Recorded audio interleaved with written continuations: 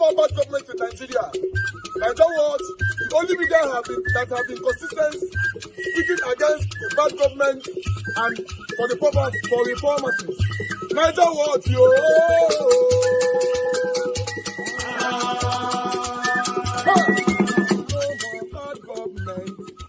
No more bad government. Niger what? No more bad government. Niger what? No more bad government. The only media that have been speaking. No more bad government. The voice of the voiceless. No more bad government. No more bad government.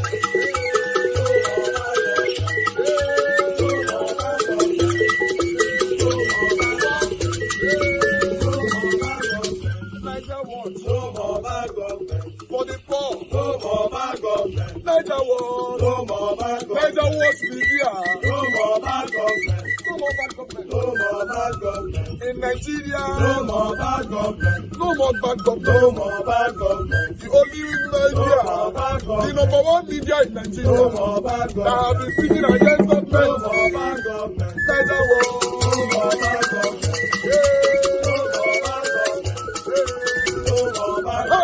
Niger what you? The voice of the voiceless. The voice of the voiceless.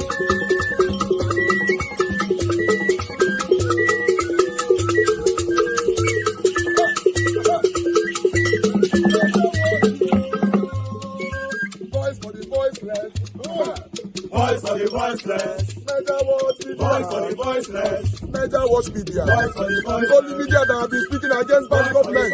Being consistency since 1944. Voice for the voiceless. Voice for the voiceless. Umuwame. Voice for the voiceless. Umuwame.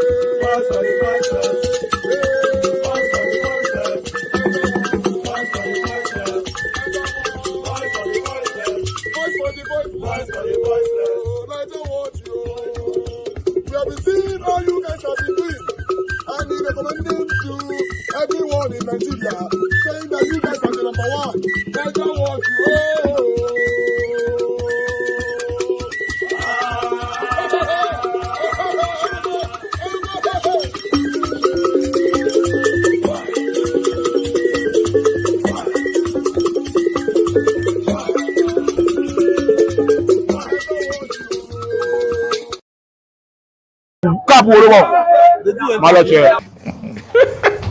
Good morning to you viewers. Let's begin what's trending.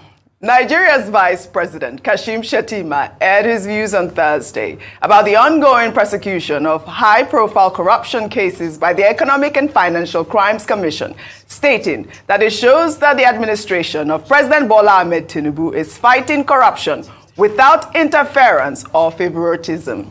Shettima made the comments during a roundtable organized by the publishers of 21st Century Chronicle in Abuja. The vice president also praised the administration's efforts in removing petrol subsidy, adding that it was the biggest elephant in the room before President Bola Ahmed Tinubu came on board, and that the federal government won't be blaming Buhari for the challenges it has encountered after taking over. And before we took charge, the biggest elephant in the room was the question of the fuel subsidy removal. It was an albatross round the neck of the nation 20 to 30 years. We understood why our predecessor made the decision to remove the subsidy, but there was no sufficient budget for it in the fiscal year. But you and I are in a position to understand how such miscalculations have played out in other countries. It's an economic death sentence. I truly wish there was a shortcut to our promised land, but the only shortcut available is to restart not by offering placebos to the nation, which I guarantee will motivate both the present and the future generation. We will start not by making a mincemeat of the Buhari administration. Governance is about continuum. He was here, he did his best, and he moved in. Our responsibility is for us to continue from where he stopped. Our promise is to wage war against corruption without interference or favoritism is being fulfilled. The ongoing high-profile cases indicate a new era of accountability. The administration's revenue drive is on track to deliver outstanding results with the continued digitization of revenue collection in all ministries, departments, and agencies. A month after the withdrawal of the fuel subsidy. All right, Ayo, I believe you dealt with this a little bit earlier on the show, but also wanted to just, allude to the fact that we had discussed this when President Bola Ahmed Tinubu attended the World Economic Forum, where he talked about, the removal of petrol subsidy. And obviously, a lot of Nigerians are saying, is it really true that subsidy is really gone? But also he addressed the corruption case and the fight against, corruption, which I thought was really fair because, as we know, the Kogi State governor, who is an APC member, is facing corruption charges. But let me take some reactions from Nigerians before you speak, Ayo. This person wrote, Tinubu, I make difficult decisions. Fuel subsidy is gone. Shetima, Buhari did not get budget for fuel subsidy in 2023 budget, aka Buhari removed fuel subsidy. IMF, Tinubu paying more in subsidy now. APC is a cruise. Well, another Twitter user there goes, right now, every poor citizen is feeling the negative impact of Buhari's economic policies during his time in office as a result of his removal of subsidy and borrowing from IMF and World Bank. The poor is plunged deeper into untold suffering and searing hardship. Are we to blame who? And that's the main question. Who are we to blame if we're not going to blame Buhari?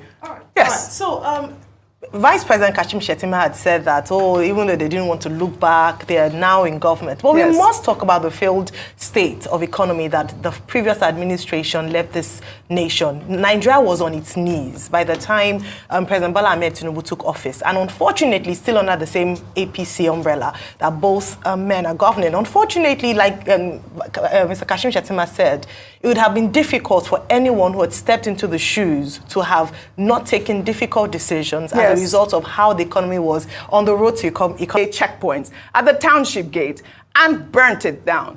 However, eyewitnesses told the Daily Trust that about 20 repentant insurgents dressed in military camouflage, wielding cutlasses, forcefully gained access into the police station and whisked away some suspects, leaving some policemen on duty wounded. Rufai, I don't know if you did read this story, but this is the issue about repentant Boko Haram insurgents that we have been talking about over, for how many years now? I believe that the governor of Borno State had addressed it at one point, saying that, I believe it was in 2021, saying that, this de-radicalization program is not actually working.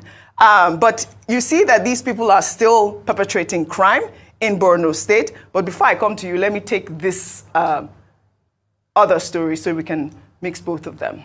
In the meantime, an investigation by Arewa Punch has revealed that repentant female Boko Haram insurgents have expressed concern that since their reintegration into the society, it has been very difficult for them to get married, as law-abiding men in the society avoid them like a plague.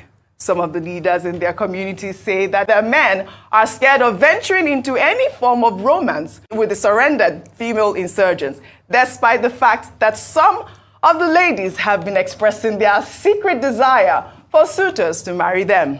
The community leaders also stated that if the women do not get married, they may be tempted to renege on their repentance vow from terror activities and return to the forest. The Arewa report put the official number of surrounded insurgents and their families at 162,000, but no records show the number of spinsters, divorcees, or widows amongst them. Rufai, over to you on both stories. So I think, to a large extent, what we should start to do now is to start studying. It's been over 10 years since insurgency started. We should start studying the psychological effects of Boko Haram and insurgency on Nigerian society and how it has shaped our consciousness. Because this is not the only story I want to refer to. Yes. I want to refer to the story of the ladies that came here the other day, and they talk about the fact that even in the school they are in, they are being greatly marginalized, the Chibok girls. So how are people dealing with this trauma? It's a thing of study, and we need to be able to look at ways to be able to sensitize society. Because society is hard enough, it's less educated enough, and you now have traumas like this. How are we going to be able to manage them?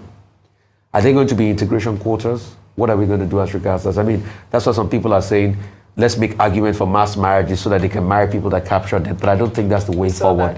We need to be able to look for a societal model that works. And it's something we've not been able to study because it's post 10 years. And it's a subject of very great scholarly matter. And anyway, this keeps continuing. Till date, over 70 years, we still have films that talk about the First World War, 1917 and all of that. So it's still a recurring decimal. So this is still happening. And how can we solve it, once and for all? Because that's the psychological aspect. But also as regards the, the repentant Boko Haram people. Obviously the radicalization is not working because you see the ecosystem that created the crime still thrives in the first place. Like I would normally say, culture will eat strategy for breakfast. You de-radicalize them and you put them back into the poverty-ridden society that caused them to be able to veer off in the first place. They will still go back to them. So all the ingredients is even there. It's even worse off.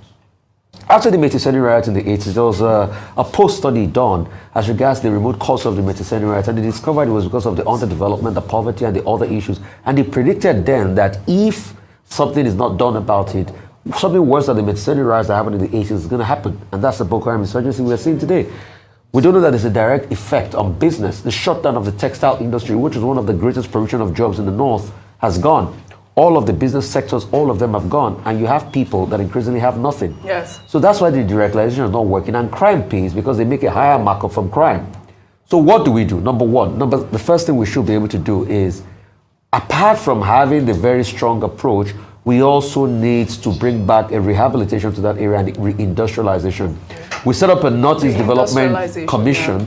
But the question is, the North has been radically deindustrialized because of insurgency over the years and the economic situation. So how do we reindustrialize the North to be able to get a lot of jobs out? Secondly, constant education and government investment in social welfare and development, hospitals, things like that, schools and things like that. I mean, some arguments can be made for that.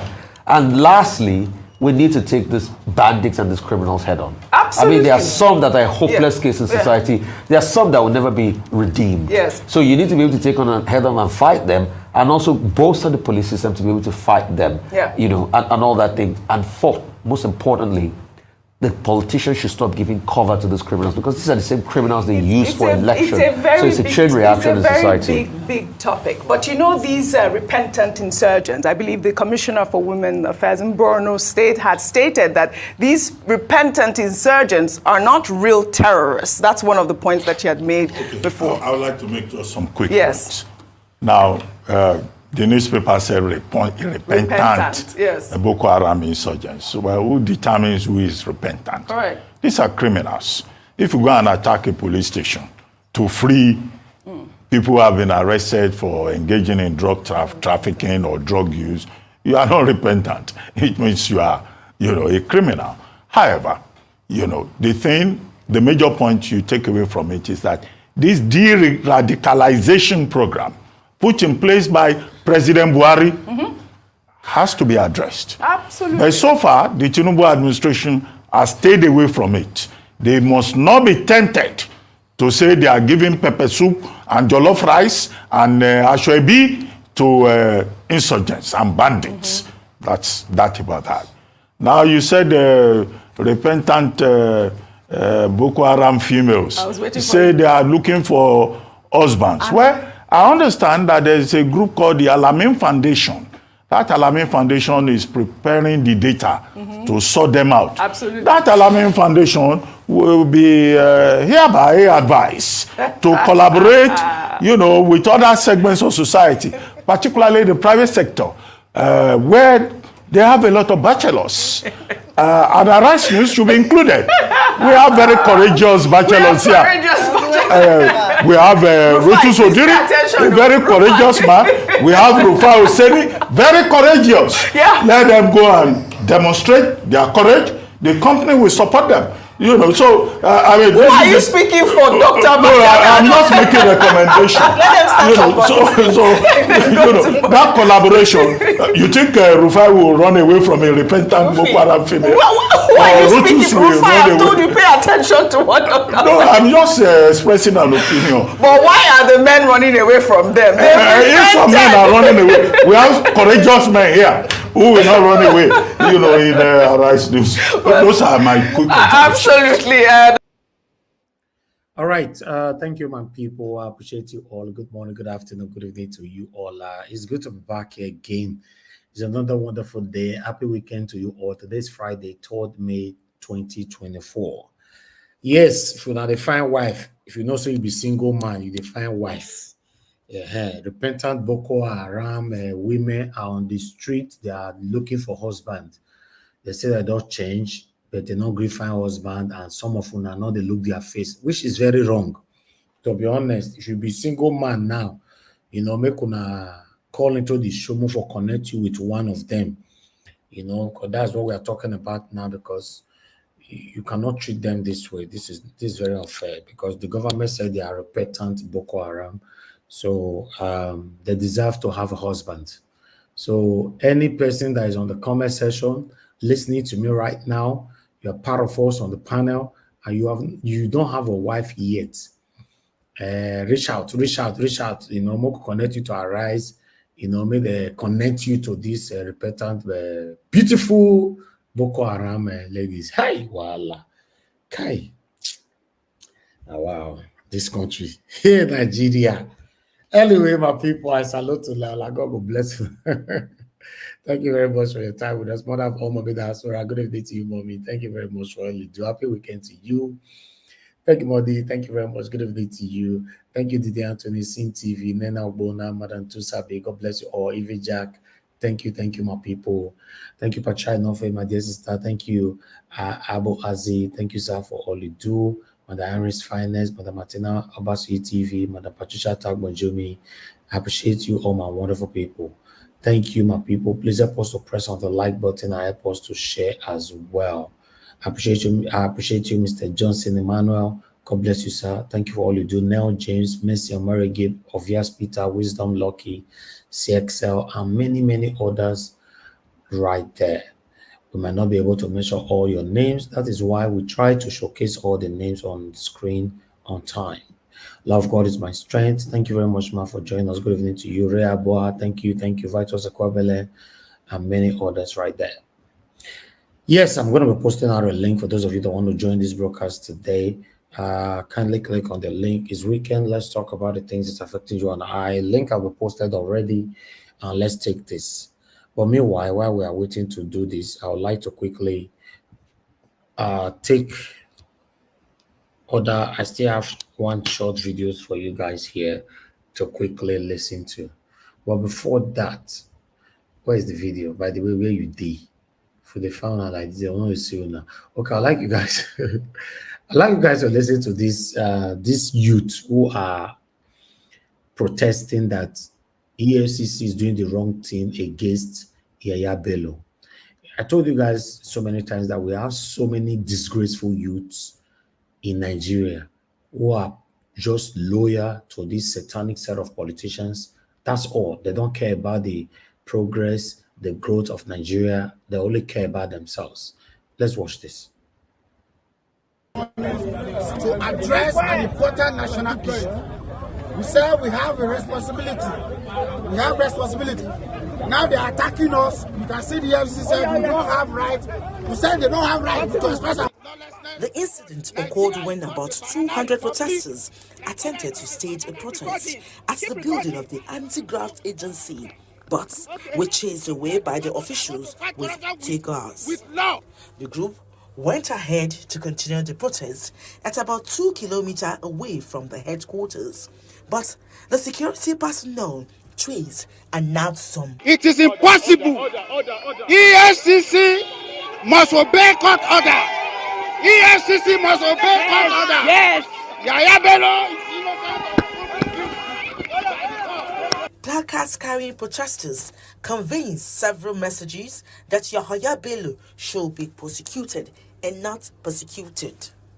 Earlier, an anti-Yaya Bello's group, Kogi Conscious Liberation Movement, submitted a petition to the commission calling on President Bola Tinubu to ask Governor Usman Ododo to hand over the former governor to the officials of the anti-graft agency for prosecution. Compel on Yaya Bello to come. He's hiding there in Lugard House. He moves when Ododo moves.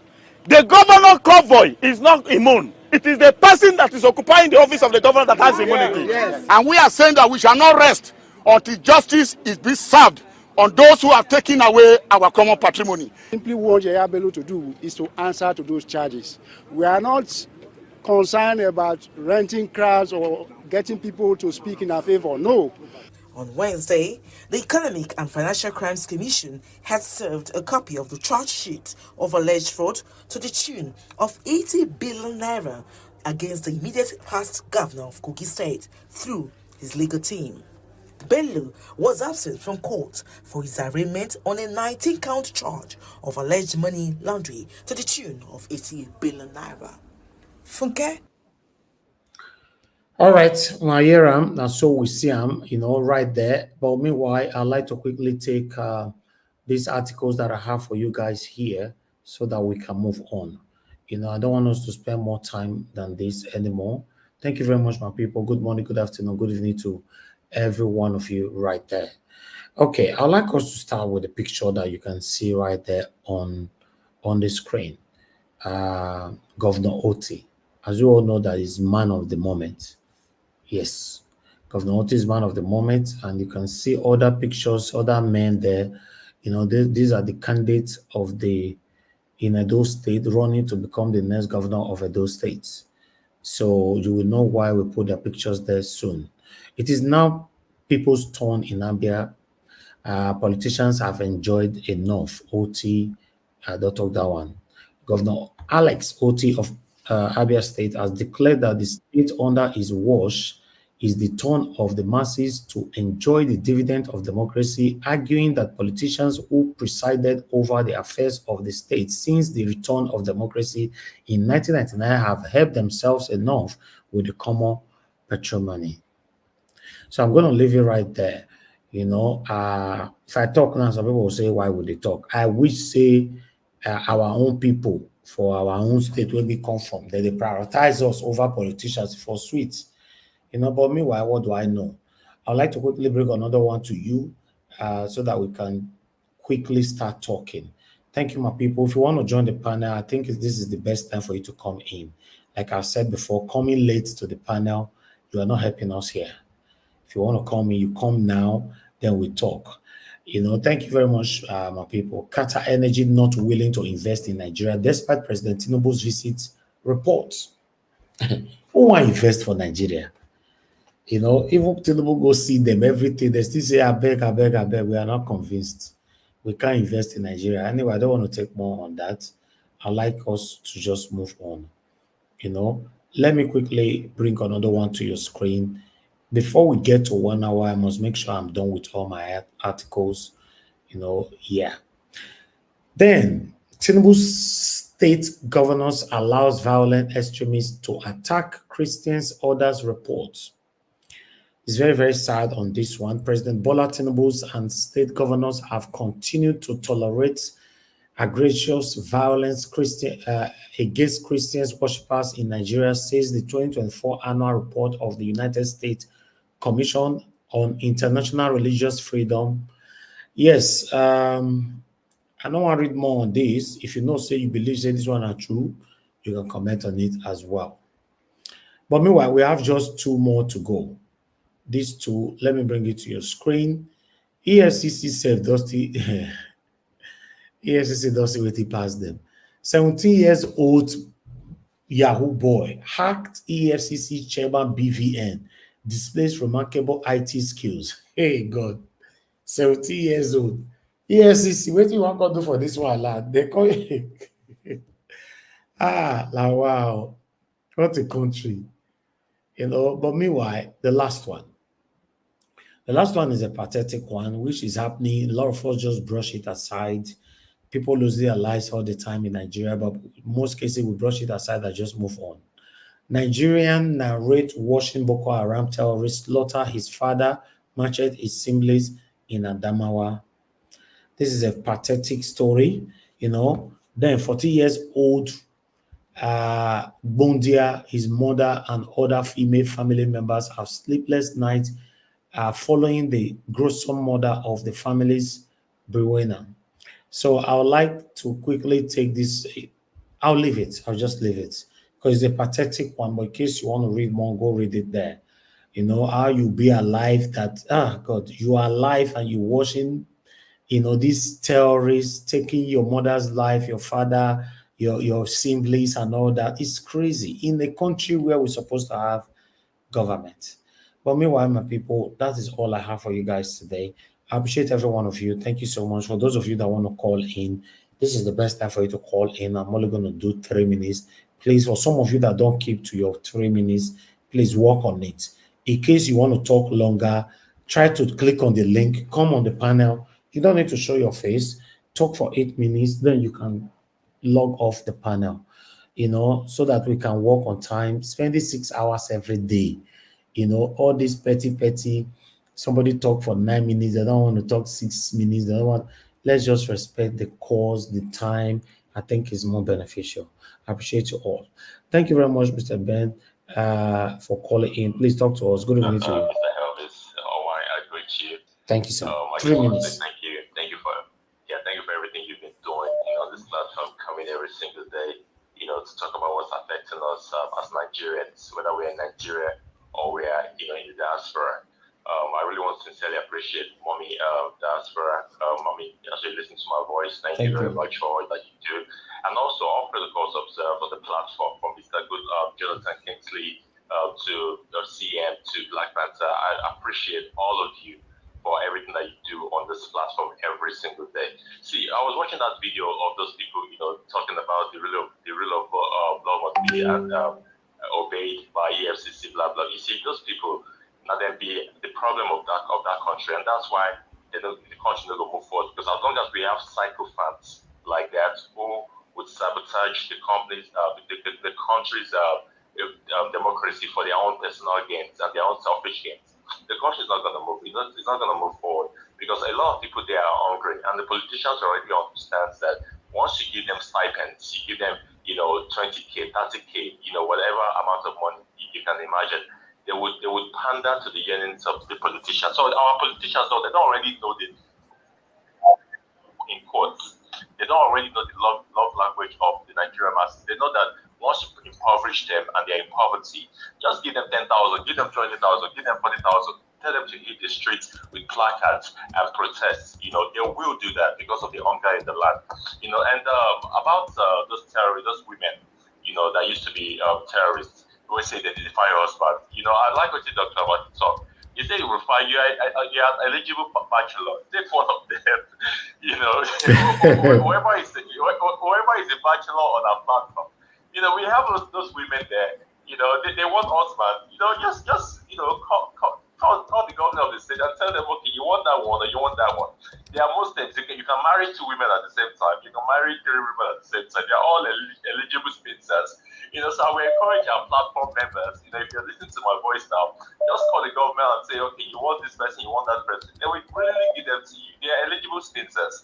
So, and for EDO2024, if you remember, I used to say that Ashley Godalo for governor, because he's the only one I've been hearing. I've been seeing his, videos everywhere on the internet and all that. But to be honest with you, when the Labour candidate came over a couple weeks ago and he spoke to everybody, I kind of like what he was saying, and it's actually good that we have a candidate like that for Labour Party, and we have Dr. Ashley Godalo.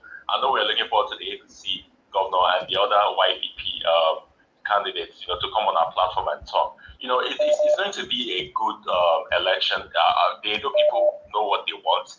Do they want to continue with the failure of Obaseki for the past 8 years, or they want a new life, or they want a new experience? So the choice is theirs. I just want thank you very much for all that you do. I really appreciate it. God bless you. Thank you very much. I appreciate you, my brother. Thank you very much. God bless you. I agree with you, sir. Thank you. All right. We have the next person on the phone. I would like to quickly take this. Madam Origin, thank you very much, ma, for joining us. Good evening to you, ma. Please talk to us. Hello. Hello. Hi. Hello, everyone. Thank you, ma. Good evening to you. Thank you, ma. Hello to you. Hello to our panelists. Hello to Mama Diaspora. Hello to our ninjas and everyone that come out here every day. to do their shared duty. I call it civil duty. I call it call for, to ensure that humanity is rescued. Let me go straight to the point. You see, this is my thought. This is what I'm seeing. It looks like these evil men want to entrench evil in Nigeria. It's like a place where you now find out that this is a no-go area. Already it's becoming a no-go area.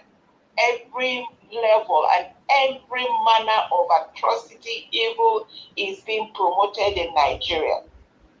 Now, the government having the audacity, because it looks like I am beginning and I see that our media are part of the government. For them to come and not, I'm thinking, I'm looking, it could have been okay when they now, juxtapose what they are talking about these Boko Haram females that are not happy, they want husbands. I would have loved if they now call up on the women, the widows, that their husbands were by these people, the orphan children, and their well-being. Where are these people? Thousands have been murdered and destroyed, and thousands more are having pain of nobody even speaking for them, except for a place like this, Niger Watch and Family TV, that talks for the people. And where they are opening their wide mouth.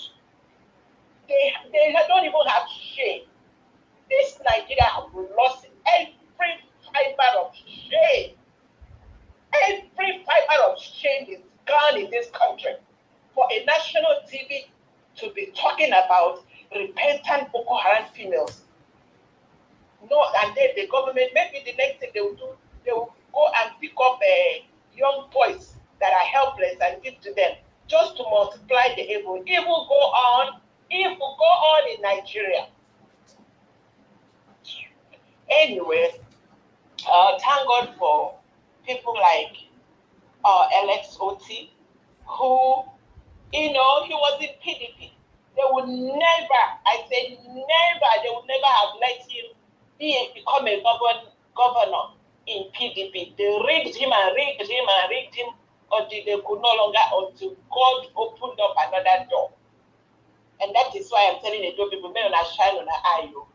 Thank you. There is no gateway in the two places that will either entrench, and before you know it, South and Southeast will be crying like the people of the North. I rest there, Mr. Najawa. When I take talk, come to Nigeria and stop this evil. If you don't want this to continue, wake up and stop evil. That's why we come here every day to scream and say, evil has overrun Nigeria.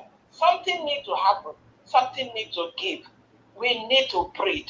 Normal people need to breathe in Nigeria. God bless you, Mr. Najawa. Thank you, ma'am. Thank you very much. Thank you, Madam Regine. Okay, guys, we have a poll. I think we should be doing more of this. We have a poll right there. For those of you that are advocating for Olumide Akpata, Dr. Aswa Godaro, and Senator Mode Baolo, this is the opportunity for you to vote. At the end of the broadcast, we'll bring the vote here. Let's see if we can have our winner on this platform, repeatedly. We're not going to judge by today's vote. We are going to continue to showcase this so that we can see. The vote is right there. When they say, I swear, we want to see una vote. Because 48 people don't vote now. Wait till me they see for there. But may not understand though. 48. Now I don't vote now. So we're gonna have the vote. 54 don't vote now. So I'll leave it right there so that I can concentrate. I appreciate every one of you, my wonderful people. Let me come to the people on the panel. I would like to start with Jay Olisa. Jay Olisa, please tell us where you join us from. Good evening to you. And is it your first time on the panel? Unmute yourself. Yeah, this is my first time on the panel. I've actually tried to get to the panel for quite some time now. I've been watching you for the last couple of years. I'm calling from Canada, actually from Calgary, Canada, just like Jonathan is from Vancouver. Wow. Yeah. Sir. Thank you very much. Please talk to us, on what we've presented today. So, Nigeria. Trouble never ends in that country. It's been a struggle for this country, and it continues to be a struggle for this country.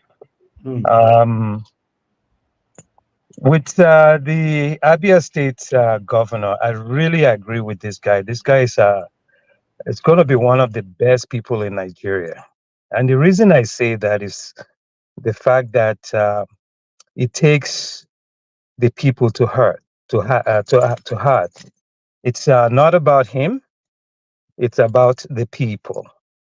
And when we talk about the Edo election coming up, I would have people in Edo State to take a look at the person that will actually represent the people the most.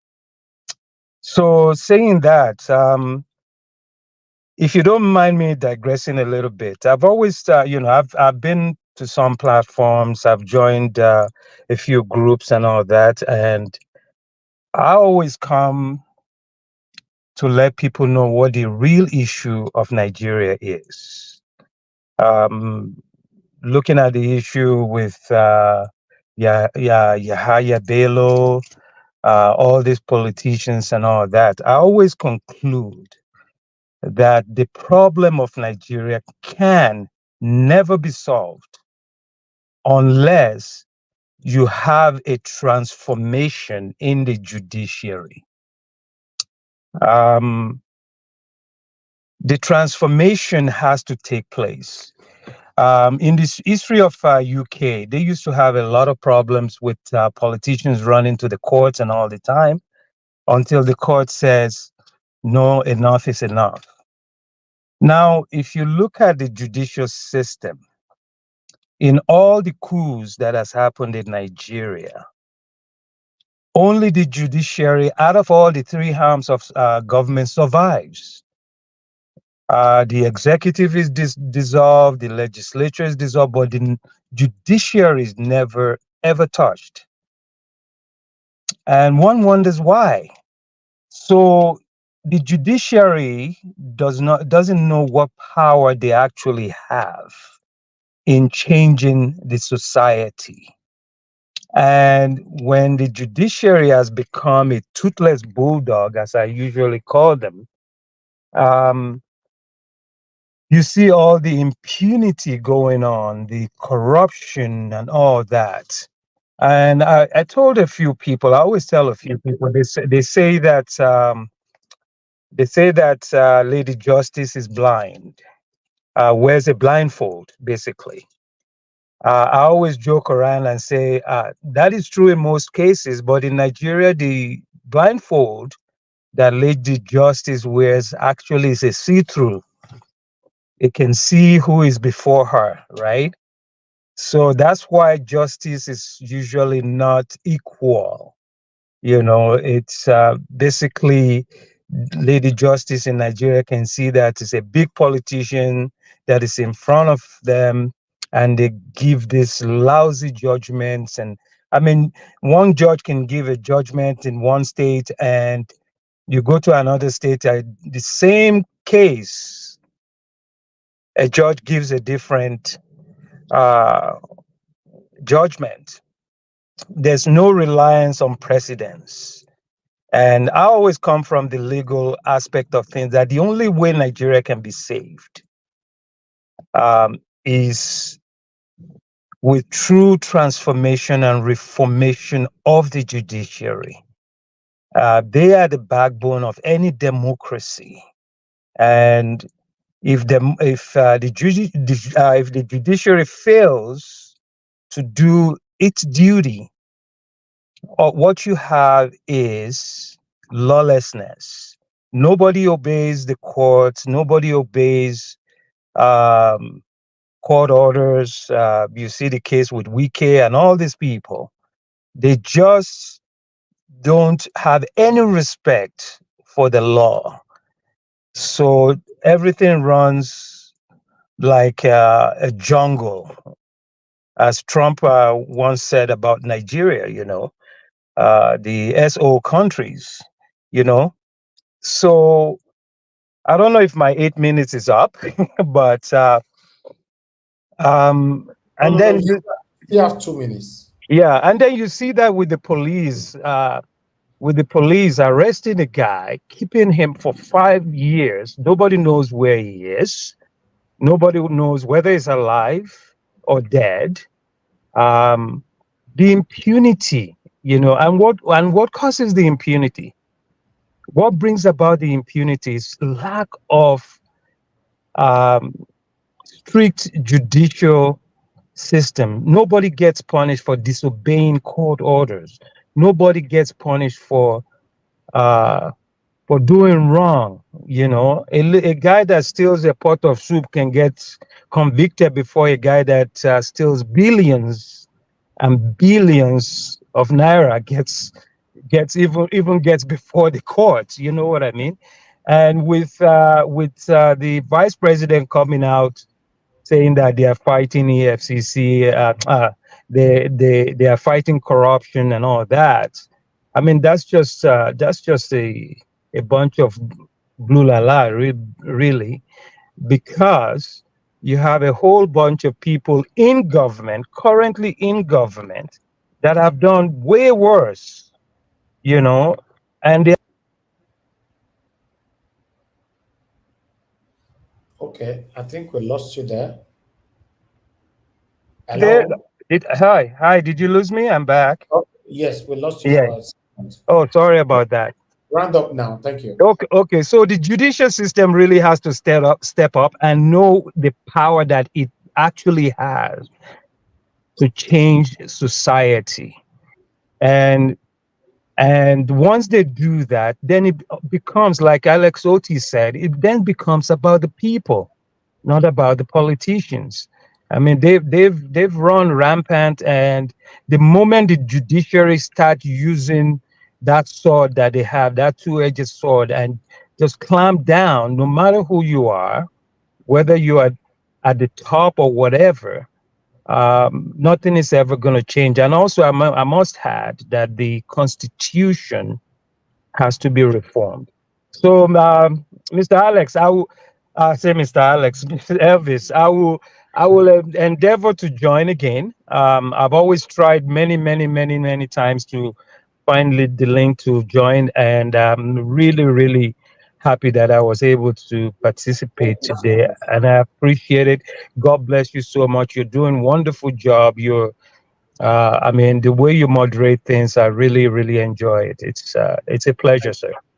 Thank you very much, sir. It's good to have you on the show. I appreciate you. Thanks for your voice. Please try to join us whenever you have the time, because it's a collective effort. Yes. If we want to have a better country. Thank you, sir. For sure. Thank you. Yes, sir.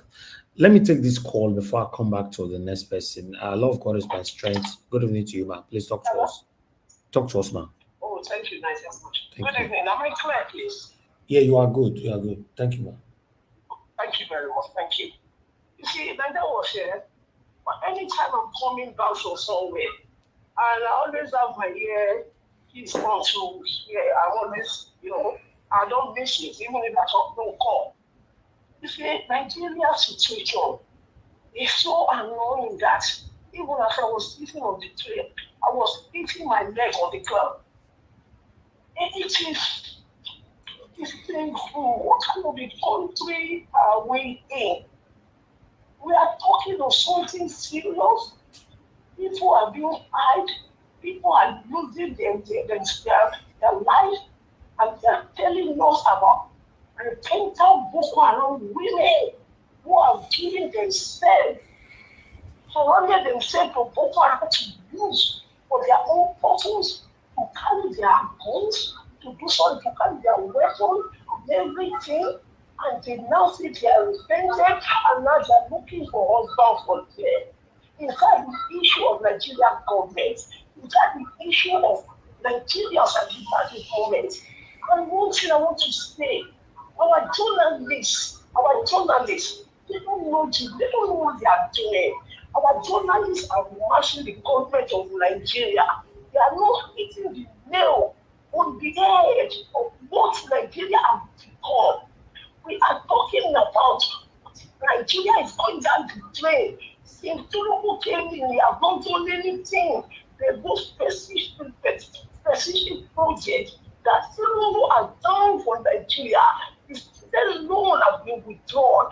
Everything. Can I ask a question? And I know some of the panelists will answer me.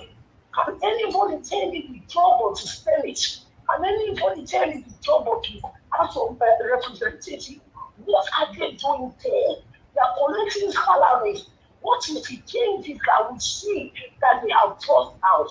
What are we doing? What are we going to do like our watch? What are we going to do by people? It's, you know, it is time for us to know how we are going to help ourselves out of this situation. We have to talk, we have to continue talking. We need to decide what we are going to do. This has to stop. We can't continue like this. I mean, we're tired of talking about, okay, we are going to do this. But let us look for what we are going to do as action. As we are talking, we are putting in action. Because we can't continue like this. 2027 is coming. They are still going to reach it. They are still going to take it. And they are still going to prepare. So we need to start to plan. As we are coming out, we are talking, how we going to put these people away from our government so that we can put our own people there. It's enough. Nigeria can continue this way. We are not interested in Boko Haram women. We are not interested whether they get married or not. Let them go and sort themselves out with the Boko Haram people. Thank you. We're going to put them in the house so that one day they will say, oh God, this them on their head. Thank you, like that was. Thank you, ma'am. Thank you so much. Thank you. That's a huge question that maybe some of our panelists might answer that. What are the job of the Senate and the House of Rep? If they can scrap them, I think it will be better, because normally in another country they are actually doing their job. But in our country, what is their job that is visible, that we can see? I don't know. To be honest, that's a huge question. I don't know. I don't know what's their job. And these guys are collecting lows, huge salaries every single month and allowances. So yeah. But meanwhile, I'd like us to move on. Callers, please, I'd like to come back to you guys again later on. Thank you very much, my people. I appreciate you all. Let me quickly come to the next person on the panel, which is Onsu Destiny. Then I'll come to Mr. Jonathan before give us a mandate. Onsu Destiny, it's good to have you on the show, sir. Good evening to you. Please talk to us. You have 8 minutes. Thank you, Mr. Najawad. Good evening, and good evening to everyone on the panel and the commenter and the people viewing us every day. That problem too much. The issue is, like I always say, some of us are the problem. That's why many of these politicians, they don't take us serious. But how can a normal human being reasonable? Because I must be sincere, like those people, majority of them, they are not normal human beings. But there's no reasonable normal human being that will protest for what they call Yaya Bello. No really normal human being. That money will build more than how many standard hospital, school in that state. And you still have mind. Look at those people that are protesting right now. Are they paying each and every one of them, let's say 2 or 3 million, that will make them to come and food themselves on the streets? How can somebody take that kind of amount of money and you still have the mind to come out that you are protesting for rule of law? Where is the rule of law in the country that we don't even? And those kind of people, one of them is one of the kind of people that one of the politicians will pick up any moment, will still be here and say, yeah, let them free this man, because he's a poor man, he's an innocent man. These are the problem. How can normal human being come outside, say you should free Yaya Bello, without those allegations, even if it's Okay, if it's not true, why don't you just come outside and say, okay, here I am. I did not collect this kind of money. Explain yourself. They will believe that, yes, that is not true. Give out the way. At least it's all this way. How is Ayabelo have brought out some documents that cover him up that he did not collect any money from other people. I believe many of us that now will be say, yes, it's you people are doing wrong thing. Why are you guys trying to just frustrate this guy for what he does not know? But no any document. Every time they always bring out statement that they are just trying to it's because of politics. That's why they are treating Yaya Bello that way. Just give us one single evidence. Back it up with something that will make people to know that, yes, this thing is wrong. What these people are doing is not right. No. All the statement they are bringing, I have never seen any good thing. I have never seen any way that this one really make this man not do all these things where they accuse him of. But still here, we still have people. And these are not old men. And these are youth. Man, that country go hard. Let's be sincere. You will still bring out your face like that, say they should free this man. Well, we don't know, sir. But for those, I don't even know for all those women. I'm kind of confused. Is it the repentant or the ones that the kidnapper kidnap, later they free them? Because if those are the real repentant, I will have problem. You see, get mad. They come out, they tell us, hey, they find husband. What of your criminal group? Say both men and women, that is now among all of them, Buhari released that time. Why they not marry themselves? So you want another person that have never committed any crime to come and put you in his house. Tomorrow, nobody know what you do to the person. God, seriously. We don't just know. Like that, the first man said, the judiciary is our problem in that country. Majority of them are our biggest problem. Because if they really stand on their feet, I believe all this problem, all this nonsense, we won't have it in that country. How can this judge will come and say different things? The other one will come and say, and they said we have one law in that country. But you go this court will say another thing. You go the other court will say another thing. And we are using one law to fight everything. Then which law are we now using? In that country, we have law for the politicians and the ordinary people. That is just the simple truth. Because if not, I don't see the reason why tomorrow this one will go to this other court that maybe has friend, he has connection because he needs favor. Then the judge just do his own favor. Then the other one will go to another court that he has connection. How can the country move forward? Where are we going to start from? Every day, one problem. Every day. If they see that this one they break out, that people are talking about it, is gaining more crowd, or just okay, what do we do now? Let's just bring one issue come out so that these people will forget about it. So just give us one issue. All of us just start trending on that one. How long? How are we going to start? Yeah, with how, when? But every day with different problems, every day with different issues. Mr. That was, I really need to take my boss now. All right, Mr. Destiny, thanks for your submission. Yes, that's where we find ourselves. Thank you, thank you. But let me come to Mr. Jonathan. Mr. Jonathan, thank you, sir, for joining us. As usual, good evening to you, sir. I'd like you to talk to us, then we'll come to give us a mandate. Thank you, Mr. Elvis. Thank you very much. Thanks for the work you are doing. God bless you. And my greetings to all the panelists and all those that are in the comment section, all the submissions made so far. Thank you all and welcome. You see, I want to talk. In fact, today I want to give it up to those guys. That one particular guy that spoke, the first video that you presented. I joined that video maybe in the middle of it. That guy, that street video guy. I don't know which video, what's the name of that that broadcast or that video. that you presented. Which video? Which video are you talking about? The first one. The guy that was talking on the street. Okay. Yes, it's Nigerians lamenting on the street. Yeah. That one is news post. Yes. News post. Okay. You see, I give it up for that guy that spoke first.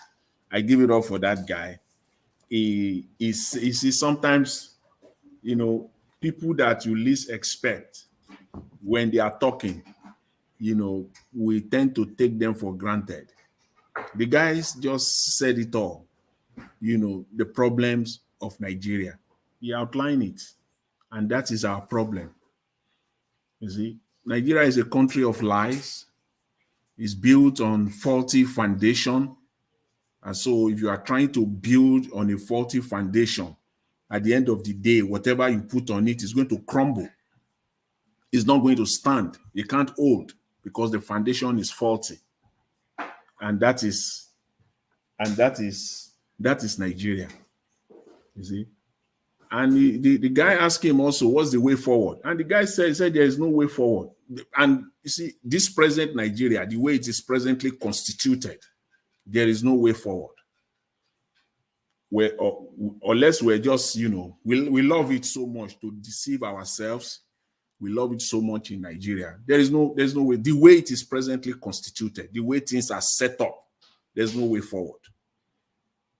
And I love the first speaker, the panelist that spoke, and then he brought it out again further by talking about the judiciary.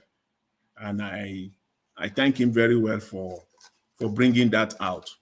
And I agree with him entirely. You see, there must be true transformation of our judicial system in Nigeria. And I like the word he said true. I like that 4-letter word, true. Judicial reform, judicial transfer. No, true.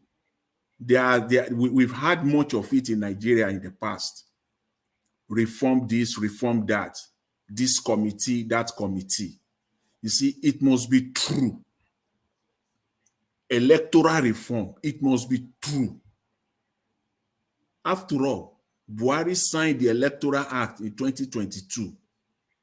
In February of 2022, he signed the new Electoral Act. The question is it true? The fact that Electoral Act was not completely true, that was the exact reason why Mahmoud Yakubu and the crooked politicians were able to take advantage of it. And they did successfully, because that Electoral Act in itself was not true, though it was a fine document. It was a fine document, but they knew exactly what they were doing, and they left those loopholes there. That is why it is not true. If you have a true electoral system with a true judicial system, see, Nigerian politicians, we know for a fact, without dispute, without any doubt, that the court is not a hiding place for corrupt practices. They will get it straight.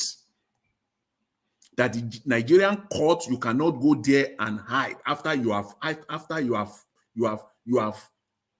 sinned, after you have made some corrupt,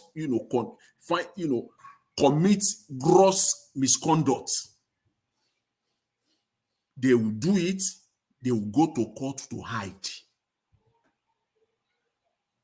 Until we get to that point where the Nigerian politicians will know without doubt that the court is not a hiding place for their corrupt practices, then and only then, Nigeria will start the journey of advancement and progress. Until that day, until that time. Thank you, my brother. As long as they know that they have a hiding place through the judicial system, Nigeria will not advance. Nigeria will not progress. That is why it is not negotiable. A true judicial reform, a true judicial system is not negotiable. We must have it in Nigeria.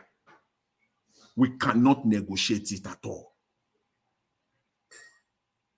And the caller, one of the caller, I think Madam Origin, who called again, who was talking about the Senate. You know, I have to deal with all this because I have one or two things on the videos that you presented that I want to touch on. But I will quickly touch on this. She talked about the Senate and the House of Rep, the legislature, just to put it together. Why they are not doing their work.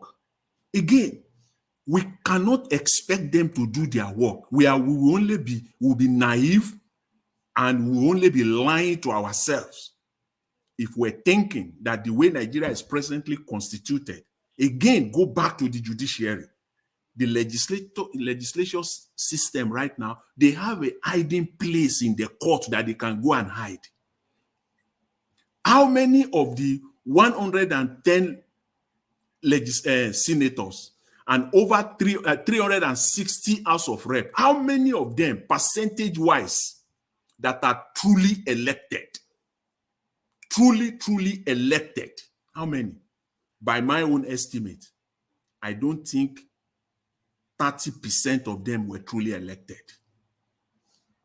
Debatable though, and we can put that up for debate. I don't think 30% of them were truly elected. More than 70% of them got there through one crooked means or the other, and they used the court to hide. The court happens to be their hiding place. So therefore, they are not obligated to anybody.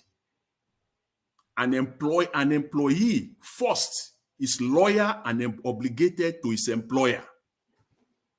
The senators and the House of Rep, they are employees of the Nigerian citizens. And it should be that their obligation first, their loyalty first to the Nigerian people through the Nigerian Constitution, that they sworn an oath to protect and to observe. But they are not, because they are not obligated to the people. They didn't get there through you.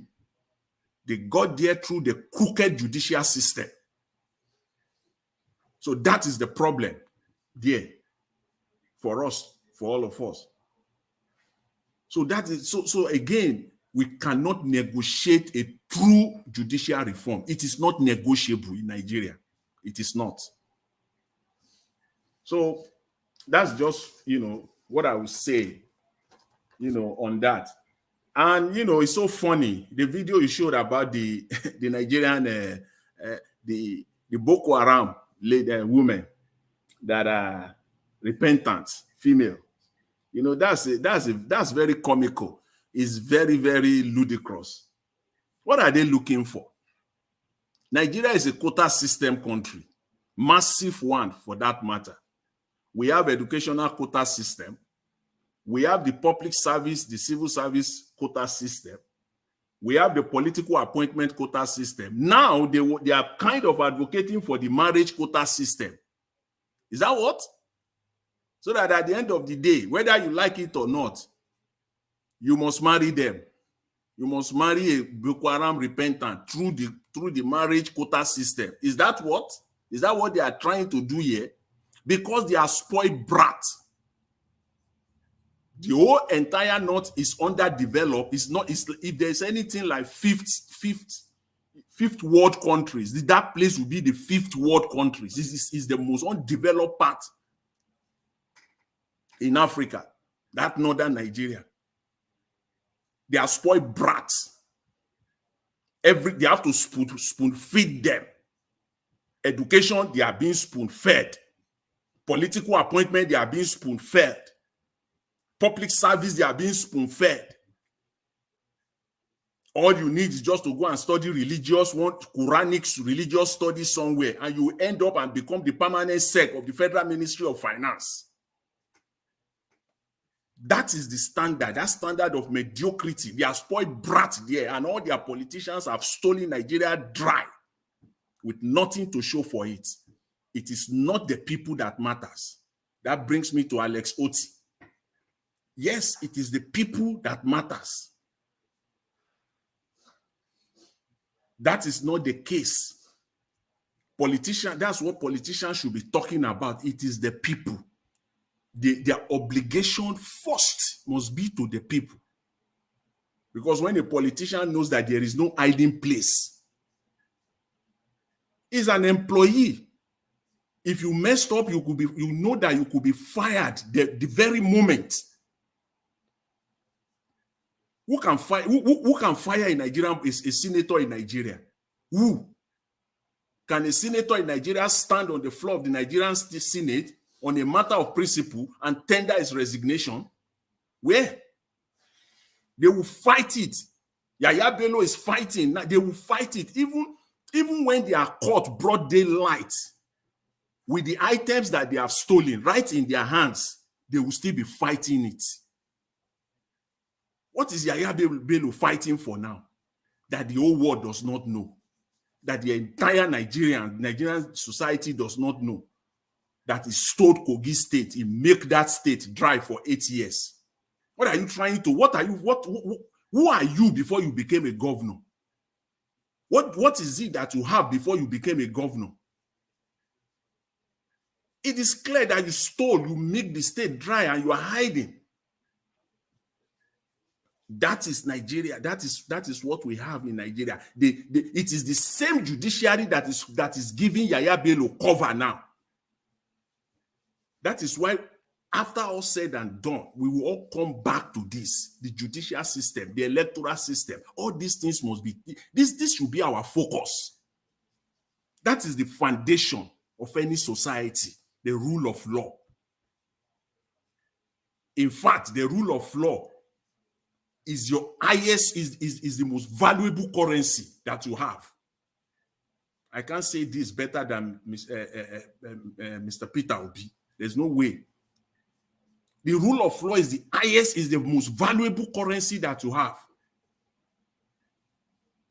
The likes of Yaya Bello today, they are using the same judiciary as cover to cover their corrupt practices. It is the same judiciary that is providing cover. That is the problem. I won't be surprised if the judge, I won't be surprised if the judge that is handling the case, that delivered the judgment, that gave out that ruling, I won't be surprised if he studied religious studies. I won't be surprised if his background is religious studies, it's not even law. I won't be surprised if he graduated, his first degree is on general studies. I'm not going to be surprised at all. The country has been reduced to mediocrity. These are just the truth. And that is why you can see the government, the Nigerian government, it is always the strategy, as they say it, divide and rule. They cannot live. The Nigerian government, the Nigerian system cannot survive if the Nigerian people comes together, and they will do whatever it takes to ensure that the system does not coalesce, people does not come together. The strategy of this crooked government is the strategy of disunity among all the various groups in Nigeria.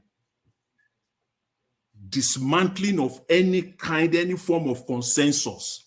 Once they see that one or two groups are coming together, they will go in straight with all the resources. They will use the state resources to set, to dismantle that group. We're just seeing it playing out with NSC and the Trade Congress. They have effectively dismantled that connection. That is how they can thrive. That is how this government can continue to thrive. No group can ever come together under their watch in Nigeria. They cannot, they will never allow it, because it is a threat to them. It is a big threat. And that is exactly what the northern Nigerian wants. That is exactly what they want. They want Nigeria and Nigerians to continue to be divided. That is the only way they can thrive. If not, why will a sitting vice president, for crying out loud, a sitting vice president, Shetima, come out and say the federal government won't blame Buhari? That's a divisive statement. It was now trying to set the North and the South, put some kind of division there. Who are you going to blame if you will not blame Buhari? Is it my grandfather that you will blame? Or who? For crying out loud. Buhari is responsible. The 8 years of his government is entirely responsible for everything that was perpetrated on the Nigerian state. Is responsible for it. He was in charge. And until you bring him to book, every other thing you are doing, that you are fighting corruption, you are doing, is just a waste of time. We know. Let's just call it the way it is. We know that you are just playing the disunity card. Okay. That's the only way you can thrive. Thank you, Oga. Jonathan, please round up. So, Mr. I will leave it at that. And when you are playing that game, a president that ruled for 8 years, 8 solid years, and the country is what it is right now, and you are coming out again to say that you don't have anything against him, and you are calling for people to invest. I'm not surprised. Qatar said they are not interested in investing. Mr. Elvis, I will leave it at that for now. Thank you very much. I really appreciate it. Thanks, everyone. Thank you, Mr. Jonathan. God bless you, sir. Thank you.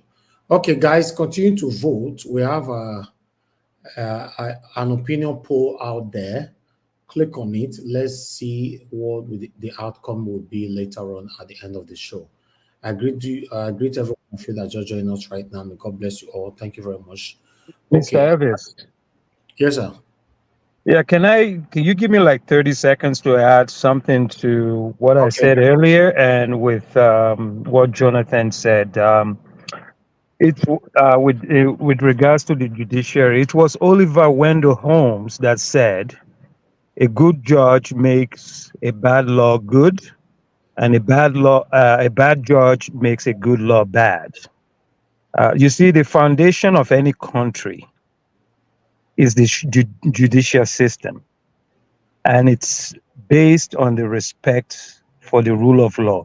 So that's why I said that we need to have that true judicial transformation. And that's once we have that as the foundation, that will set Nigeria on a path of recovery. Thank you. So I just thought I'll add that. Thanks. Thank you very much, sir. Thank you, Mr. J. God bless you, sir. Okay, give us a mandate. If you are there, please talk to us, sir. Good evening to you. Okay, you are not there right now. Let's go to Honorable Sam. Honorable Sam, good evening to you, sir. If you are available, please talk to us, sir.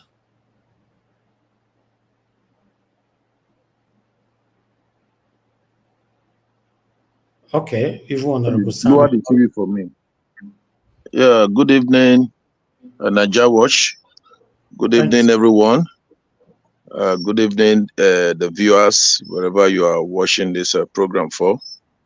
We'll keep appreciating every one of us, most especially those of us that still believe in our nation, Nigeria, who still believe that Nigeria will be better, irrespective of whatever we are saying now.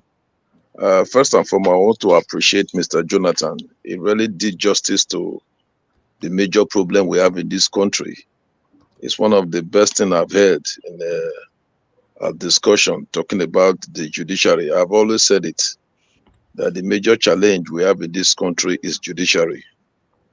No matter how sound you are, no matter how good you are as a president or as a governor, and you say you want to deal with those that are corrupt, you cannot do it without the steadfastness of the judiciary. That's exactly what we've been seeing in this nation. There must be judicial reform, whereby judiciary should be judiciary indeed. In the situation, what we have in Nigeria now is a shadow of itself, in the sense that even if you have evidence against anybody, whether in the political sector, in the banking sector, you have evidence against them, overwhelming evidence. You go to the courts, you see the court playing with the case as if it's a mere case. Look at the case of the former Central Bank of Nigeria. Look at the way the matter is being handled. A man that has admitted. Look at the figures of the amount is told, cannot even be said. Pronouncing those figures, you begin to wonder if Nigeria is as rich as this, one person can steal all this type of money. And the Nigerian government, through the judiciary, they are still playing game with this type of thing. So you begin to wonder, is there hope for this country? He has said it all. Jonathan has said it all. For Nigeria to move forward without judiciary, because under normal circumstances, the judiciary ought to be the hope of the common man. In a democratic system of governance, you say the legislators, they check the executive. You understand? Why the judiciary ought to be there between the legislators, the executive, and the common man. If the judicial system is weak, the whole nation is weak. That's exactly what we are seeing in this country now. There's a scenario in our country now that if you have to steal well. In other words, if you have to steal enough money, as you are stealing, you begin to remember, set the one aside for judiciary, set some aside for the police.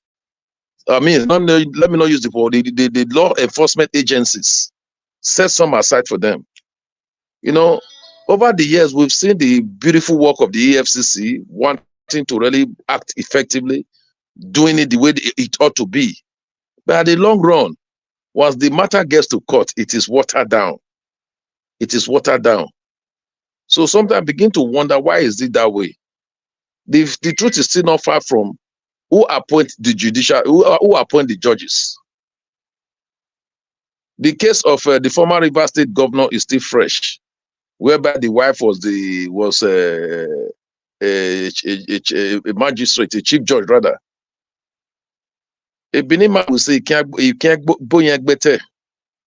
Sometimes when we are discussing the issue of Nigeria, I begin to wonder, how did we get to where we are now? How did you get to where we are? Who is the person manipulating? Is there something manipulating Nigeria that we cannot get it right? You see our Nigerian leaders, they will go overseas. They will see the way things are run.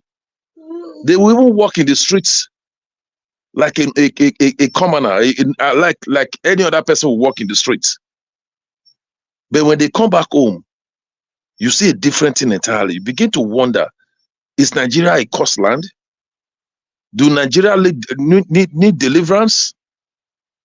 If we need deliverance, the question is, deliverance from where? Because sometimes you begin to think and ask yourself, where do we go from here? What are we going to do? What is the next stage? You think and you still come back to judiciary.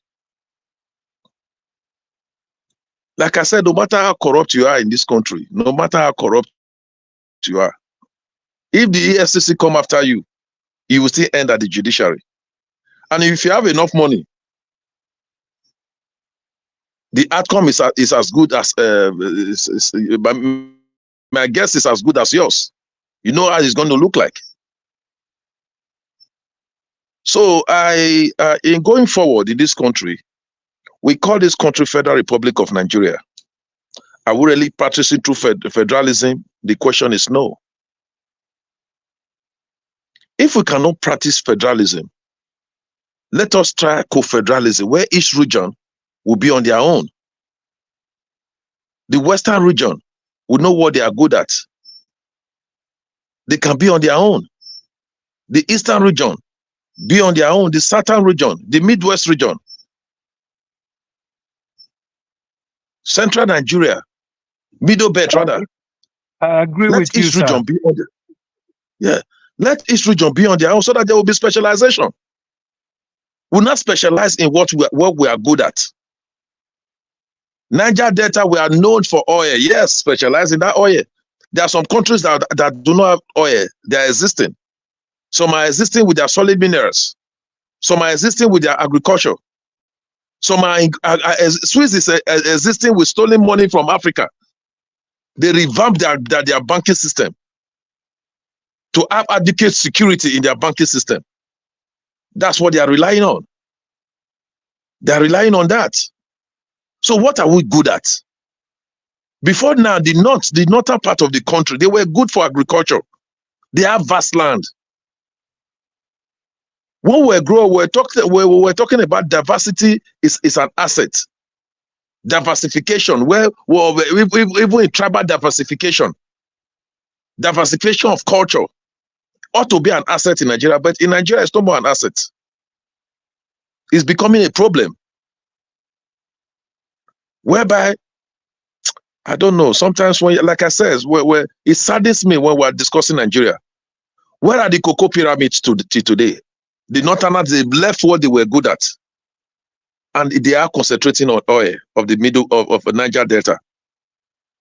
Go to some area in that Niger Delta, you will lament, you shed tears. Yet our natural resources is taken to the north. If you are driving some roads in north, you can virtually close your eyes, federal roads, and drive. 4 lanes, 6 lanes. Our resources is used to build Abuja. Go to Bayelsa. Sometimes you wonder. Go to some is it creeks they call it. Go to Golden Land. So begin to wonder. Nigeria, in as much as we say we believe in Nigeria, we want the best of the best for the country. Is Nigeria really existing as an entity? I keep saying it, and I will keep saying it. Not until Nigeria go back to the amalgamation of 1914 and go and look at the agreement that was signed. It should be revisited. It should be revisited. I'm sorry to say I'm on air. There are things I can't really say. But in as much as we believe in Nigeria, those that are leading us, do they really believe in this country? The other day, our president was in one international summit. Some of the things I was ashamed.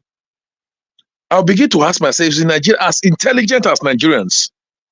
As intelligent as Nigerians. Look at those. Just look at history. Those that are ruling us. Those that have become president. Look at them. Sometimes when the president is even addressing us, we can't even hear what they are saying as Nigerians. You don't even understand where they are going, where they are coming from, where they are going. That's why I begin to ask myself, is it that there's something manipulating Nigeria that we cannot get the best? Like the case of the election, the presidential election that was done. Nigerians knew what they wanted. They went for what they wanted. But the so-called cabals gave us what they wanted. Look at the outcome today. It has never happened. The first month, somebody took over power. The first week, things just started galloping inflation. Things just started changing around to the other way around. So the Nigerian leaders, it's rather unfortunate. And then somebody was asking, what is the duty of the Senate? What is the duty of the House of Rep? Yes, fundamental questions. What are their duties? You know, if you even look at the composition of the Senate of House of Rep, you virtually see that there's little or nothing the Southerners they can do, because the Northerners, they are a majority. We have 109 senators in the Federal Republic. 3 per state. So if you look at the composition, you discover that at the long run, the Southerners, they are minority. It is often said that minority have a say, but majority have their way. Majority have, majority have their way. Minority have a say. But that say is important. We should continue to cry out. Because let me tell you something. If something is not done with what is happening now in Nigeria, a time will come, Nigerians will begin to fight back. Look at what happened at Ensize. Nobody thought Nigeria youth can gather themselves in such a manner. I'm afraid A time will come, hunger will drive people into the streets. Hunger will drive people to the street with what is happening in Nigeria. The leader, it seems as if they don't care. The other days, look at federal roads. Benin-Aushi Road ought to be the major road. You know, you see, I'll keep saying some of these things are, I don't know if there's an influence from somewhere.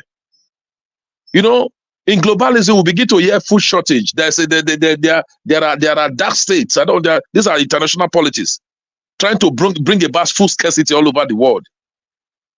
And it is being reflected in Nigeria. If you look at Nigeria, why on earth will Fulani Herdsmen go to the farm and start killing farmers? Why on earth should they go to the farm and start raping farmers' wives? So that farmers farm to eat up the crops. So that farmers will be discouraged. Look at what happened in Benue State. Benue State used to be the food basket of the nation. All these things were done, were planned. This is an agenda. It's an agenda. On globalism, it's an agenda. Maybe another day we'll go into all this. There are things I just want to restrict myself. Something is actually happening. There are people manipulating this country. If I say it, some of you may not believe me. There's somewhere. And some of our leaders, some of them do not even know they are dancing to their galleries. Because they help them to where they are now. They help them to where they are. Look at Jonathan. When the election that removed Jonathan, a call came to Jonathan, hand over. Jonathan did just hand over. The power that be in the world, some called him. Because they wanted somebody they know they can manipulate. Somebody they know they can manipulate. That's exactly what happened in the past presidential election, whereby somebody came that Nigeria wanted. Nigeria cried for the person. Nigeria voted. The youth mobilized the way we've never seen. I'm a politician. I've practiced politics now for over 30 years, or about 30 years, thereabouts. I've never seen such a mobilization. I've never seen such commitments from the youth. Even the election day, they mobilized themselves. Some people brought food to the polling units. They defended their vote. They thought they defended their vote. Mahmoud assured Nigerians, beavers. They preach beavers. But what was the outcome of beavers? Other election they were transmitting. When it comes to presidential election, beavers was not transmitting anymore. There was a provision in the section of the Constitution that says any result that is not transmitted by anyway, I don't want to. There are some cases that are produced. I don't want to go into judicial. I'm on air. But the truth is, if something is not done, these leaders that feel they are manipulating Nigeria, like I said, a time will come. Nigeria will fight back. Our national anthem said the labor of our heroes shall not be in vain. It shall not be in vain. So, like I said, in the amalgamation of 1914, maybe it's maybe one day we'll discuss that topic. There was an agreement that after 100 years, the leaders will come back and review if there's need for us to still be together. Because at the first instance, we were not together. The northern region and the southern region, we were not together. We were not one. Our culture is different. Our way of life is different. The way we reason they are all different. We're talking about Fulani Herdsmen. Most of the Fulani Herdsmen in our forest today, they are not Nigerians. Majority are not Nigerians. Nigerian government do not even have their statistics. We're talking about security of the land, security. Those state government, they perform. There are certain things, like I said, there are certain things we don't say on air when it comes to security. You will arrest ordinary Aboki that did something wrong. At a time in Benin City, they came rolling their something like, how do they call this, their truck. They became scavengers. At a time, they were stealing generator from people's compound in the name of sorting for ions. There was a time they even kidnapped a child. It was the vigilante, those vigilante team that caught them. Such person, you take them to the police station. After arrest, you take them to the police station. Before you know it, you go there again. The DPO said there's an order from above that they should release. Which above? There's an order from above. So you now see that most of this head of parastatals being appointed by federal government, especially security apparatus, they were there to begin to manipulate the system, or they were appointed to manipulate the system. But one thing is sure, one thing is certain: if things are not done rightly, like I said, I said Nigeria. I used the word Nigeria. Nigeria will fight back. Nigeria will fight back and say, when I was created, this is not what I intended to be. And when that happened, it's often said that no army in the world can stop a revolution which time has come. I lament each time I discuss Nigeria. I lament. A country that is endowed with natural and human resources. All right, Nigerians, when they leave the shore of this country, they become genius wherever they are. Thank you. Thank you. Thank you. Thank you, Honorable. Thank you very much, sir. Thanks for your submission. It's painful. It's very painful. But other thing is, if we want to have a better Nigeria, as we all are complaining right now, we should stop supporting the wrong people. To be honest, you know, you mentioned Benin Aunshi Road. You know, I would have been happy if you can tell us the role Obaseki played in calling on the federal government to make sure that Benin Aunshi Road must be sorted out. Did Obaseki come out from a national TV so many times complaining, prioritizing the people, in fact, complaining to the extent that he becomes the enemy of the government? Did he? No, he did not. So this is the problem that we have. No. You ask a question. You cannot ask a question and answer the question. You know, maybe I will send you some documents. I will send you some documents and video documents and the documents on what Edo State government has done or have tried to do concerning Benin Aunshi Road. There's more to what you are saying. There's more to what you are saying. Excuse me, sir. Yeah, let me finish. If you want to talk about the Benin Aunshi Road, the Sapler Road, bypass, you want to talk about all these things, sir. You're a politician, but I'll let you know that I have more details, more than you, 95%. And I can hit my chest on that because I covered all of them. We called out Governor Obaseki. We pressured him until he now came out only once on the protest that we put together on the Sapler Road bypass. He now came out and he promised that this road is going to be done within the next 48 hours. There will be caterpillar here and all that, blah, blah, blah. It took us another 1 month. Obaseki could not keep to his promise. Then we put pressure on him again. You see, somebody that have done this thing, when I talk, I don't just talk here. When we come to Benin Aunshi Road, Obaseki put document together. How many people saw the document? How many people can read documents? We want to see video where Obaseki came out, pressuring the federal government to do the needful. When you talk, you see this set of people coming out to say it's not the responsibility of the state government, it's a federal road. Fine, we know. But it's the responsibility of the state government to put the federal government under pressure to do the state roads. What did Obaseki do? Show me a video, a national video, where Obaseki were lambasting on the federal government that the road of Aunshi Road, the dilapidated road in Aunshi is killing people and destroying people's cars. We want to see that. Where is the compassion? Where is the empathy from this satanic set of people called themselves governors? This is what I'm saying. I deal with Obaseki for 4 years. I know Obaseki more than you, sir. I know Obaseki more than many of you listening to me right now. But some of you will think, oh, you don't like Obaseki. You don't like Obaseki because you don't know nothing. You don't know anything about governance. You don't know what is happening in your state. Nobody asks you to love anybody in power. Your responsibility and the demonstration of your of the Constitution is for you to call them out to do the right thing. You'll be loving them. They'll give you primary school. You'll be president. Secretariat will not hear word for Benin.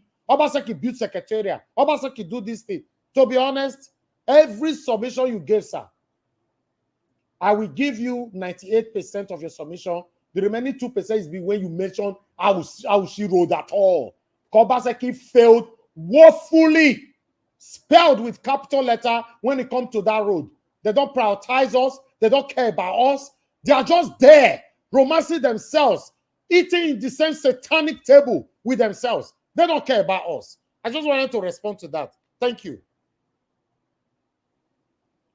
I'd like to call like I said, in due time, if you permit, I will send you some documents and some videos. I don't need documents to see the effort. Video, not documents. No, you don't expect the governor to come on air and be attacking the federal government. It's not done. It's a federal road. You can only lobby. You don't need to insult the federal government because you want federal government present. No, there are better ways. In governance mustn't do it the way you want it. He mustn't do it the way you want it. Mr. Elvis, that's where the problem is. What Honorable is saying. No. You have to call out the federal government. I mean, here in Canada, we have the provinces here are always in constant battle with the center. They call out the center. You have to. You just can't. I just told you. I just said there are evidence. There are video evidence. There are video evidence. There are documentary evidence are better than oral evidence. I just told you documentary evidence are better than oral evidence. I told you there are evidence of what the state government how they've engaged the federal government. We disagree with you on that, Honorable. If I disagree, sir. You cannot say hello, do you know the challenge we're having in this country? Let us call a spade a spade. If the federal government has failed, we should tell the federal government it has failed.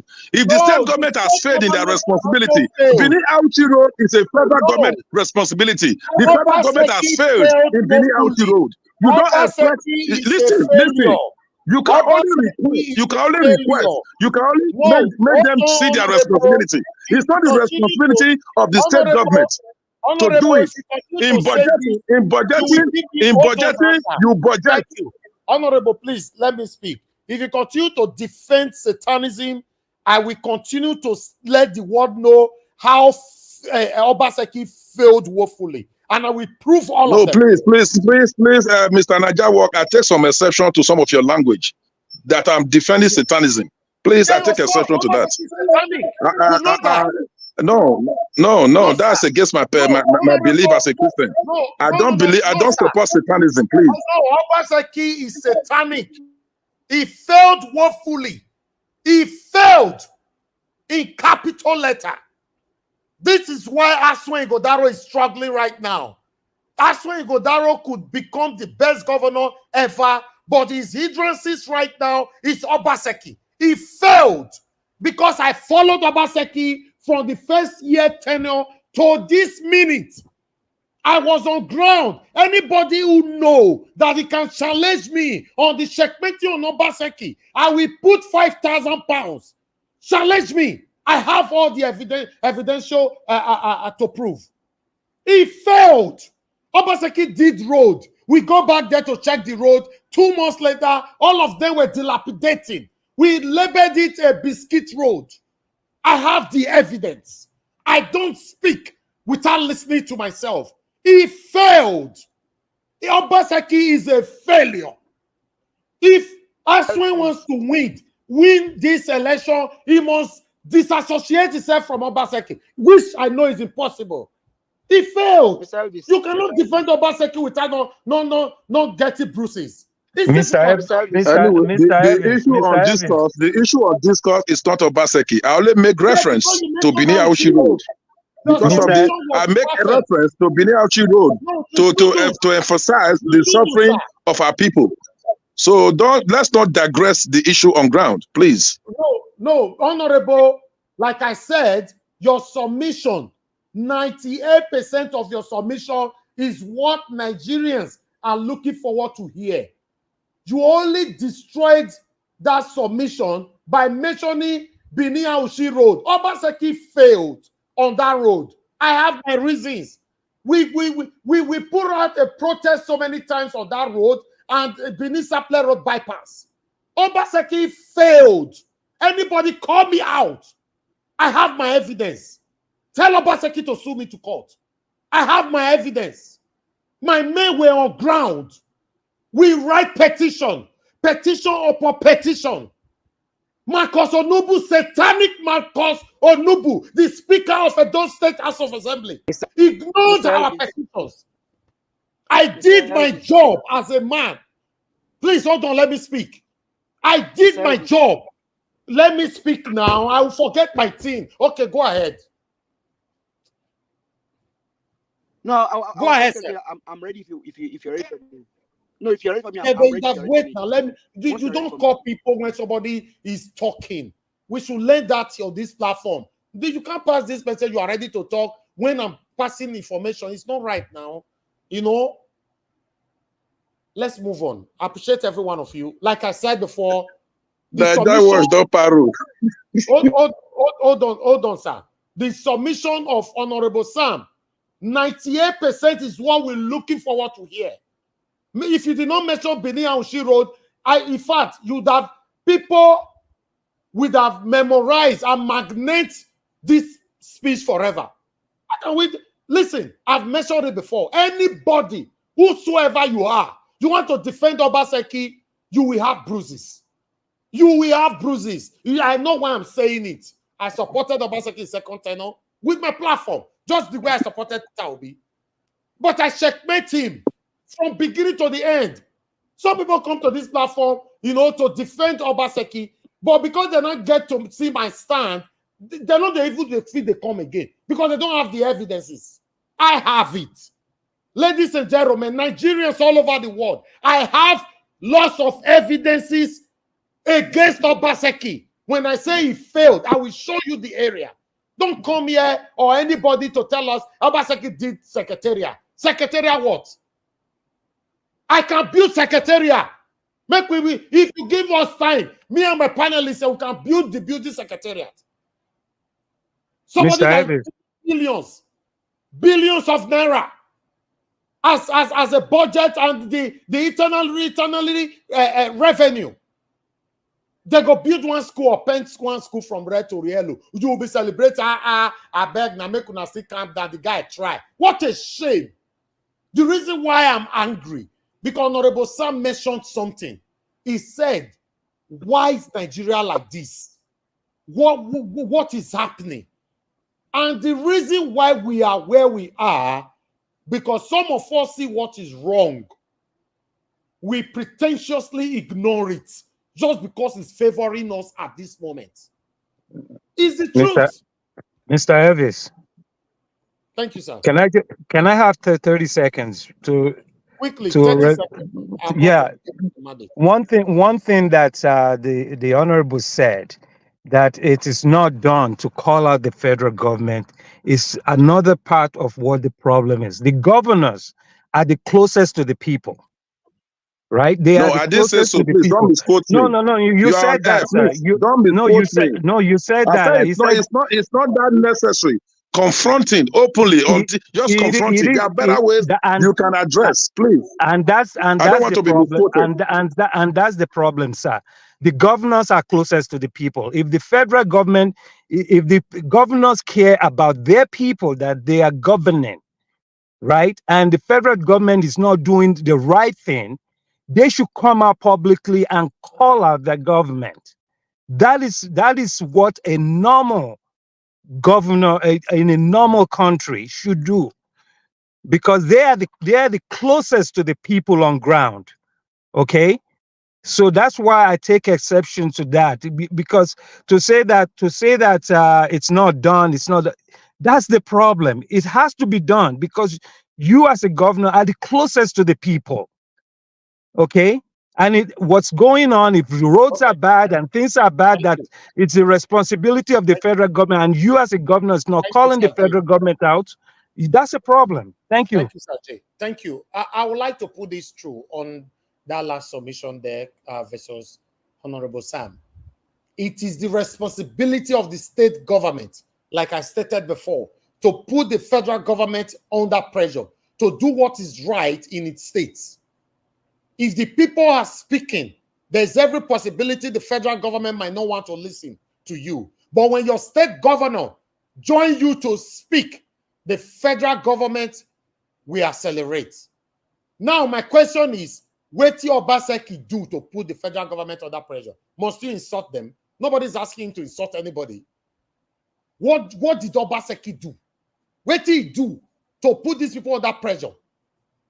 Now, Bini and Usheru, now people, now that they showcase for Arise, evil till now they still showcase till today. When Obaseki is leaving office in 8 years, what a disgrace.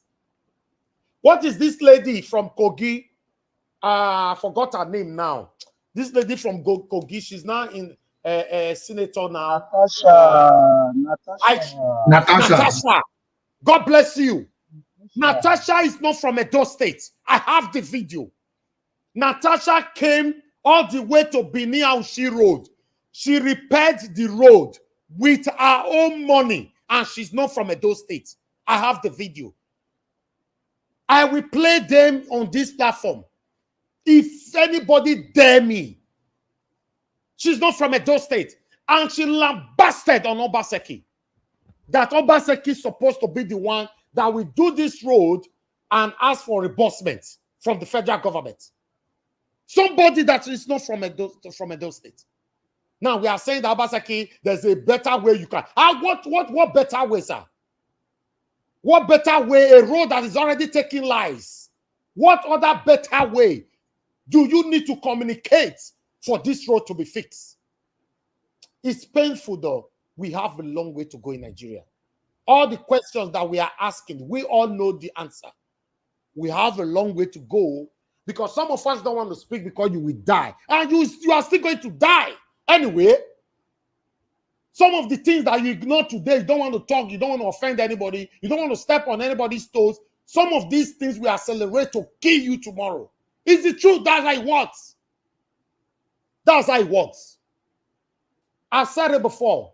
Anybody, I'm not interested if you're my father, my mother, or my family member. You are part of the situation that we are facing today. Once you are called out, I will join people to call you out. Simple. Look where we are today. Now, Obaseki is leaving office in disgrace. Why some of you now will be arguing with your keyboard? Some of you are listening to me, you are arguing with your TV or your gadgets. You are arguing with your ancestors, arguing with your wife at home, arguing with your husband right now, hearing my voice. Because you are a disgrace. Tell us what your Obaseki do. For me, I see Aswan as a good person. I will never allow anybody to use the satanic sins of Obaseki to rob him. But unfortunately, I don't know how he will work so hard to convince the people that is different. It's the truth. Obaseki failed. He failed in this area we are discussing. He should know that.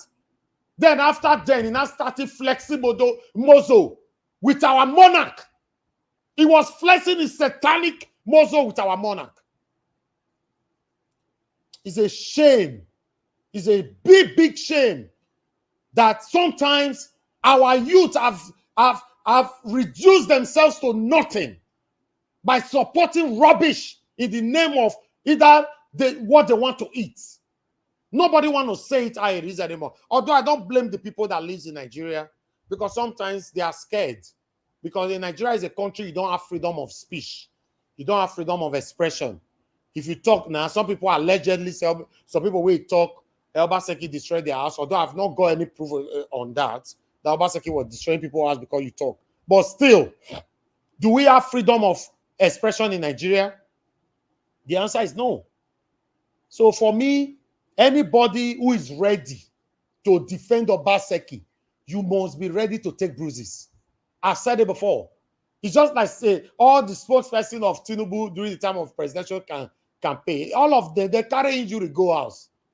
Look, where is he now? Sari Dokubo now. He has become a talkative. He's telling Tinubu, your tenure will not end well. Why are you inflicting pains on the people that supported you? Why did you supported him? Did you actually support Tinubu because you want Nigeria to be better, or you supported Tinubu because of a selfish satanic interest? Now, Tinubu has decided that he don't want to work with you because you are satanic. You are not telling Tinubu, your tenure will not end well. Asari Dokubo should be jailed. He should be in prison by now. With that statement alone, if not because of the continuous practices of nepotism and favoritism that we all are practicing. People like that should be picked up. Lock him up. Give us a mandate. Please talk to us, sir. Thank you. Nice one, Mr. Najawash. Thank you. Thank you, my brother. Can you hear me, sir? Yes, sir. Go ahead. Thank you, sir. Thank you. Thank you. Before you go ahead, Oga CM, you're on the backstage. You can't come in, so I have to put myself on the backstage for you to be on the panel. Thank you. Go ahead. Give us a mandate. But before you come out, don't come out yet. Don't come out yet. Don't leave yet. Okay. Don't go yet. Don't vacate yet. Don't vanish yet. Stay. Good evening to you and to the panelists and to everyone. Comment section greetings, panelists greetings. The new our new panelists that just joined from Canada. I greet you. Welcome. We greet you. Thank you for speaking truth to power. We hope to see more of you. I think Mr. Jonathan's spirit in Canada is infectious, and then you'll bring more of you. I think we have Madam Rita also here, but I think more of you can actually come online and then come speak to power. Thank you very much. We do appreciate your time and everything. Mr. The Elvis, name is Jay. The name is what? Jay? Yeah, Jay. Okay, J-A-Y, right? J-A-Y. Okay, my name is Gibos Amandi on this platform. My name is Oluwatosin. So we can. I live in Texas. I mean, my place to your place, probably we can drive into Canada. And then, so yeah. I mean, welcome. We greet you, Mr. Elvis. I'll need to be coming down. Be coming down. You hear me? Sometimes, most of us, we have different gadgets, and so nobody want to derail your thought of train.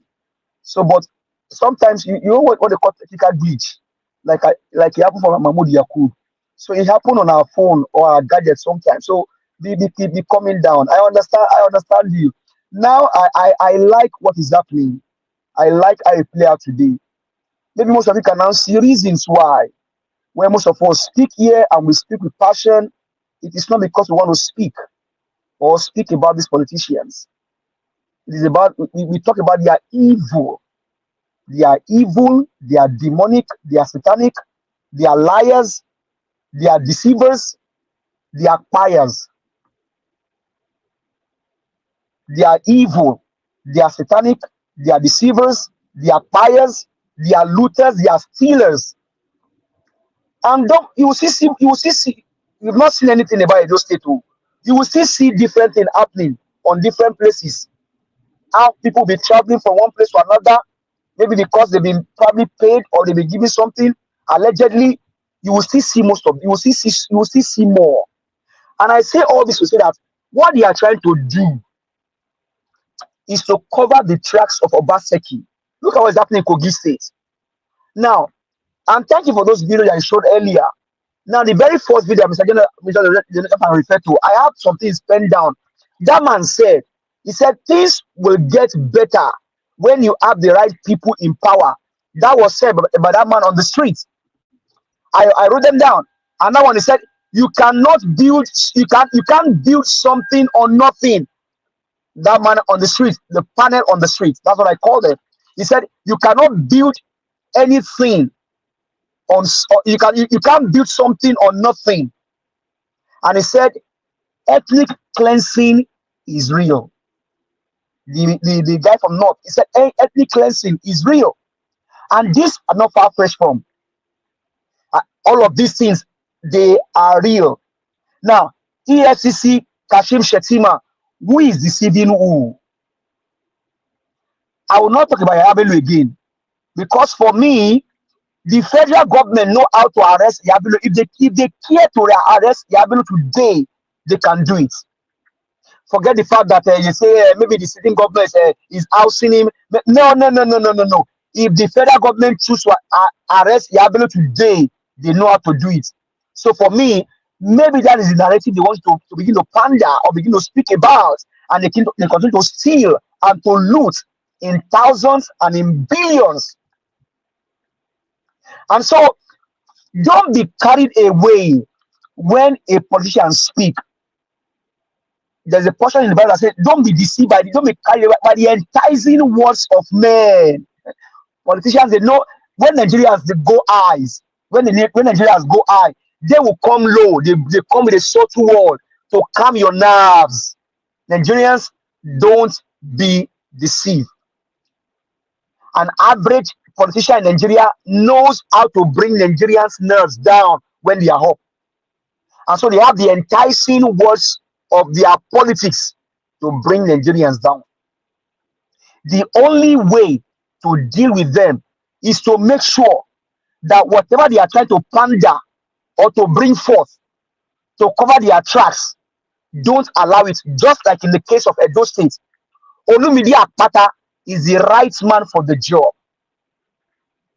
You just tell me now, okay, now marry the case of Obaseki and federal government of Nigeria to the case of Texas and federal and the Washington DC here, the seat of power.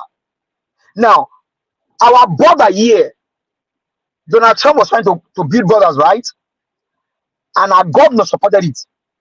But Democrats, Biden, they said, no, let's see the border open. You have people coming into Texas, California, and other part of the US. My Governor Greg Abbott, once they pick the people that came in illegally, they take them to either New York or Washington, D.C. That is how you can address the issue of the federal government. So you saying that Obaseki cannot call the federal government, cannot call them out. Hey, under lie, under boogaboo, under macabre dance. We have danced this macabre dance for a very long time. No, we will not dance for this one. Every sitting governor have the right to call out the federal government of any country as how they so wish to do, either through video or documents. They can do it. But you said we send this a message now. All this project they tell you about Obaseki. Can you please send your correspondent? I say I will pay for it to go to those places where they said Obaseki do this, he did that. Please let them go there, go investigate. I will pay the correspondence. I will pay for it. Every sitting governor have the right to call out the federal government. In an example, the person that sits in power today as the president in court, the criminal druggie, when he was in Lagos as the governor, you forget the fracas between him and Obasanjo. Don't forget Nigerians. Do not forget. Don't forget the fracas between the druggie and Obasanjo when he was in power. So you say that no governor cannot come back. They can't call out the federal government. Hey, we know all this. We know all this macabre dance. We will not dance to it. Nigerians, your politicians, they Black Panther, Dr. CN, Mr. Jonathan. I mean, I just like this part. I just like you guys. Black Panther said they will never change. They will never change. They will. They know how to get Nigerians. When you are up, they know how to bring those words that will carve your nerves. And you don't really mean it. Hey, Loriro, upon lie. Upon lie. All You're I can wrong, say to you, my brother. You're wrong. Loriro. I have not seen. What is the duty of the government, of the governors? They are the most closest persons to their people. And so they are the advocate between their people and the federal government. As you have the senator, you have the member of the House of Rep. Also, the governors have the right to call out the federal government. Okay, why did the autumn? Why did he make noise when they were ambushing his people in his own state? He shouldn't have cried out now. He should have just keep quiet and say, it's federal government, oh, let them do whatever they want to do. He said, in fact, they can even destroy, they can even take the state house. Lori Raw, we know them. For Nigerian politicians, they will never change, they can never change. They have the enticing words of the politicians to bring you down. And you think they are saying truth to power. Hey, Lori Raw, Nigerians, open your eyes. Don't play into their hands anymore. Wise up, Nigerians. If Alex Otti can do it, Olumide Akpata can replicate it in Edo State. Mr. Elvis, you said what Olumide Akpata said now. He said it here when he came. He said, the roads that we are talking about, federal government road today, he said, I will build it. And once I do it, I will talk to federal government to pay me for it. Once I do it. You can go, Olumide said it, Akpata said it here. That is the man that he knows what to do. He knows how to get it. He knows how to do it. He said, those roads, we will repair them. And we will send the federal government money. We will send them the receipt. This is how much it costs us to build this road. Pay us back. If they don't do it, then we'll go to the courts. The man in court in part today, he did similar thing in Lagos State. It is only that Obaseki has subject himself to the Fulani Caliphate. No wonder as he's going out, he said, if X-Men want to build, if they buy land in Edo State, he will allow them to have their open grazing.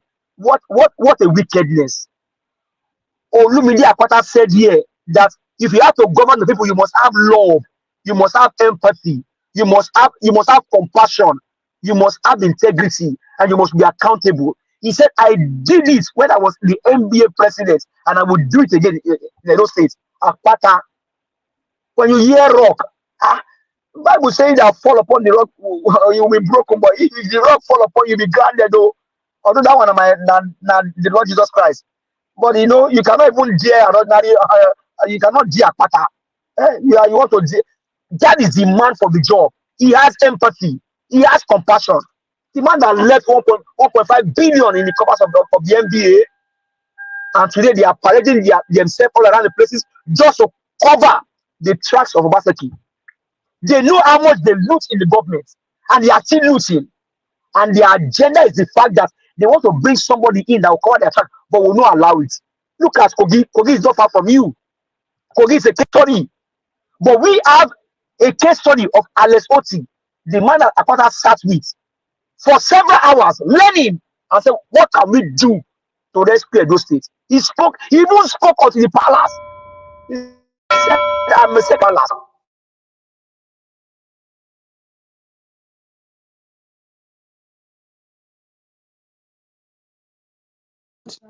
Don't let them get anybody. Don't allow them. Thank you, sir. Give us a mandate. Give us a mandate. Thank you.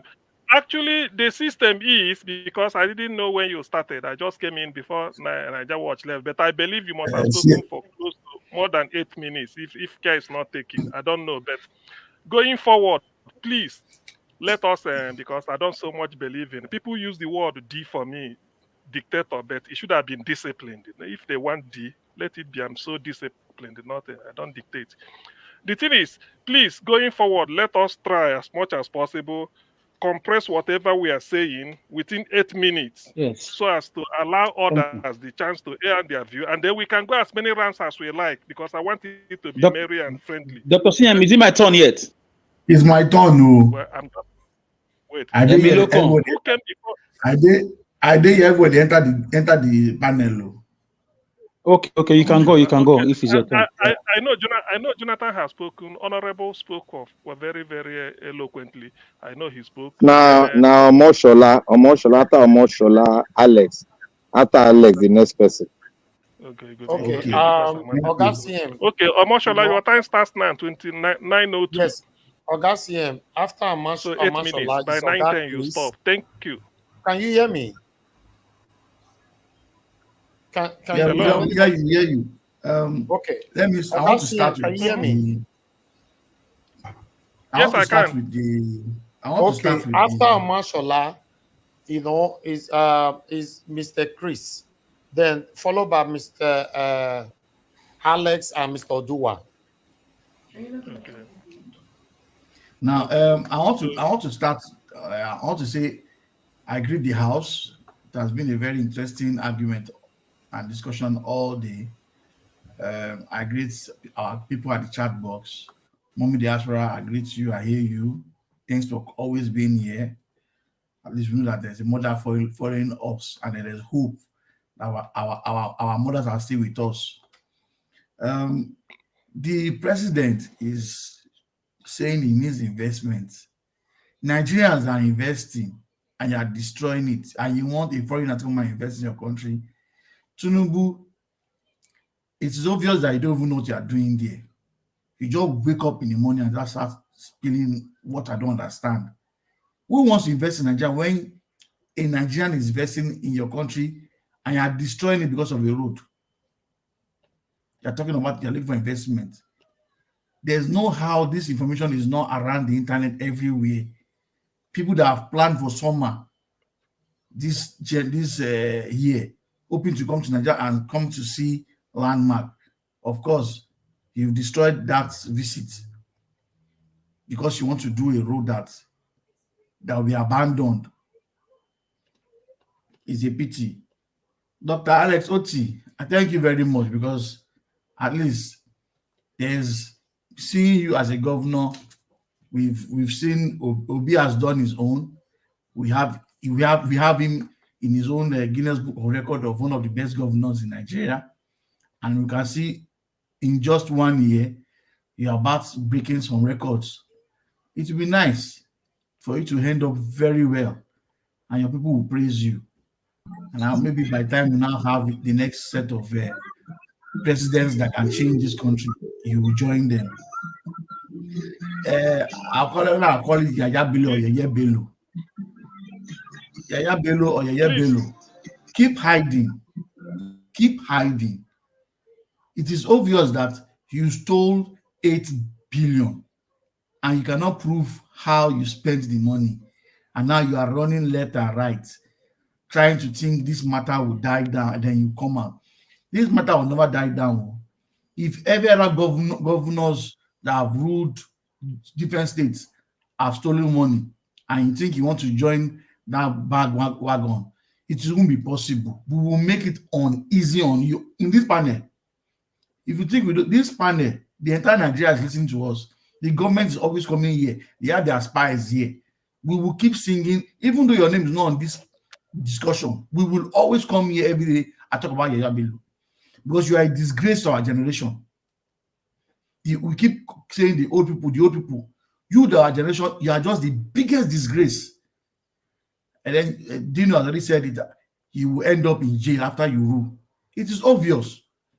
This jail, you must go to jail. If you don't go to jail, then we will know that yes, Nigeria is not a country again. Anything that makes you not spend time in jail, then we know we are finished in Nigeria, that there's no judgment in Nigeria. One of the new panelists was talking about the statue of the lady that wears the banner to cover the face as a judge. Sorry, the Nigerian judge, that statue that has banner over his face, that his eyes are closed. In Nigeria, our own, they removed it. She is saying everything because she's also collecting the money. In our own, she's collecting because they've bribed the judges. That statue too it's also collecting money because they cannot see any. They cannot say. She cannot say she can't see what is happening. That's why I call this see-through blindfold now. No. When you say see-through, see-through, they can get reflection. You see it well. This one, she's seeing it well, clearly. This is clearly, as maybe she's even joining them to write the law. You're right. Because no, you see, in Nigeria, it is a place that things Strange things happen in every other country where human beings live. I keep saying it. We are in a country where human beings live. It's only where people don't live, because I don't see where somebody has stolen your state money and you are telling them that there's a judgment somewhere. A youth, they are stealing your future. Your unborn children, they've stolen their future from your state, and you're defending a thief. You're carrying placard for a thief in this country. I can't imagine. Just imagine it is this UK. A senator has stolen money, and then you're carrying placard. I can bet you that are carrying placard, they will stone you.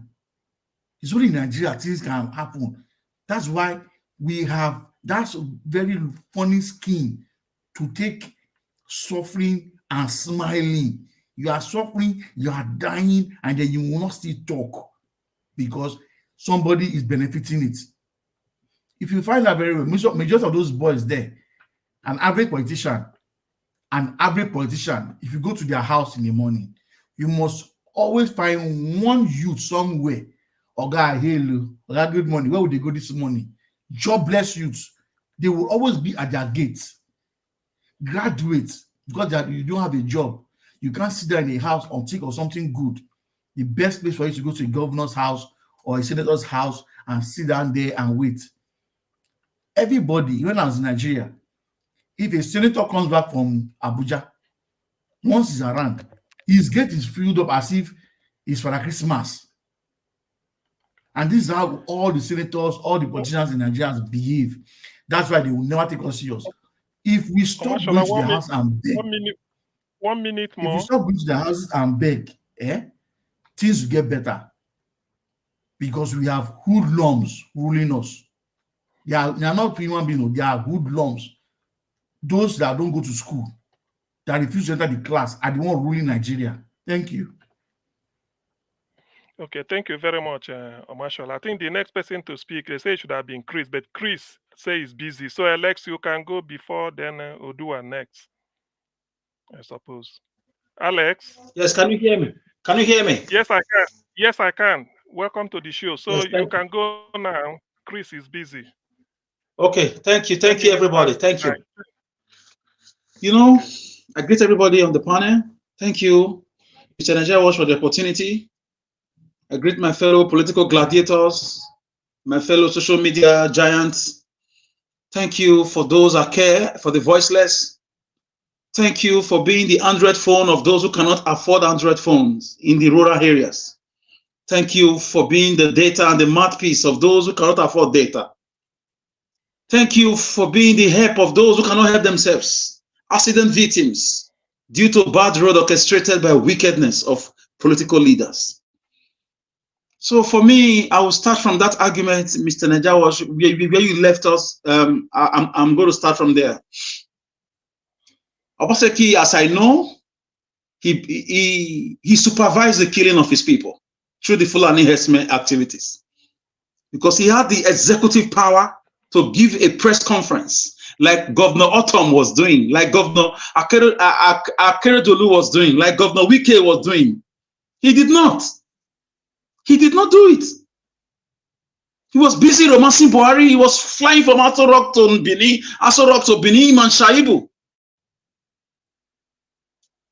And the minister came out, Minister of Information came out to say some governors have come to collect Ruga money. That Ruga must be implemented. No going back. If not protests. Protests across the country, especially from the southeast. Beneath also did their own. Marcus Omobo received us to resist that bill that was to be passed into law to give 20% arable land in all local governments to Fulani Ruga agenda. What do you call that? Is that governance? When you are the chief executive officer of the state, chief security officer, and if they want to lie, they will tell you security is for the federal government when it suits them. When they want to demolish houses, they mobilize the same police, the same civil defense, the same mobile police that are for the federal government. They mobilize them to demolish houses of opposition or to take over lands, choice land, and they call it government land. So who is the fool? Why it's paining me is because people came out.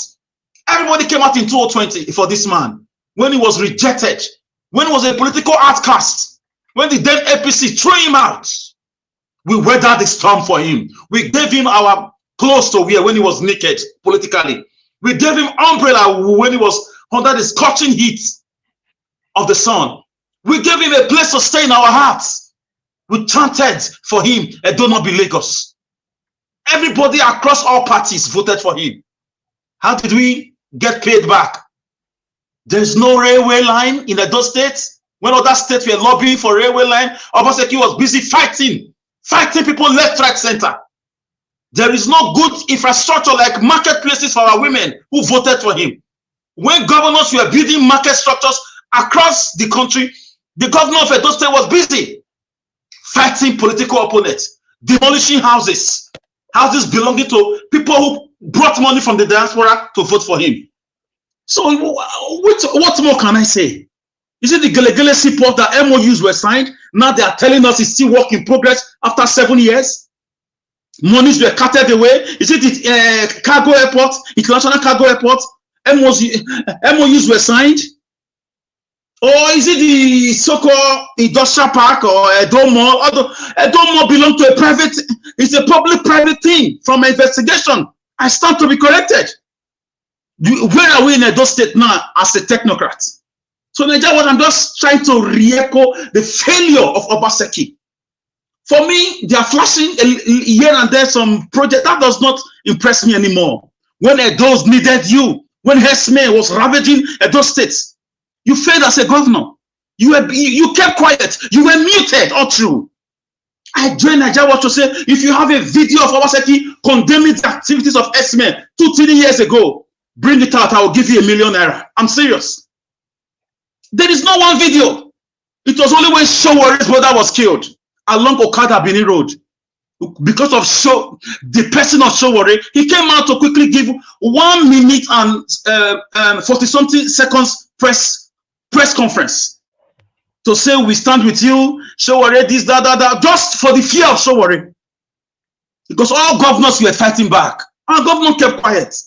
As we speak, Hesme are still everywhere right now. So because elections are coming, they are telling us they are doing something. So I just want you to know that we know, Edos are very grateful people. They are never ungrateful. When it rains, you cannot move around in Edo State. When you want to compare it, they'll tell you it's a natural disaster. Every day is not a natural disaster in Edo State. They'll tell you it's happening in Dubai, it's happening in Belgium. Anything, any small thing that happens across any Western world country, they'll tell you, it's the same thing. It's a lie. The Water Storm project, 30 billion that Oshomole stole. Obaseki was the head of economic team. Why has he not probed Oshomole's government or sue Oshomole to court before he even became a senator? Because he was part of the game. And those are not fools. Our monies have been carted away. As we speak, 500 billion naira Edo State is owing $500 million. How did he get there? No transparency. It's like a secret court activities. I have never seen a government shielded in secrecy. They will tell you, you don't understand. It's very complex. You don't understand. Unless Otti is showing us that it is very easy. Peter Obi showed us it is very easy when he was a governor. So all this is very complex. It's not how you see it. It's the less you look. The more you see, the less you look in government. It's not what you think. For me, it's a boogaboo. And I know history will judge everybody. God Almighty will judge everybody. If you do not go to jail on this planet after you leave governance, you will go to jail in the life after. God himself will jail you. The blood of innocent souls that your action and your inaction led to their death. Their blood we continue to cry to God for your sake. Because we are very angry with you. And this is what's affecting Eswen today. We don't know Eswen. To me, politically, is very innocent. So, but a friend to a governor who yes, thank you. A friend to somebody who supervises the killing of his people. For me, I don't know what to say about that. Show me your friend, I'll tell you who you are. So, at those states, we don't have a standard road. They will build road with open gutters, no street lights. Even where they have street light is not working. We use Edo State taxpayers' money to build power plants. Even before Abia State started, they said they gave it to federal government. All sorts of explanation. Anywhere in favor of the poor people, there is always an explanation. Always story. You finish fighting everybody, left, right, center, federal government now gang up against you that all federal road in your state will not be done because you don't know how to lobby. You are fighting everybody across party, across the divide. That is where we are in Edo State. So I'm sure Edo State people knows who they want to vote for. We will never allow affliction to rise again. Thank you, Mr. CM. Thank you, Alex. I think the next person, Chris, are you ready? Yes, I am. Okay, your time starts now. 18 minutes past 9. Thank you. And good evening, everybody. I think there is just so much to cover, so I'll just stand on existing protocol. I beg, help me sell Olumide first. I beg, help me sell Olumide first before you start. Yeah, I'll stand on existing protocol and just begin giving my submission. But despite that, no matter how crunch my time is, I will always find that 10 seconds to and especially thank Mommy Diaspora for all she does for this platform, and Mr. Ninja Watch for being there every time, for giving us the opportunity not only to voice our feelings, but for being completely neutral on all issues when it comes to politics, and for standing up and speaking the truth. I greet you, Mr. Ninja Watch. And also, in the principle of fairness, I think I have to give credence to Mr. Sam of the PDP, not because of anything, but because he's a politician. Everybody knows where he stands, but he was still able to bring down the house of the people, his party that has been ruling the country for the past how many years, because the PDP, the APC, they are all the same to me. But Mr. Sam, you can see the learning curve there, that your speech would have been a speech delivered from Ava, but immediately you tainted your speech with the name of Obaseki. You can see the arrows that came after you. The same thing is going to happen to Aso Ighodalo.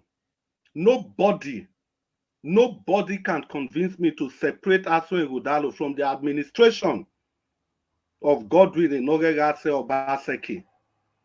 Because if not for the influence of Obaseki, Aso Ighodalo wouldn't even have been on this ballot in the first place. So there's no way any person can tell me to separate both of them. Aso Ighodalo is the third term of Obaseki. Having said that, I'll quickly delve into the judiciary.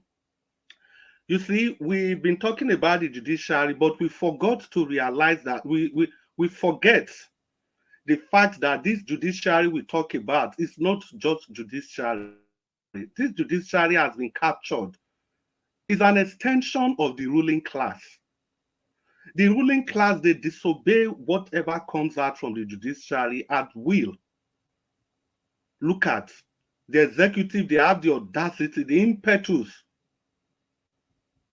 to disobey the judgment of the Supreme Court. The judgment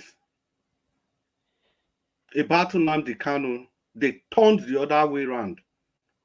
What was the sin of this man? Because he's talking about, he's advocating for a better Nigeria like you and I.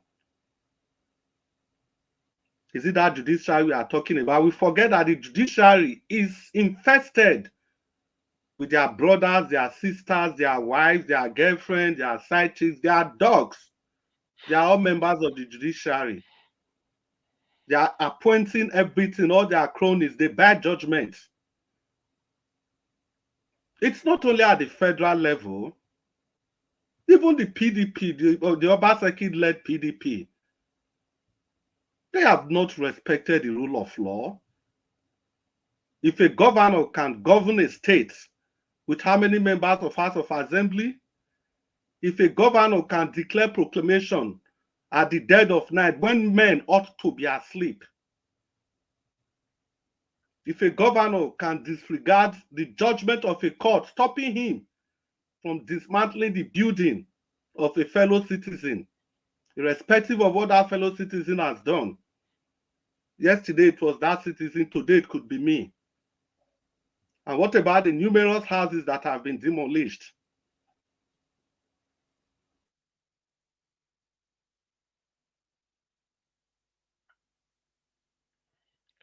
Hello, Chris. Is he me? Mr. Chris, come back, oh, please. Just try and pull back that network, please. He has to come back because he has to sell Olivia Pata. So he has to come back. Chris, are you still with us? Please, one moment. No. Please, are you Chris? Okay, maybe we move to Odua if he comes. Chris don't he hang. He network hang. Yeah, maybe when he comes back, he needs like They are afraid of him because he's going to sell Olumide. So no worries, he's coming back. He's coming.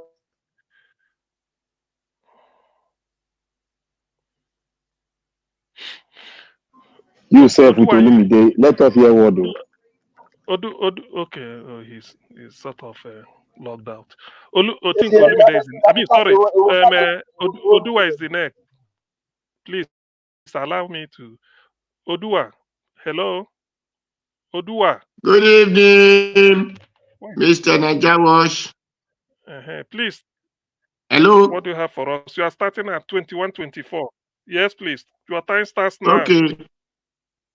Okay, thank you, Mr. Najawash, moderator, panelists, commenters, listeners, and viewers. Good evening or happy weekend. Well, the things I will just say is that I heard that the Boko Harams or whatever bandits are looking for husbands. And it is pertinent for me to hear such thing in television that they are repentant. I don't understand what they call repentance. Because the time I look, when people stole goat in my place, there will be jail. And anybody who commits and such, according to Abacha law, is there such person we have to face the same punishment of which that person committed. And I understand that there are in Nigeria today, we have IDP because of this set of people who are looking for husband now. The other day I said the federal government are rewarding them, but another brother now took my word and said something else, which now led to this misunderstand or slip of tongue. Anyway, I believe if it is America, those people will have been in Kuje. But in Nigeria, they are looking for husband and they are being advertised in public television. Well, you know, I said that Nigeria is not a country, it's a country where people can wake up and steal whatever they are able to steal and destroy people and put them in IDP camp. And the federal government will be building houses, giving those people who destroy their communities, who send people to IDP camp, they will be rewarding them, giving them house, giving them clothes, giving them in different rewards. So if not, if those people were kept in the room that they're supposed to belong to, they will have not come out and say they are not repented, they are looking for husband. Their husband will be the time their life will be submitted to God. Well, anyway, that is for that. For the Aswe and those states, you see, the problem I have with people who are well English spoken people, because I will not call them speaking, because they spoke, but I thought they talk English, is that they are so galvanized to think that they are taught the world because they can talk English. These are the reason we see that they call people, they give them different names and call them Democrat, Devocrat, Secocrat, and whatever crat, or lawyercrat, multicrat. You see, it is not by reading of another man language that makes one to have sense, to think of what to do for his people. The people that are vying for positions to become a leader today, or those who are even occupying the positions, are not supposed to be a leader. But it is because people doesn't know their right from their left. When you all come, you said, I'm a lawyer, I have a certificate, I work with Dangote, I build a business, I do this, everybody will just clap. They say, then when you come, you say, you go to me, you said, what did our brother brother used to say? Then pepper soup season and the nobody, and then everybody will just clap and say, oh, this man is what fit for the job. Bring him to practical. They doesn't care for their people. So you see, the other day when I did not have opportunity to ask Asune a question, but I was able to ask Olamide a question. The business that Ogbemudia have created in the land, and it was being sold or being rented out by Oshomole, as I heard. And Obaseki were among those who make the meeting or supervise such business, which Edo people will have involved and take over those business. If really we have leaders who think about Edo people, then our brother want to say, he said he's not interested, he's not concerned whoever that took over the business. What matters is the little tax he will pay to him, pay to them. And that was why he was also asked, what will you do about the pensions of those people who work for 8 years and begin to collect the pensions that a person work for 50 years will not even collect? He said, that does not matter to me. What matters is don't collect pension in 2 places. So this kind of people are the one that people are yearning for, saying they are good leaders. Or the other one who work with Dangote also and said, they create this, they create that. But since disaster is being in the country, we did not hear them speak or address the people. Well, it is unfortunately that the people supposed not to be in power, because I don't want to use derogatory word. The people don't supposed to be in power are not the one. The blind one are not the one to be leading those who have eye to see. And that is why some people will even say, Obaseki organize Edo whatever, Edo this thing, security. Obaseki did not organize Edo security. It was voluntary people who volunteered themselves when we were not crying that people can no longer go to farm. If Obaseki really organized this Edo security, I believe for the place that they show in television that was being taken over by the Fulani, I believe it was not a year. Those people have been there more than a year. Hello? Odua, you have a minute more. 1 minute more. Okay, thank you. Those people have been there more than a year. And Obaseki government could not see those people. Until now, he want to leave power. Well, anyway, let's think my minute is over. Thank you. When they come, I will still say the next. Okay, thank you very much, Odua. So far, it's been so good, the way I see it. I think the next person to go, thank you, is it Abdul Malik? Yes, give us a mandate has spoken. I'm aware of that. Olisa, yes, has also spoken. Alex, nearly everybody except Abdul Malik. Black Panther. Black Panther, you spoken? Hello? No, I've not spoken. Hello? Oh, sorry. Okay, it should be Black Panther then. After that, Abdul Malik. Sorry. Black Panther, your time starts now. 21:32. Oh, thank you, my brother. Will I call you? Okay. The man that is sitting on the hot seat today. Yeah, I want to call you that because you have been a very nice and a good dean of the faculty of our own faculty here. So I will commend you. You have been a good moderator. I want to thank everybody that has spoken. I want to thank my Uncle Sam. Uncle Sam, I'm still your advocate today. I want to thank our new brother from Canada that came in. I want to thank Money in Diaspora for a great work here you have been doing. We all are, copying you to be consistent in what we are doing too. I want to thank the commenters, all that protocol observed. I want to see here my day is met and my day is fulfilled. I am glad that the Lord has done a great thing for every one of us. And I know that today, if nobody have learned, at least you would have taken something from everybody that has spoken.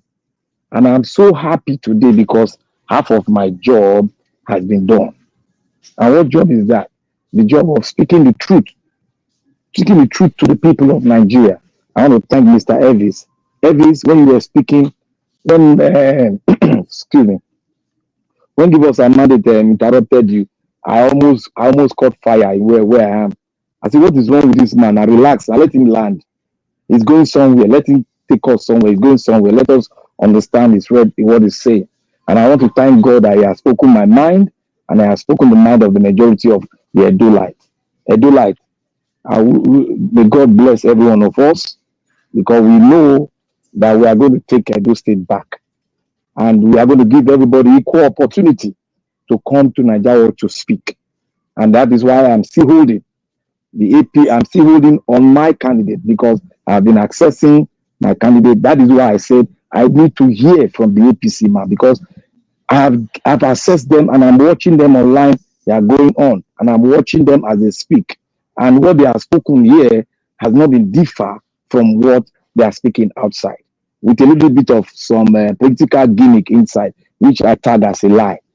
But I want to say this here. We all have been saying about the judicial judiciary. You see, there's one thing you see. You cannot put the judiciary on the faulty foundation. They will collapse again. We cannot go to repeat it. Do you people observe that anytime we want to fix the foundation, something will cut off the link? Who is always cutting off the link? It is the driver of the nefarious activity of what is happening in Nigeria. That is the Arewa. They will cut off the link. That is how they cut off the link of the money you and I have contributed as a taxpayer money in Nigeria to organize a conference of all nationality by President Jonathan, and they cut that off. Because I keep on, if you see on my picture, I say, I stand with the new constitution because that is the foundation where we can argue out a new judiciary. Without that, nothing will go.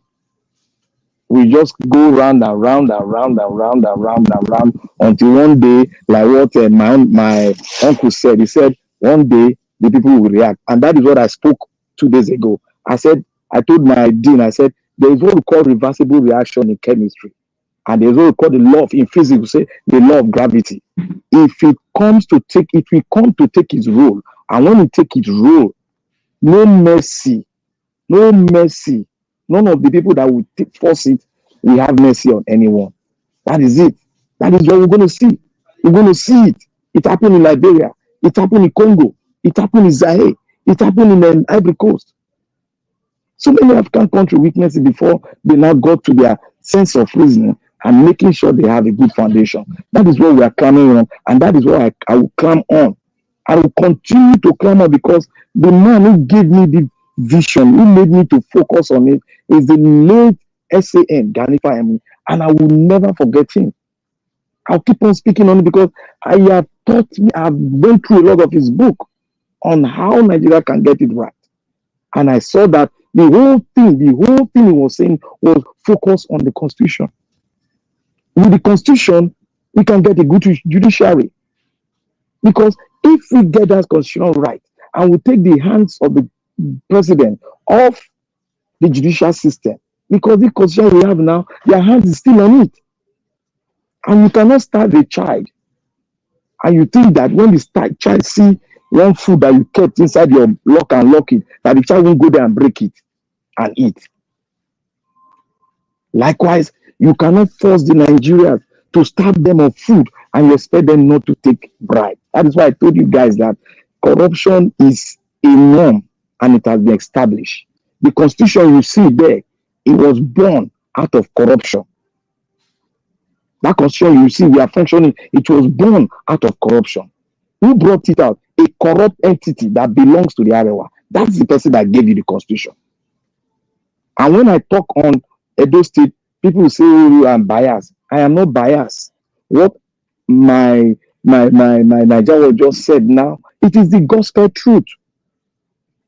If he's doing, as he's doing his research, I am also going everywhere to look everything that I can make call. Like I told you guys, my brother is in this government.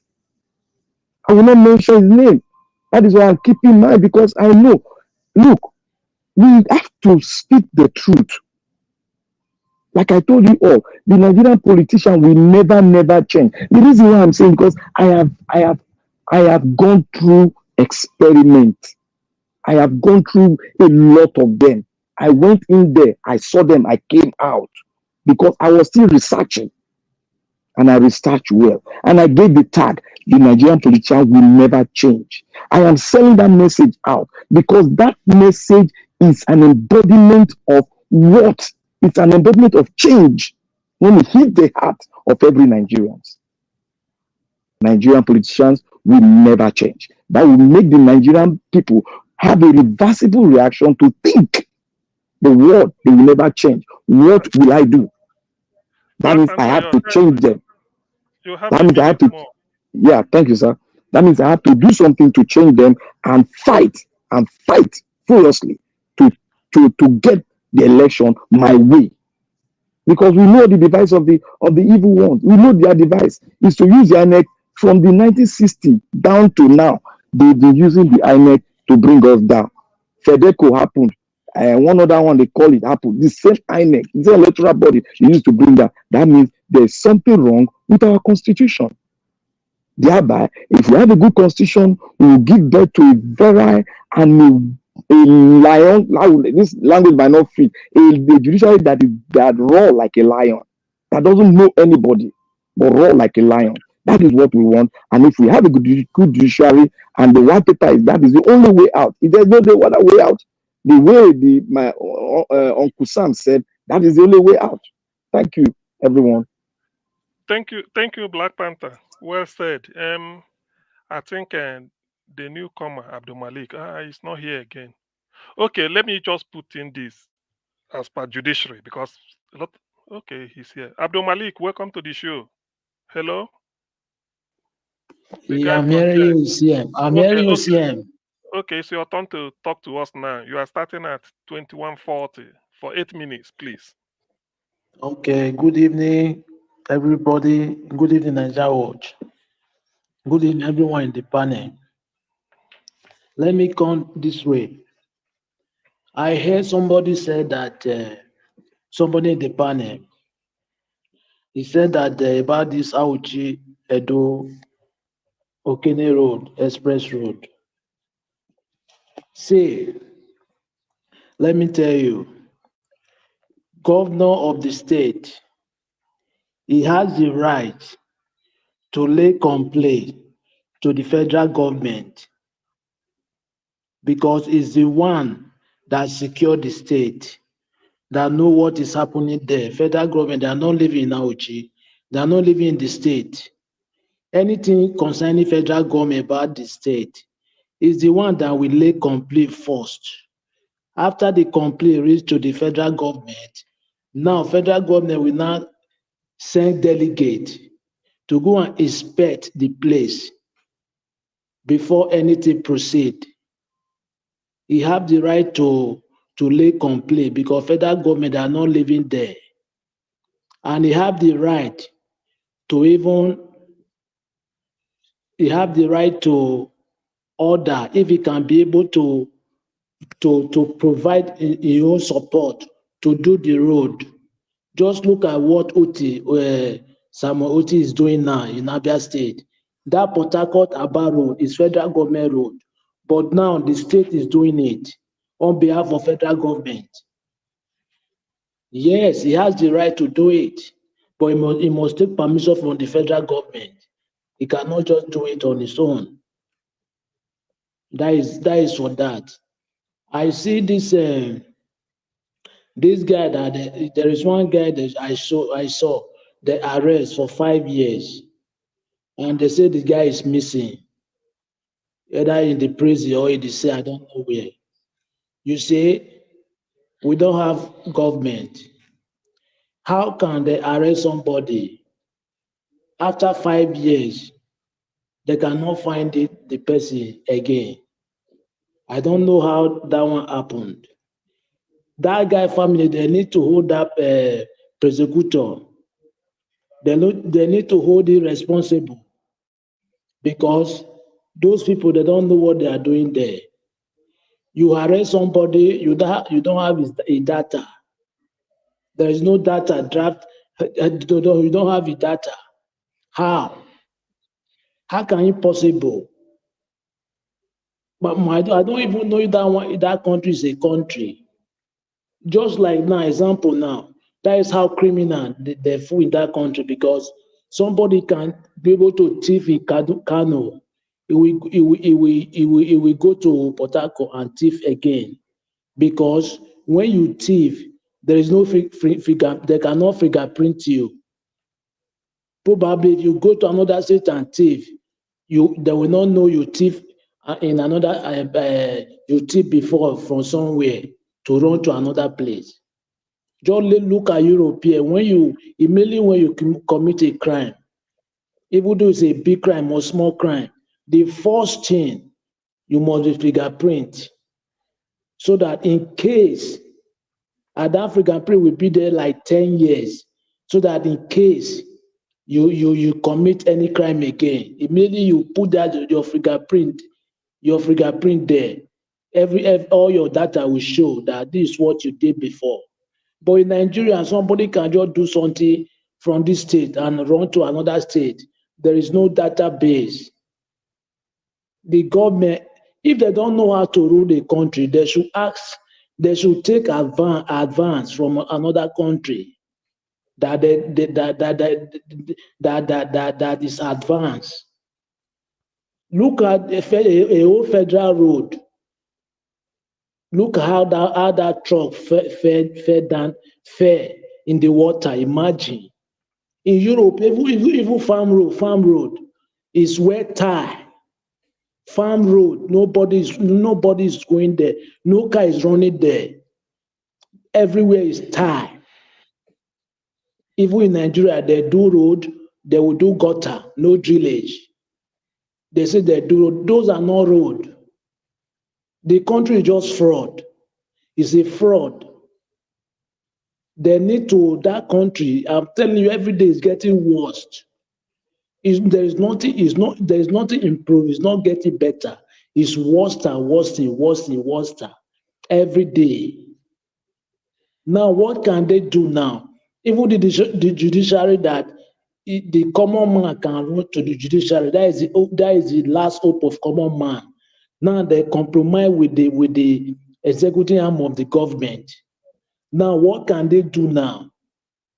But they are there, they are sitting down. It's not by force, it's not violence. Not just the way they did it in the NSAS. Peacefully, you can start it from your province. It's not until you go to the capital. Start it from your local government first. Peacefully. I remember those way back when early 2000, students, they used to do those things with peacefully. But now I don't know what they are doing there. It's a shame. A federal road. Abdul Malik, Yeah. you have a minute more. Okay, it's a very big shame. A federal road is not state or local government. Look at, it's a pity for our country. Thank you very much. Okay, thank you. Thank you very much, Abdul Malik. Actually, oh, yeah, I think somebody. Oh, F. Emmanuel. Ooh. Okay, F. Emmanuel. Yeah, Dr. CF, good afternoon. Afternoon. Where are you? Where are you greeting? It's night here. Oh, good afternoon. Good afternoon. I'm calling from Texas, Dallas, All right, Texas. Dr. Live and CM, direct. Oga F. Emmanuel Where they from killed Dallas, J.F. Texas. Kennedy. Okay, Can you hear me? okay. I can hear you, Yeah, sir. yes, sir. Okay. Okay. Dr. CM, please, before Oga F. Emmanuel will speak, because of the submission of Abdul Malik, although I put him on the backstage for now because I have given a submission. Everybody on the backstage, Jay, Olisa, I understand you on the backstage as well. When you get to the time of taking your final submission, I'll bring you in because we have a full screen right now. But meanwhile, I'd like us to listen to what Natasha did in Edo State and listen to what Adiola have to say about Obaseki on this particular video quickly. Guys, when the government official came in that she must pay some money before she can be allowed to repair the road, the people in the community chased them away. Now, one of the things I was saying earlier on, Governor Obaseki could have repaired this road or Aunshi Road or Saple Road bypass with his own money. In fact, if possible, you don't need to repair it with your with the state money. Do it with your pocket money. Then apply for reimbursement and let the people sing your praises. We go talk about say you fail in this area, people will be arguing with their ancestors. He failed now. Where is the compassion? Where is the care? Did Obaseki decide to, okay, let me do this, even though it's federal road? All the satanic set of people that were supporting him for no reason, for their selfish interest, all of them were still joining in saying, you are blaming Obaseki for federal road. You are blaming Obaseki for federal road.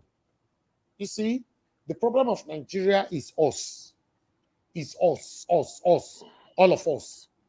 We are not going anywhere except we start telling ourselves the truth. That is it. I thought I should bring that in. Thank you very much, my people. I appreciate you all. I'll go back to Oga CM before you call on. Thank you, sir. Okay. Oga CM, can I say something? I think the next person is F. Emmanuel. It's I me, think, yeah. I'm ready to speak now. Okay. Okay, you are ready to speak. 2158. So you have your 8 minutes now. Thank you. Thank you so much for the time. Mr. Elvis, thank you, and thank you again for that video. You did a good job. Thank you, sir. Thank you, yeah. sir. The truth is, what man cannot do, a woman has done it and done it perfectly. Shame to the men that have been governors in that both from Kogi and what's it called, Edo State. This is somebody who you can say is a patriotic Nigerian. She's not thinking about whether she's in power or not. She's just after the people. This is how normal human beings should think. This is how normal human beings should think. The Bible says, as a man thinketh in his heart, so he is. Can you see the difference? Even when she was trying to fix the road, corrupt, satanic officials, they are still coming to ask for money. When Honorable Sam was making his submission, he was asking a question. He said, is there anything that is, what is that thing that is manipulating that Nigerian? Is there anything that is manipulating Nigerian? My brother, I have the answer for you. Nigerians are the ones that are manipulating themselves, not even the devil. Nigerians, they are the ones manipulating themselves, buying themselves for themselves, lying to themselves for themselves, cheating themselves for themselves, killing themselves. Everything like average Nigerian is corrupt in nature. Average. The tendency to cut corner is there. The tendency to do evil is there. So Nigerians need mind revolution. That is a starting point first. Thank you very much. Nigerians need mind revolution. When you change your mindset, then you can begin to act right. Just look at someone who wants to be a president. Made a statement. He said, power is not served a la carte. The only way to get it is to grab it,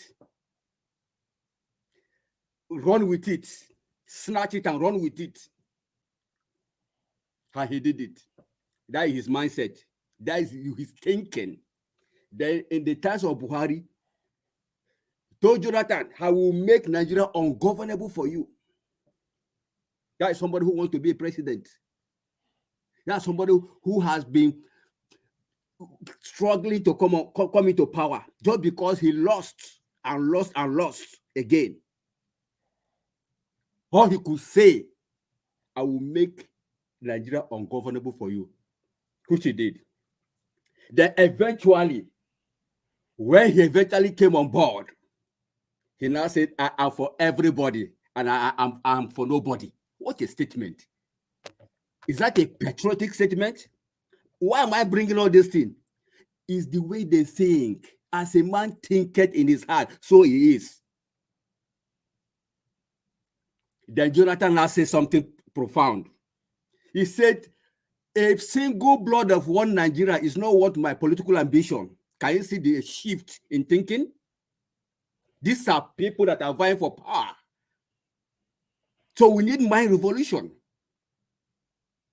So Nigerians are the mind revolution of themselves.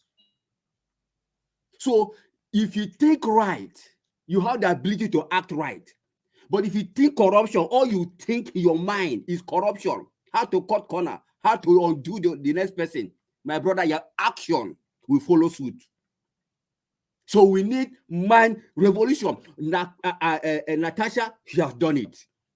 Just look at Anymore-Otti. Because he has a different mindset.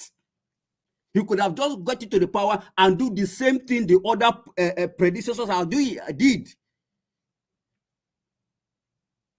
Look at Yaya Bello, a young man in that matter. A young man that would have set the pace for young people. The young man that would have set the pace for his generation. Look at the money he looted. Is the thinking.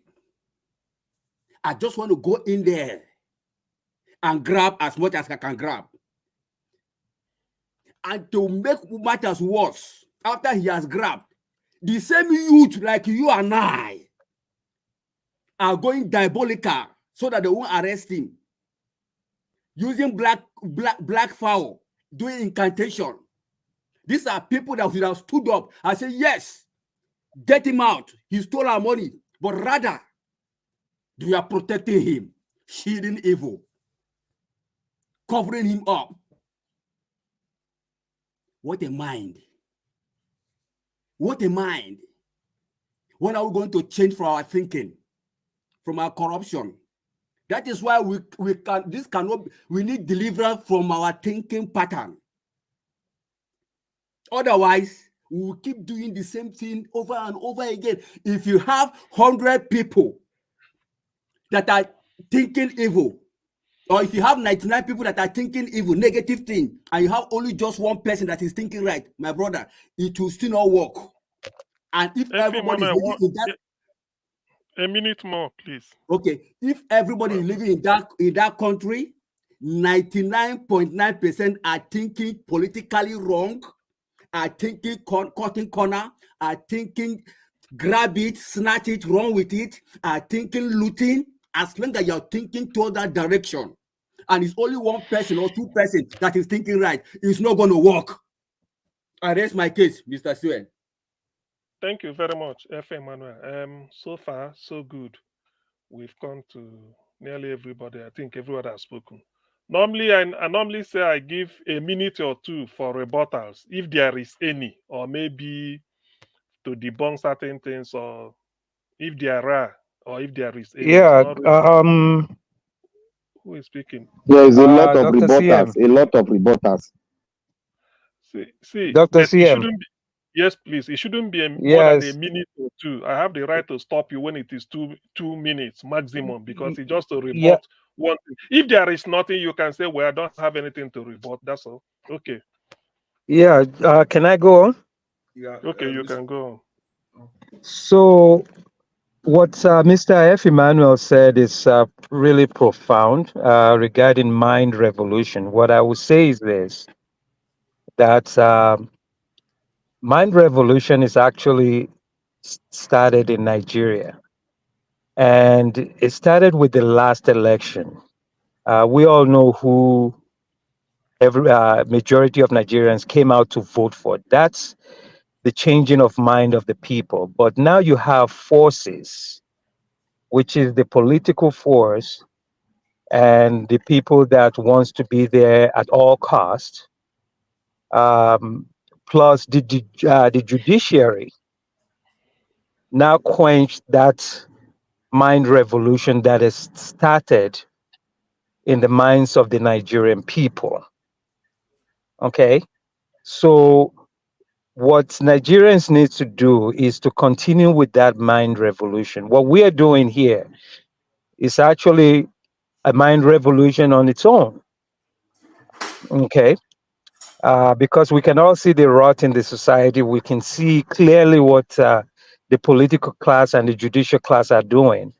And if we don't stop, at some point, something would snap and something would change. That's all I need to add to that. Okay, thank you. Can I add something to what you just said now? Hold on, please.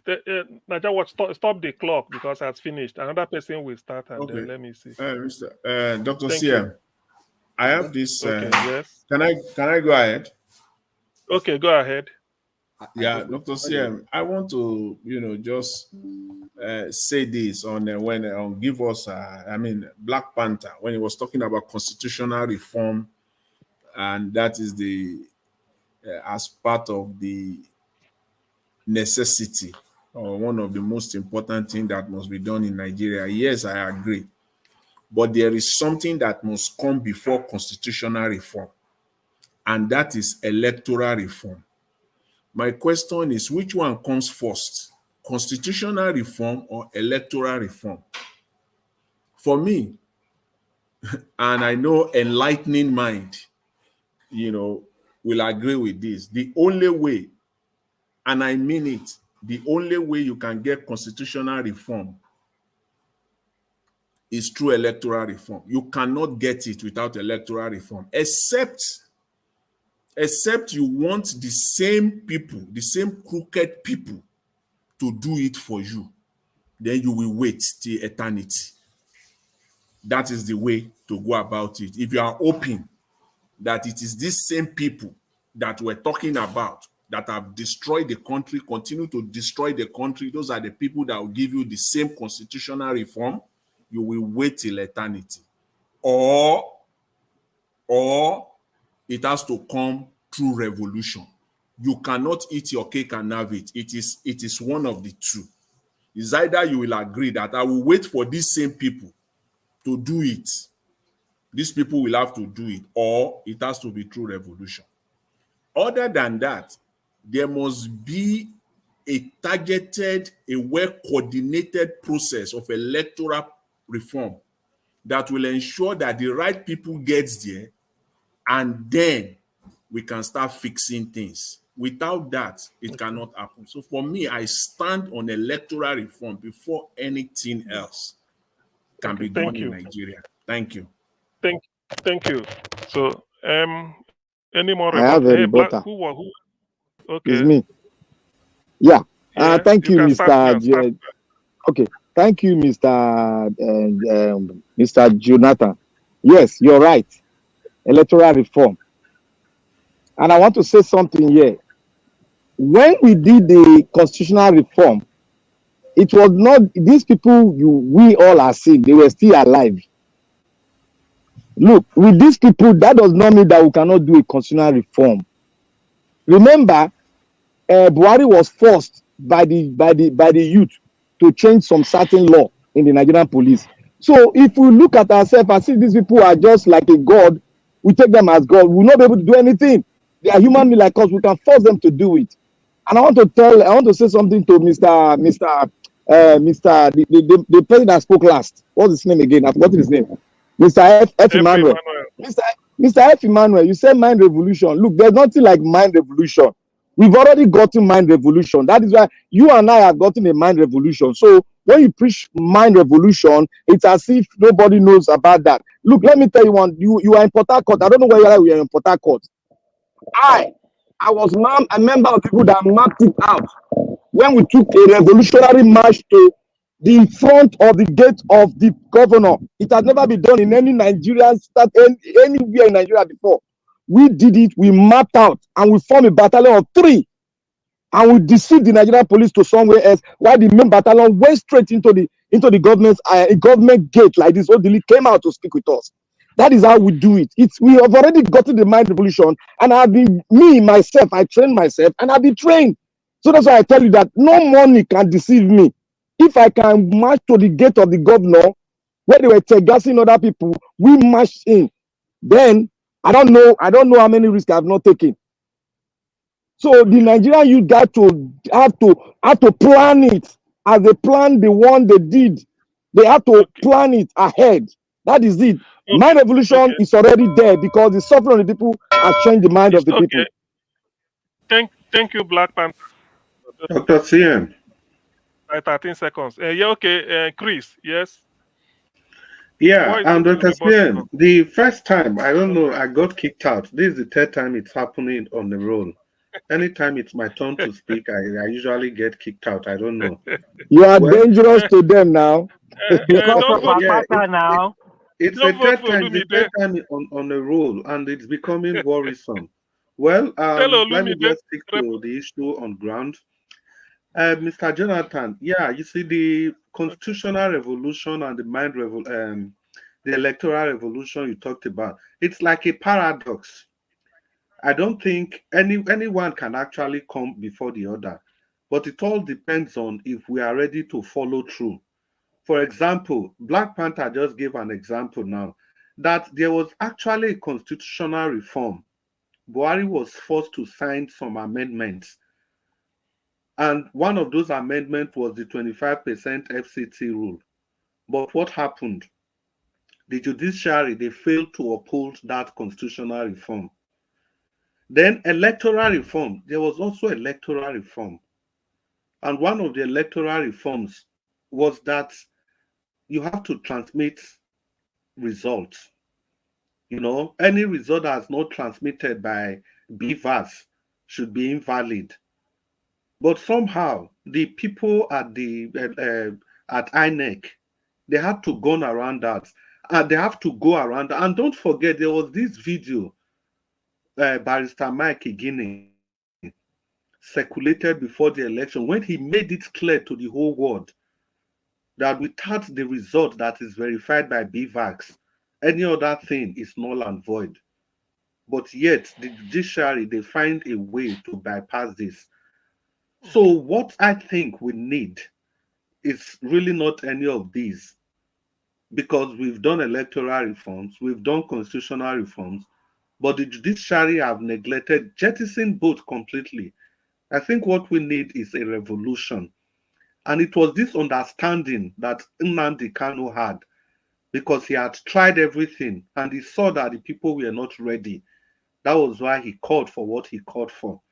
So what we need is a revolution. Thank you. Okay. Thank you. Can I come in now, sir? Anymore? Okay, yeah, clear the screen. Yeah, you can come in now. Who is speaking? Yes. Honorable, I believe. Okay, 2 minutes. Thank you very much. Thank you very much, sir. I want to give credit to Mr. F. Emmanuel for what he said. Yeah, in English, we may not actually say probably mind revolution. We all understand vividly what he was trying to say. He's talking about, let me pick a scripture from the Bible, that be it transformed by the renewing of your mind, renewing mindset. That's mindset. That's what he's talking about. When you say mind revolution by Nigerians, we're talking about mindset of every Nigerian. There should be adequate mindset transformation. You understand? Then he talked about the deliverance from our thinking pattern. That's very, very, very, very important. You know, at the time, I asked that question. Is it that we need deliverance? What do we need deliverance from? He just gave the answer. Deliverance from our thinking pattern. You know, as a ticket in this as who he is. You know, as our thinking pattern, there must be patriotism. We must go back to the drawing board. Because there's always a statement that the government of the people is a replica or a reflection of the people. Whatever government we have today, they are from the people. Sometimes you are in government, you even see the electorate try to tell you now your time be this, so you're done. Not can't tell us say so and so. Sometimes when you hear the electorate talk to to those in power, and those that are good, at the time you live there, sometimes you now become a mockery of yourself. The society, what are society? What are our values? Remember, the government of the people is a minor image of the citizen. It's a powerful reminder that the value, the aspiration, and the actions of people, it shapes the very fabrics of the government of government. The reaction of the people. We cannot take that out. Let us strive for a society where integrity, where empathy, where collaboration strive, ensuring that our government truly represent the best of who we are. When we have this at the back of our mind, together we can make a difference. So I strongly believe in that mind revolution, and deliverance from our thinking pattern is exactly what Nigeria needs. Thank you very much. Thank you, Honorable. I think so Yeah, far, any more? I have some. Yes, Can I say something? Who is speaking? Abdul. Who is speaking? Okay, Abdul. This, Abdul. this is a maximum 2 minutes. Yes, maximum 2 minutes. I know. Yeah, let me start with this. See, what we need is that electoral reform. Because when we get it right, electoral reform, there is no need to go to court. They will not tell you to go to court anymore with the judiciary. We need electoral reform so that election will be free and fair election. Who won? If you win, you win. If you don't win, if you lose, you lose. Just like Peter Obi now is the one that won the election, but why did they not give it to him? Why? Because we don't have electoral reform. Yes, how will the IRF was transferred from polling unit to the IRF? Probably will not go to court. They will not tell you to go to court. Yes, we need electoral reform before constitutional reform. That is what we need. After electoral reform, you now go to constitutional reform. Because if you get it right, electoral reform, they will not tell you to go to court. No need to go to court. Somebody said in the panel, most of the people elected, they are not the winner. They are not supposed to there. All right. Only 20% they are there. They are not the winner. They find their way to that place. They buy the electoral this thing there. That is the problem we have. Corruption everywhere, all aspects. All right, thank you. Mr. CM. Okay, is it Black Panther? I think you spoke. No, I'm not talking. I just want to throw one line in. Everybody, please. I want to say this. The Nigeria Supreme Court acted on illegality, and they erred on illegality because they refuse to do their job. Because their job is not to profound who wins the election, but to interpret the constitution of Nigeria to the electorate so that they will go back and do a normal thing. So the Nigeria Supreme Court is illegal in its action. Okay. Totally right. Dr. CM, one line also, please. Thank you. One line. This one line now. It will become 10 lines. Okay. Yes, Okay. I think I want to completely disagree with the Honorable for saying that the people deserve the government that they have. It was obvious that Nigerians, we didn't deserve Tinubu because we knew who we voted for. Even if you look at it on the balance of probability, the number of people that voted against Tinubu is more than the number of Observation, please. Observation. I don't like being quoted wrongly, most especially when we're in a public media. I know what I said. I said the government of the people is a replica or a reflection of the people. I didn't say they deserve, it's a reflection of the people. In other words, the government came from the people. You have even deepened it. So you want to tell me that Tinubu actually... You don't worsen the thing when you talk now. You have even worsened it. How does Tinubu represent... Can I have the 2 minutes? Yes. Excuse me. Tinubu is not my... Me, I'm not talking. The number of people that voted against Tinubu is more than the people that voted for him. Like Black Panther said, the Supreme Court that refused to do what they were supposed to do. How can Tinubu be my replica? It's okay. It's okay. Thank you. Me, my 2 minutes. Anyway. Wait, now do. Don't worry. Don't worry. I know. Please. As much as possible, I want to make here civil, peaceful. You can still speak. You can remind me if I missed you. But all I wanted was people listening, let them learn every day. I want them to take something home from the what we are talking here, because we are not manufacturing news here. All these things we are discussing is in the public domain. It's just that people want to see how panelists and Niger Watch see it. If they're seeing it the same way, they say, okay, or they've learned something that, oh, they never thought this way. That is like research, to see what everybody must have seen, but to think what nobody has thought. That gives you the edge. So thank you those that have spoken. Odu, I know this round is to rebuttal or do a pushback. Yes, it's 2 minutes. Okay, not more than. Okay, thank you. I support our honorable here. I really sad because the Nigerian people, whatever government they are seeing, is the reflect of their people. Because the government did not come from Kafashan. The government is the same people who live in the same country, who lead themselves. So the one who occupy the position is showing the character of their followers, because the character is has is what he used to enter that position. Even when matter be talking in math, but the character in heart is what they are demonstrating. A country where you don't trust, where they say trust nobody. A country that you cannot even do business with those who call themselves pastor, who call themselves imam, without signing here, signing there, signing here, signing here, signing here. So whatever government they have is the same character of the people. So that is it. That's what I wanted to put.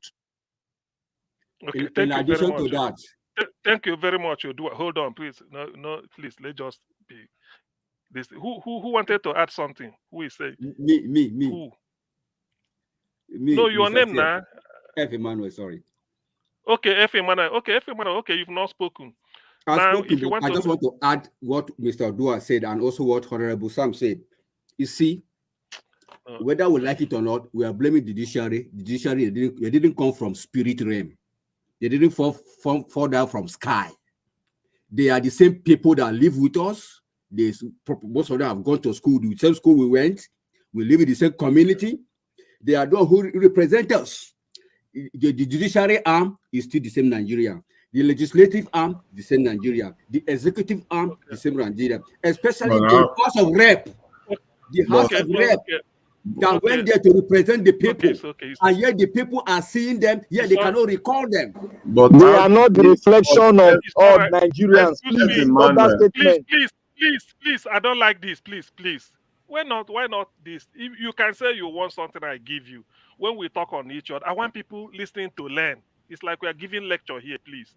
That is the issue. F. Emmanuel, thank you very much for your intervention. It's okay. Did you understand what? Did you get what I said? Doctor, I understand. Dr. CM. Hold on. It's not man by spirit. It's still man by people. It's not man by Holy Spirit. Okay. Yes. I had you. Please, everybody mute first. Please, everybody mute. I know Jonathan hasn't spoken. I know those that haven't spoken. You have your time. You see, you are not talking to me, please. Whoever is saying, I want people listening to learn from us. That is the essence of all what this round I'm talking about. Rebuttal and then a pushback, so that they will learn and they know why one panelist disagree with the other, or why you embellish what the other one said, or why you withdrew what you said before. So on that note, I think the next person should be Jonathan. Jonathan, it's not more than 2 minutes. So for any rebuttal or pushback. Thank you. Thank you. So what I just want to say is that first of all, to Mr. F. Emmanuel, say, yes, we know that they are not spirit. The judiciary from the judiciary to the legislatures to the executive, we know that they are not spirit. They are human beings like you and I. We can see them. We know them. In fact, Nigerians know where they live. They live with them. They eat with them. They are not spirit. The question is, how did these people emerge? How did they emerge? That is why Mr. Peter Obi said the process through a man, come to power is more important than the position or the office that is coming to superintend. That is the process. How did these people emerge? That is where we must pay our attention to. And if we continue to miss that, we will continue to be here and to continue to talk about this forever. Let me just say it point blank, forever.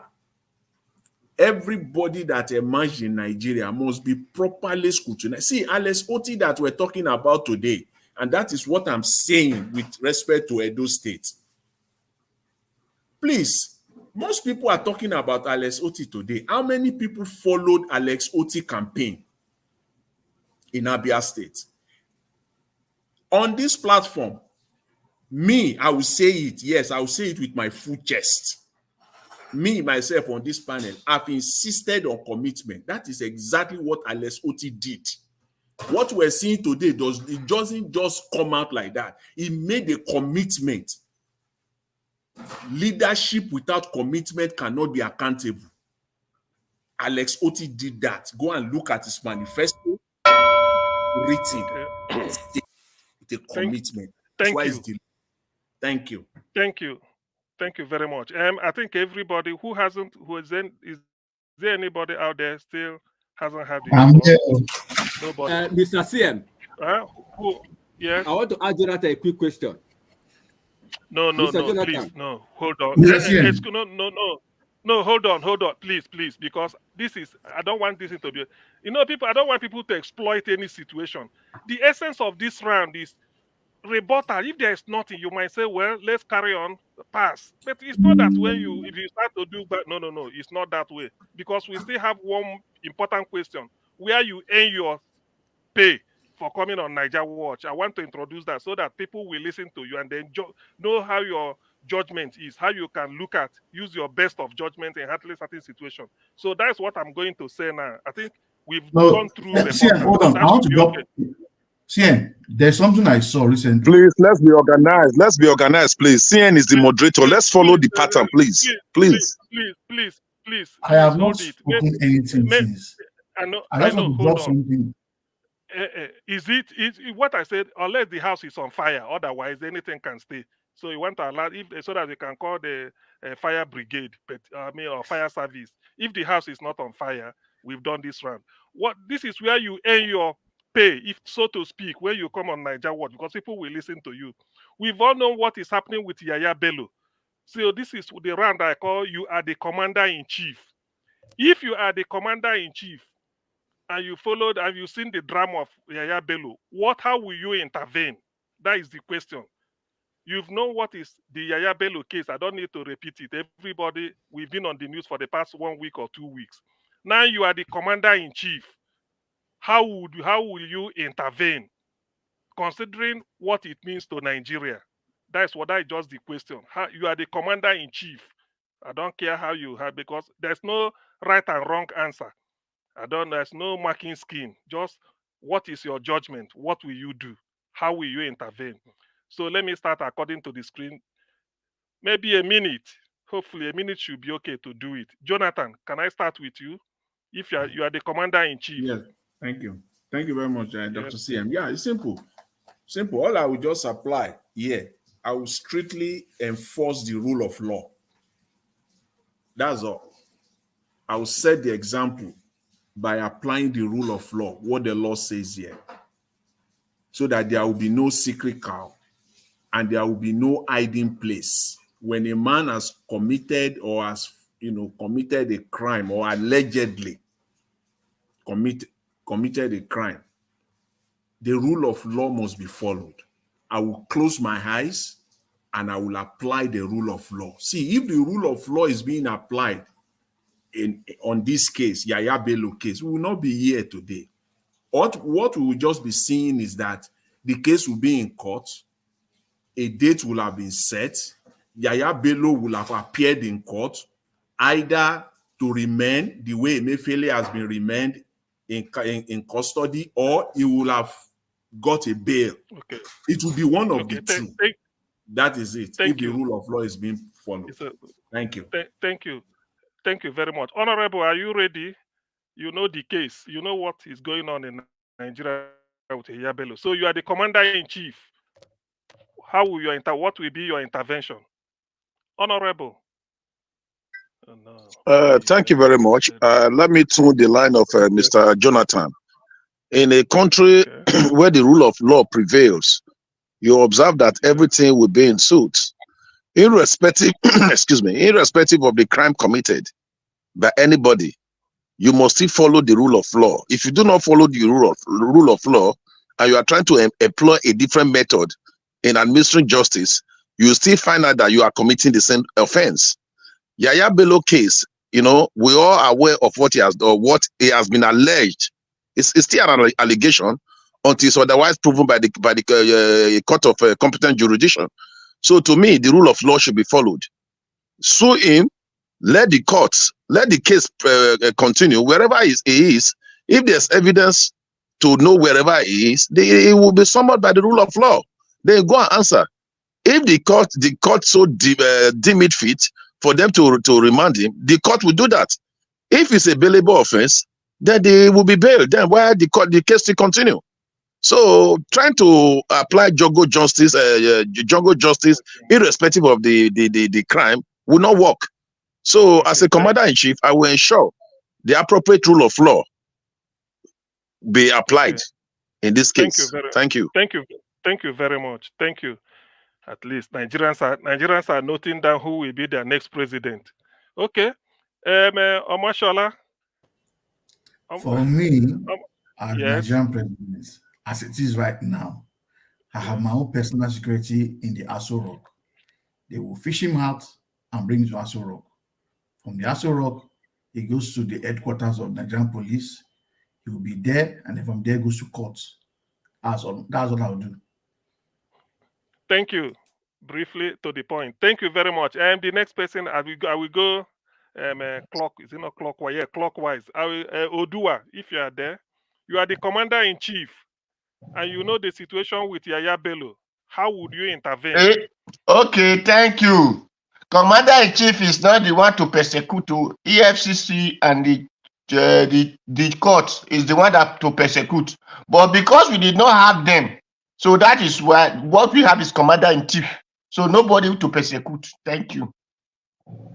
Thank you very much. Okay, good. The next person, Black Panther. You are the commander-in-chief now, and you know about Yaya Bello case and how it's been. So how will you intervene? Let me clear my voice. As the commander-in-chief, the rule of law is already being done and being summoned to Yaya Bello, and he refused to do. Now, a contrary law contravening the rule of law came in that Yaya Bello should not be arrested.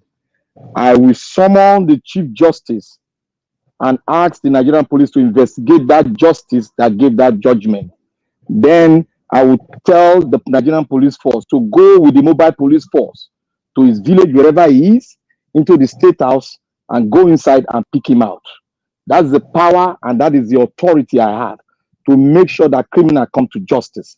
I will tell the Nigerian police with the Nigerian drug law enforcement, with Nigerian EFCC, to go into that state house and bring him out, or in his village and bring him out by force, because the rule of law has given him that power to do that, because he has been summoned and refused to come to what they said he committed and stand in front of the demanded and say what he knows about the money. So that is my own. And the rule of law has already played. He refused following it. I will make sure they pick him up wherever he is and treat him like a criminal. Thank you. Thank you very much. F. Emmanuel, if you are there, you are the commander-in-chief, and you know the situation with Yaya Bello of Kogi State, former governor of Kogi State. How will you intervene? Very simple, my brother. as the commander-in-chief, I don't need to go begin to rigmarole.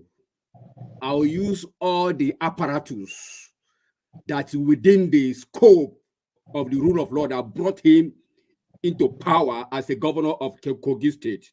That same rule of law that is swore an oath that is going to uphold is that same rule of law that will chase him out and fetch him. Thank you. Thank you very much. Okay, so far, not so much of a difference. Mr. J Olisa. Okay, the new chap. Yes. Mr. J Olisa. Yes, you are now the commander-in-chief of the armed forces of the Federal Republic of Nigeria and the president too. So how would you know the case of Yaya Bello? How would you intervene? Simple word, I wouldn't. And I'll tell you why. The only thing I would do is give the justice minister the power to independently operate. Okay? So I think this thing with the question you asked with being the commander in chief and going after Yahya Bello is a first, to be honest with you, because then the question will be why, if I'm going after Yahya Bello, why am I not going after Buhari? Why am I not going after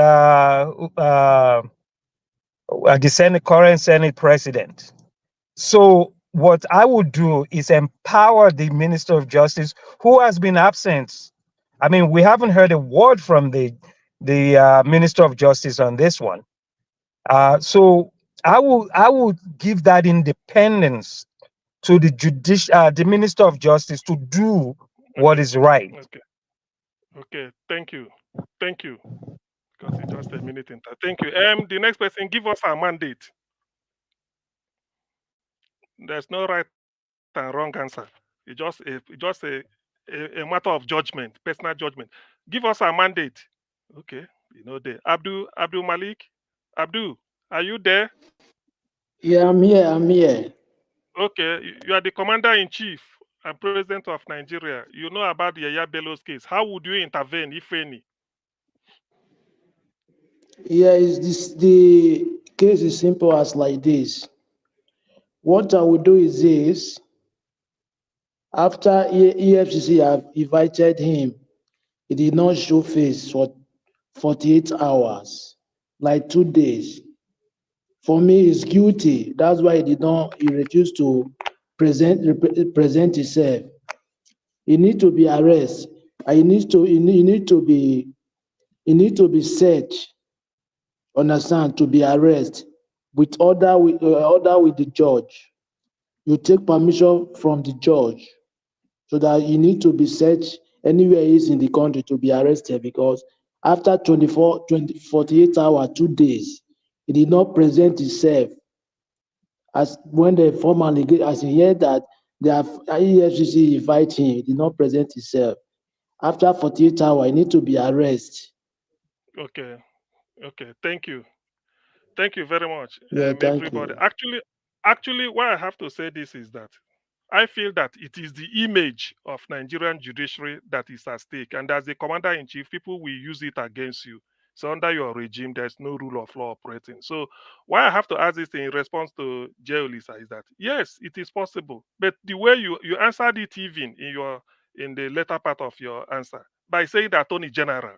That's what I expect to hear. I mean, not that it's sorry, no right and wrong answer, just judgment. So I feel that yes, you call the Attorney General because you appointed him, he's the minister. You call him, say, look at what I'm reading in the papers. Because the president, you should be abreast of what the Daily News says. It's not that you are going to go to the court and start to talk to. No, you say, look at what I'm reading. Why is this? What is happening? Why is somebody being summoned? And the FCC said, we are reading all this. You see it in television. You see it in a news analysis. Maybe Duben Abati. Because as a president, you should be watching even cartoon, even if it is a cartoon in your published, everything you should be abreast. Read everything. So when you see it, you call the Attorney General and say, look, this is unbecoming of. We shouldn't be hearing this. What is happening? So Attorney General is like the intervention you do. He will now move swiftly and then make sure he contacts maybe the person in charge of EFCC. What do you need? What legal backing do you need for this thing to happen because it's an embarrassment on our government. So that is just the thing anyway. But it's okay. No right and wrong answer. Mr. MC, can I tell you something? Who is speaking? Can I say something? Okay, Abdul Malik. Yes. What is it? Yes. Yeah, Hello, yes, you know what? Yeah, I'm hearing you well. It is clear that the guy is guilty. That's why he did not present himself. Because according to the law, No, it's when okay. It's okay. you It's okay. You know, okay. all those things. Hold on, Abdul. All those things we know it. Those they said a guilty conscience fears no accusation. Peter Obi said, go and verify. If you find anything on me, I stop campaigning. Means because he felt he's clean. No other person have said so. So if the FCC comes to you, FCC came to Obi. There was a time they went searching. Obi gave the key where he was up. He said, let them search even the village where he came from. In the end, everybody kept quiet.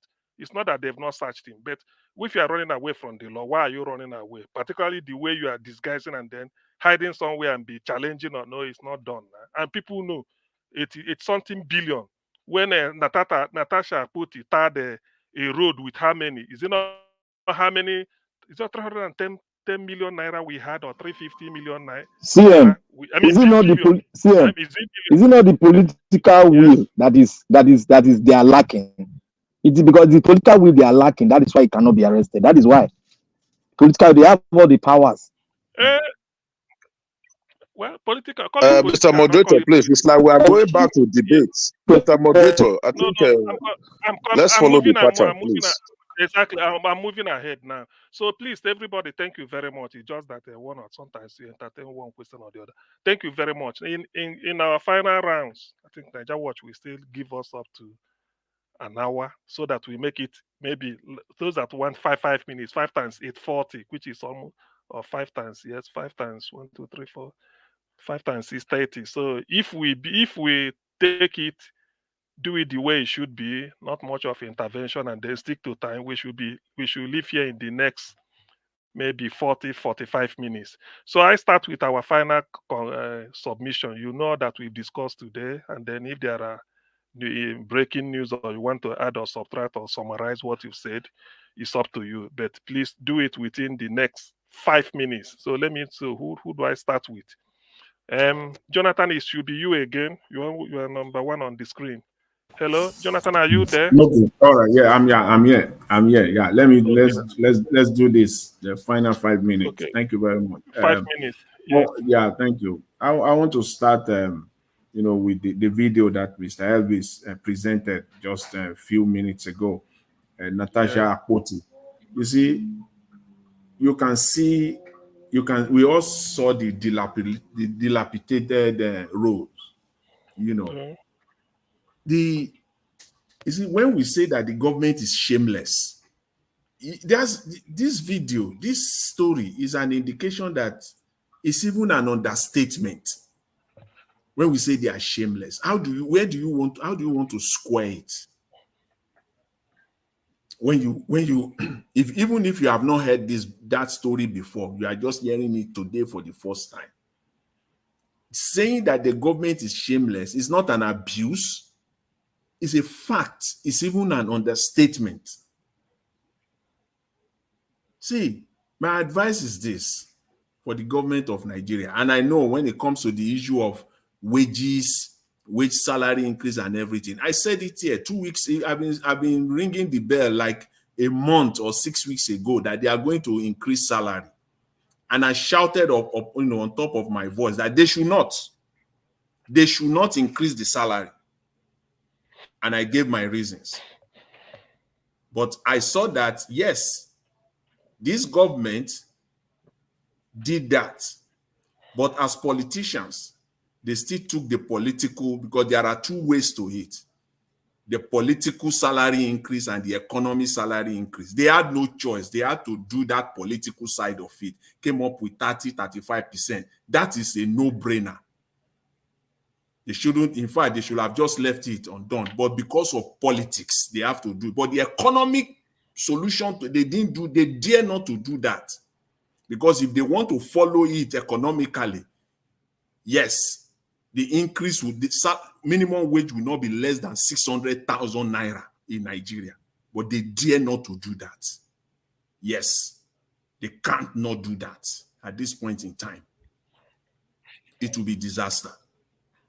So that's that on that. And going forward, again, my advice, because when we talk, yes, we talk, but I like to prefer solutions as well. And I believe they are listening. And one way or the other, they just have to, because they will sit in one room. All these people will sit in one room, which they always do.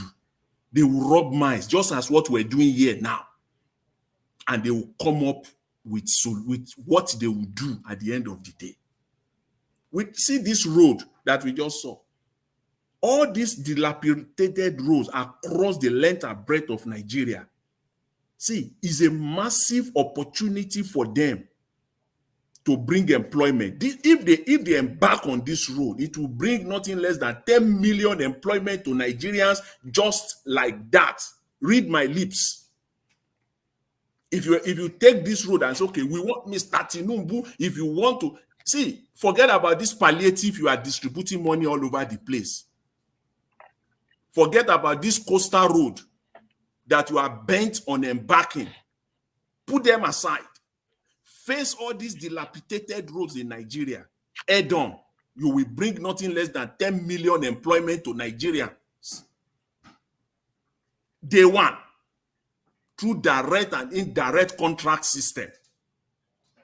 That should be your project. That one is again, I will go back to Mr. Oyema of Earpiece. It's a piece of cake.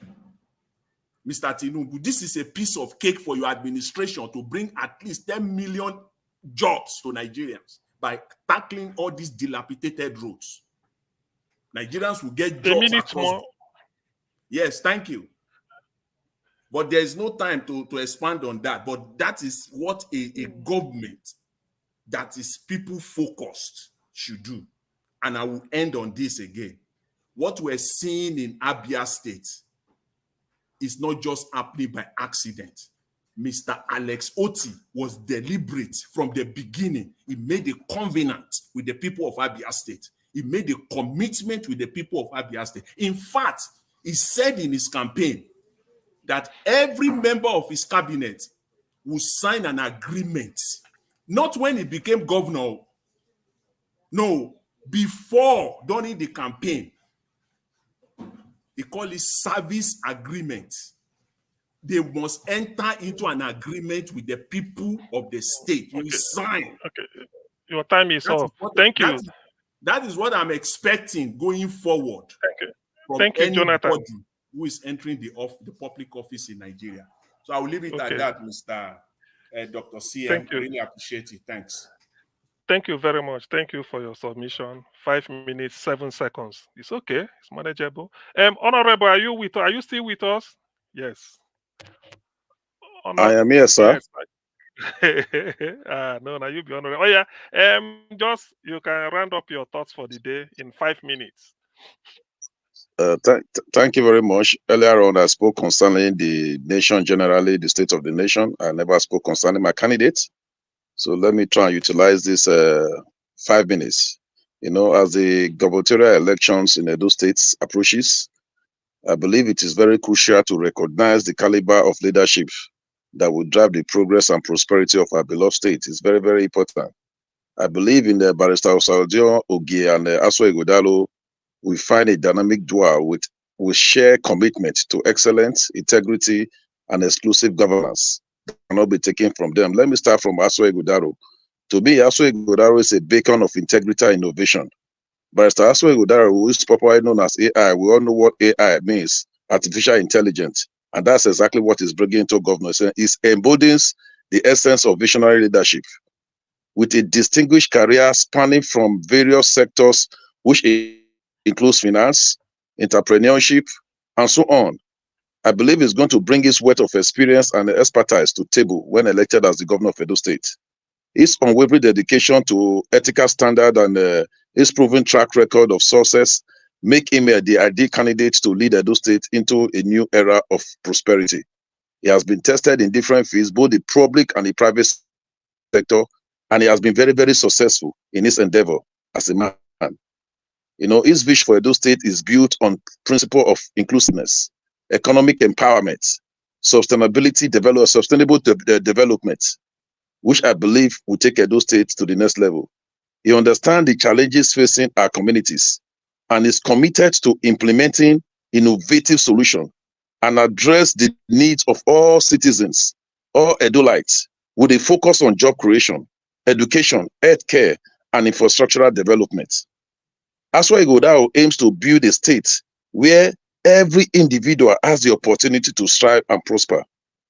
In doing that, he went further to choose a running mate, who is Barrister Osarudin Oge. To me, Barrister Osarudin Oge is a pillar of service and excellence. He's a pillar of service and excellence, a seasoned legal practitioner and a public servant with a deep commitment to the people of Edo State. As the current secretary to the Edo State government, Barrister Osarudin Oge, he has demonstrated his exceptional leadership skill and dedication to good governance.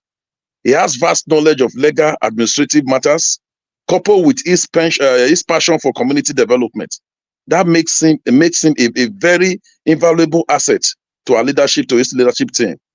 Barrister Osarudin Oge and Aswa Ighodaro, they both share the vision for Edo State, and they are both committed to working tirelessly to ensure the realization of that vision. So to me, with a focus on transparency, accountability, effective governance, they both aim to create an enabling environment for growth and progress in every sector of the economy. So together, Aswa Ighodaro and Barrister Osarudin Oge represent an epitome of leadership, excellence and integrity. Their combined vision, experience, and dedication make them the ideal choice to lead Edo State to a brighter future. I believe as we prepare to cast our votes, let us rally behind these two men. They are these visionary men and support their effort to build a stronger and a more prosperous Edo State. Let us not look at the antecedent of any other person in judging them. Let's look at them as an individual. Like I will always say, I will not want to miss words on this. You know, the forthcoming election, let us face facts. Some person may not like what I'm about to say. The upcoming election in Edo State, which is scheduled on until 21st of September 2024, boiled down to two contestations between PDP and APC. That is the truth. The Labour Party isn't in the equation this time around. Maybe in the time future, it may come. But in this time around in Edo State, it is a contestation between APC and PDP. With formidable strategy on ground, you understand? I believe strongly. We have, Barrister Aswa Oge, Barrister Ighodaro and of the PDP is poised to victory. His track record and coalition of from the grassroots has made him a strong contender. We also anticipate that on the 21st, INEC will declare both. They will declare both of them as the governor-elect and the deputy governor-elect. And come May, to take note of this, come November 11th, 2024. I keep saying it. They both will be sworn in as the governor and deputy governor.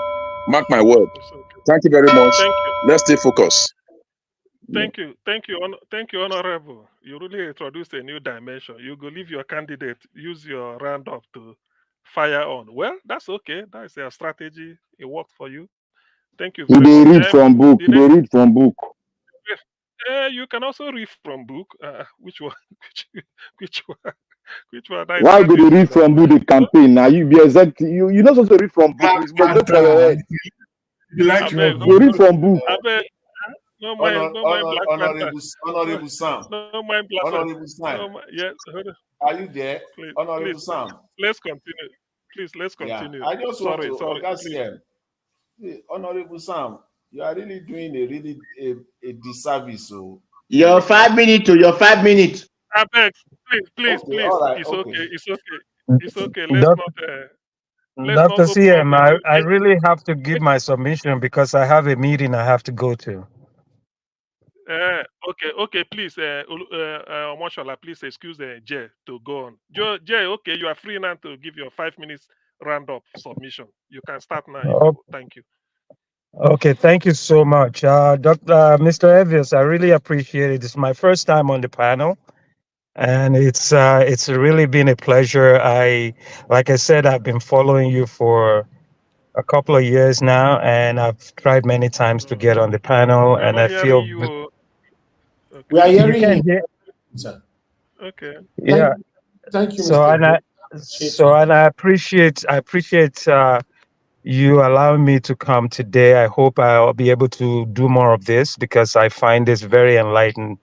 I learn a lot when I listen to you guys.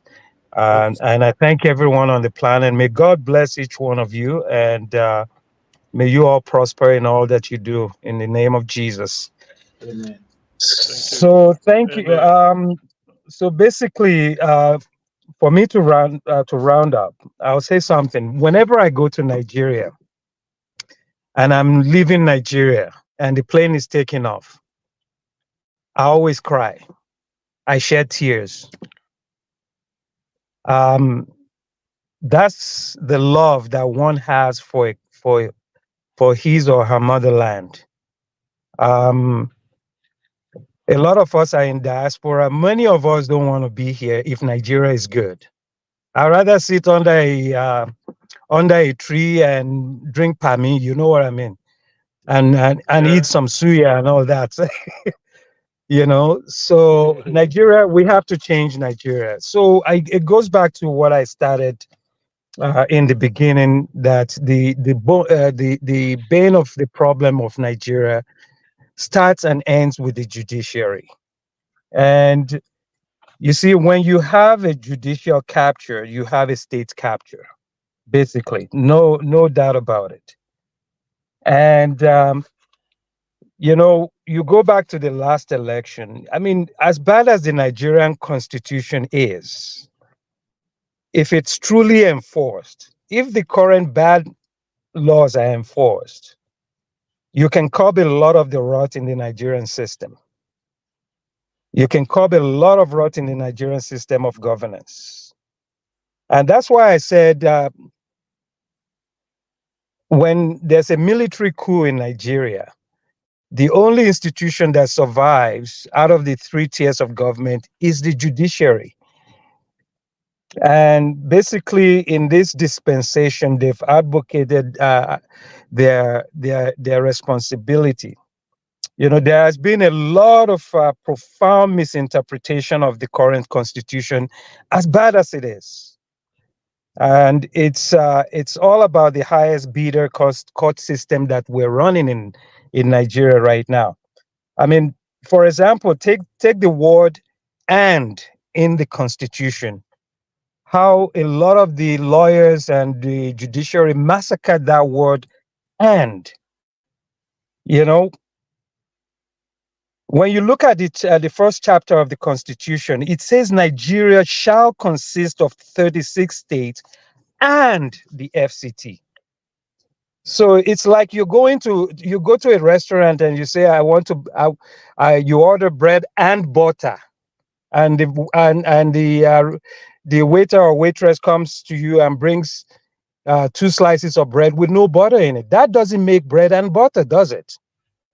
Right? It doesn't. So the word "and" is conjunctive. That's why you say husband and wife.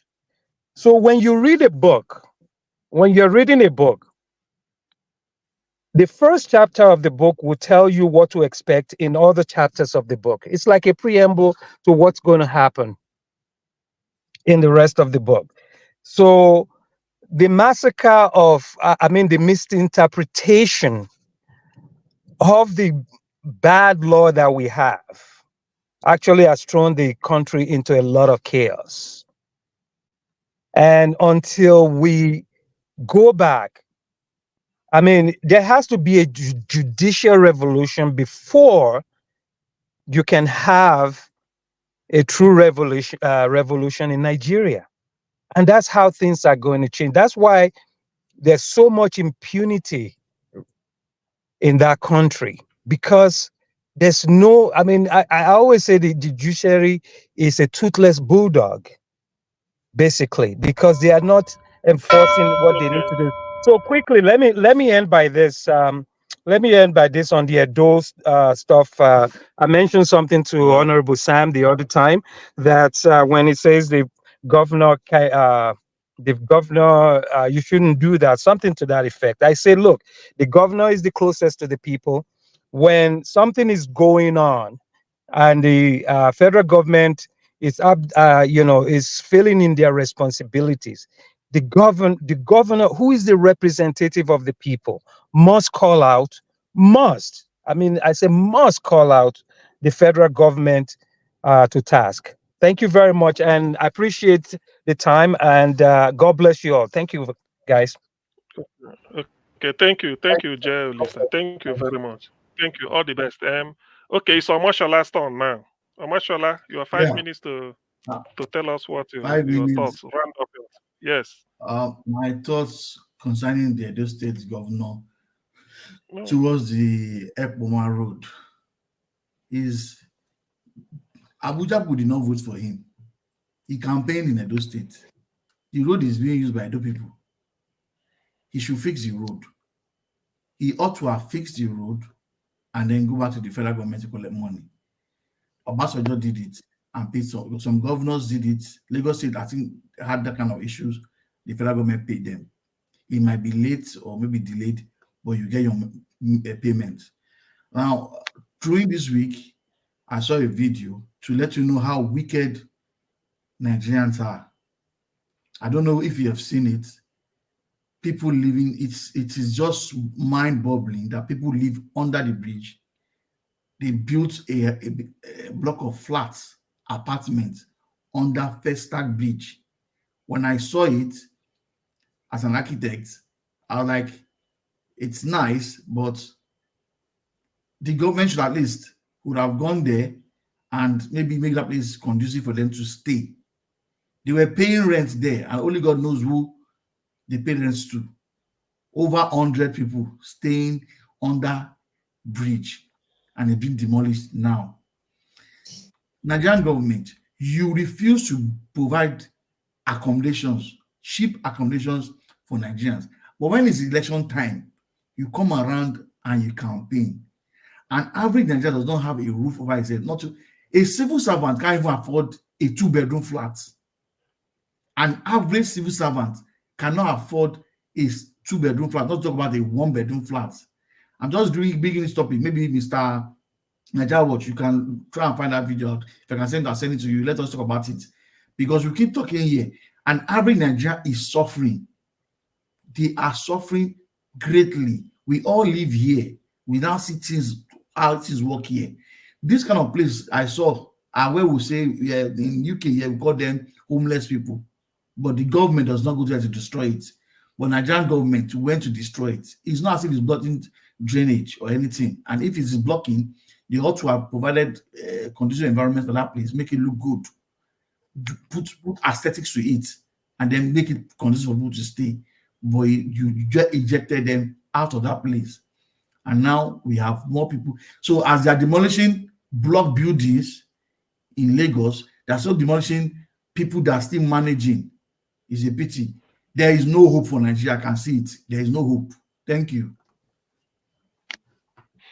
Okay, thank you, Omoshola. Thank you very much. At least you did maybe under 3 minutes or thereabout, or 3 minutes. Thank you very much. The next person is Odua. Odua, if you are there, Okay, thank you. You don't need to come it twice. Thank you.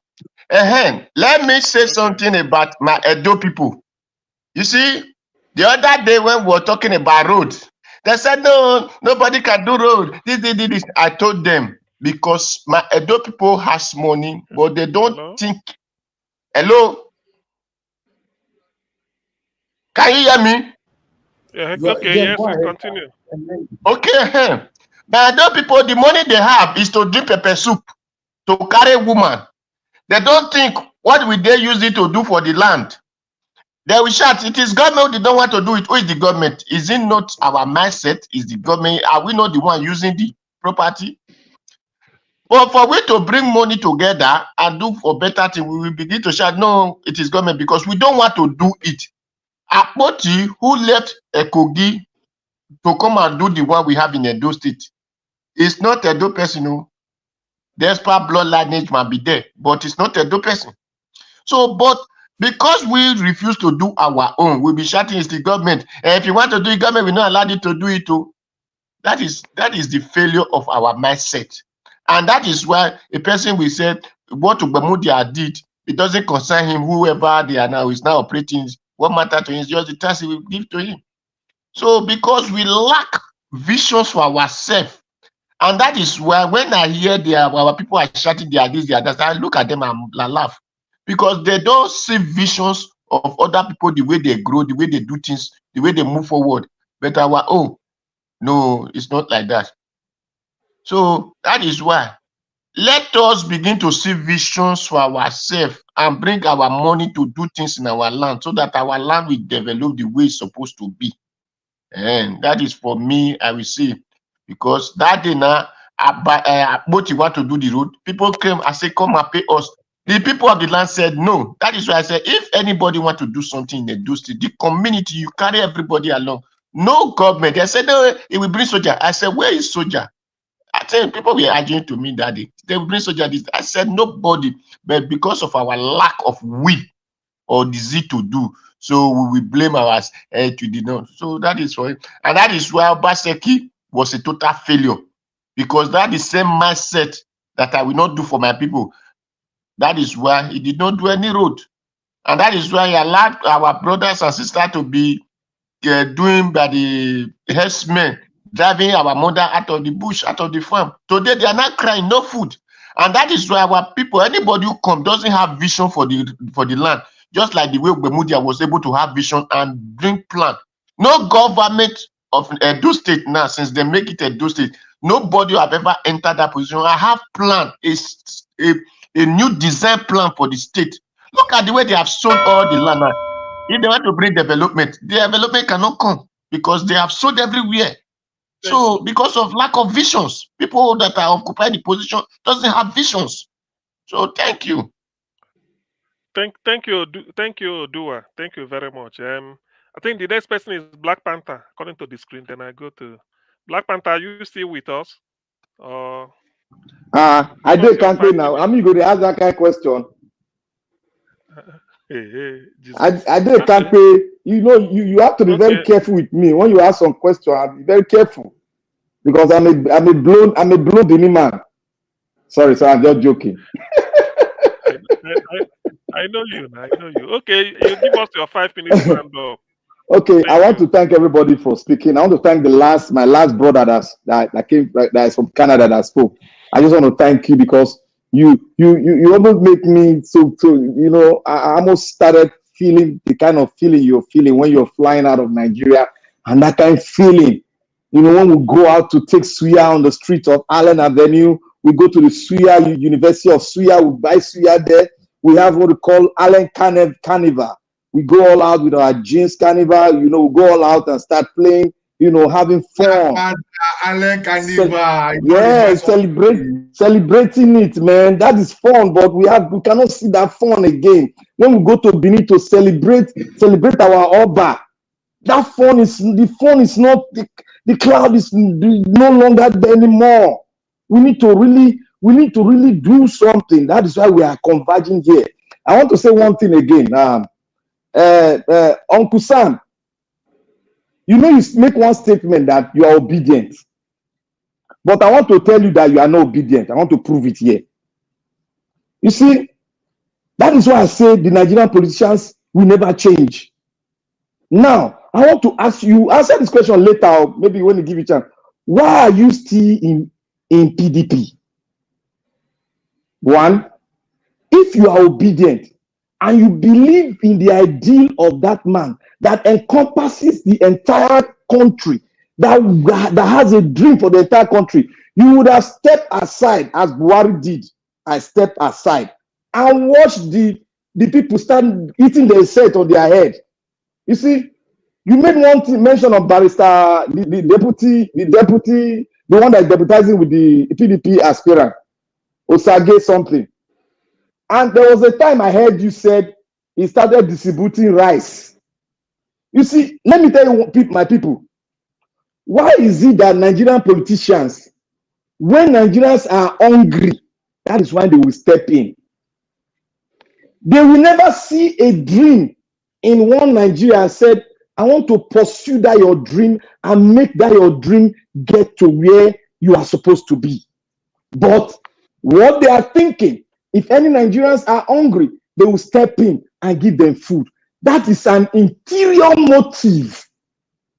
Suspicion, red flag.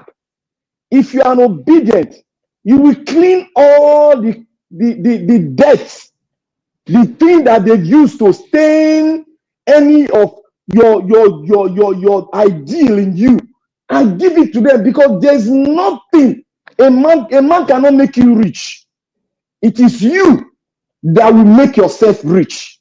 But the Lord will place a particular person that you will climb and get to your destination. So a party, Nigerian political party, especially these old ones that don't have ideals, but you saw a man and we carved out obedience from Edo State, and we all use it to bless the entire country, and the entire country follow this man. And this man said, go and verify. Now, if I tell the PDP and ADC, APC and Barrister, whatever, who has been in government for how many years, go and verify when he graduated from university, and go and verify his business, and verify his account when he was, and now verify his account now. Tell me where he made his money. You will see. Everything will be there. Let the FCC go into their everything will be there. Everything will be there. So that is why I'm saying that now Natasha, the Edo State government should be ashamed of himself. Ashamed of himself. Look at that road. A single-handed person, a woman, went there and built that road. Yes, and built the road. I know. It's 1 minute now. Let me use that 1 minute finish. And build a road that is connecting Benin and Kogi. Let me use the 1 minute to answer your question. You answer. Edo State governor refused to do any road. Now he get the money where Edo State cover. Now he get them. Or now he go think for us. We say build this road. We say na state government. Use our money build that. We say na state, na federal government. Do you have that decision making? Who made you the governor? We employed you. When the people are yielding for it, you go ahead to do it with the Edo State money. Simple as APC. Nigeria, God bless you. God bless you for what you said. Thank you. And I will continue to follow that trajectory until I found the person that I will vote for during the Edo State election. But mind you, everybody should think. Nobody's an obedient that it does not stay in obedience. Thank you very much, Black Panther. Your time is up. Anyway, thank you. Honorable, don't worry. At the end, I will allow you a minute or two to say what you want to say. But hold on, let everybody have their own time. Think about give us a mandate. What happened today now? Give us a mandate. Okay, Guy don't sleep. So okay. If you call I person once, the person is not there, you don't need to force them now. Maybe they are not available. You just move on to the next person. Okay, well, that's what I feel. The next person is Frank Emmanuel. Please, just round up in 5 minutes. Frank. Okay. Thank you very much, Mr. CM, for the opportunity again. I think that might not take up to 5 minutes. Yeah, one thing I want to say you have so much noise on your is background. You have so much noise on your background. Are you in a party? Okay. Please go to the next person. When I come out from this place, I will speak. Okay. Abdul Malik, let's hear from you. 5 minutes to round up. Abdul. Thank you. Abdul Malik. Thank you. I'm here. Yeah. Okay, Can you hear me? I'm here. Thank you. Yes. Yeah. Thank you very much. I'm here. See, there is something somebody mentioned now. I was very surprised and I was shocked. Look at, it's not that we don't have the money there, but now government, they cannot bring those provisions to their cities in Nigeria. Like if somebody's working, like mortgage, they can buy a house with their working document, life contract. You can buy a car. You can borrow any money you like, which is so far you have document, you are working. Look at Nigeria. It's not that we don't have the money there, but the money is there. But one person we take the money to go and give for another man's country. Others, they are suffering for it. It's not right. It's not normal something. Somebody who work for government, you don't have access to mortgage or to borrow money from the government to start up something. Why are they living there? If I may ask, what are the government helping for help for the citizen? What are the help citizens are benefiting from the government? There is no help. They are not benefiting anything from the government. Okay, now what next to do? For me, I don't really understand. I'm telling you because I'm confused. Because I see no reason why a country like Nigeria is not that everything is there, but only few individuals they are benefiting from that resources, or that they don't have anything. Look at the place that have that resources like Ogoni. Ogoni have that oil in Port Harcourt, but if you go to Ogoni, most is not developed, and they cannot farm because the land is not fertile because of the oil. But the Ogoni people, they are suffering, and that is the reason why Abacha is the one comply with Niger Delta prominent men and chiefs.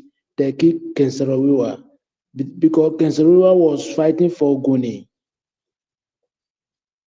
That country, we south and southeast, we don't love ourselves. They are saboteurs, betrayers.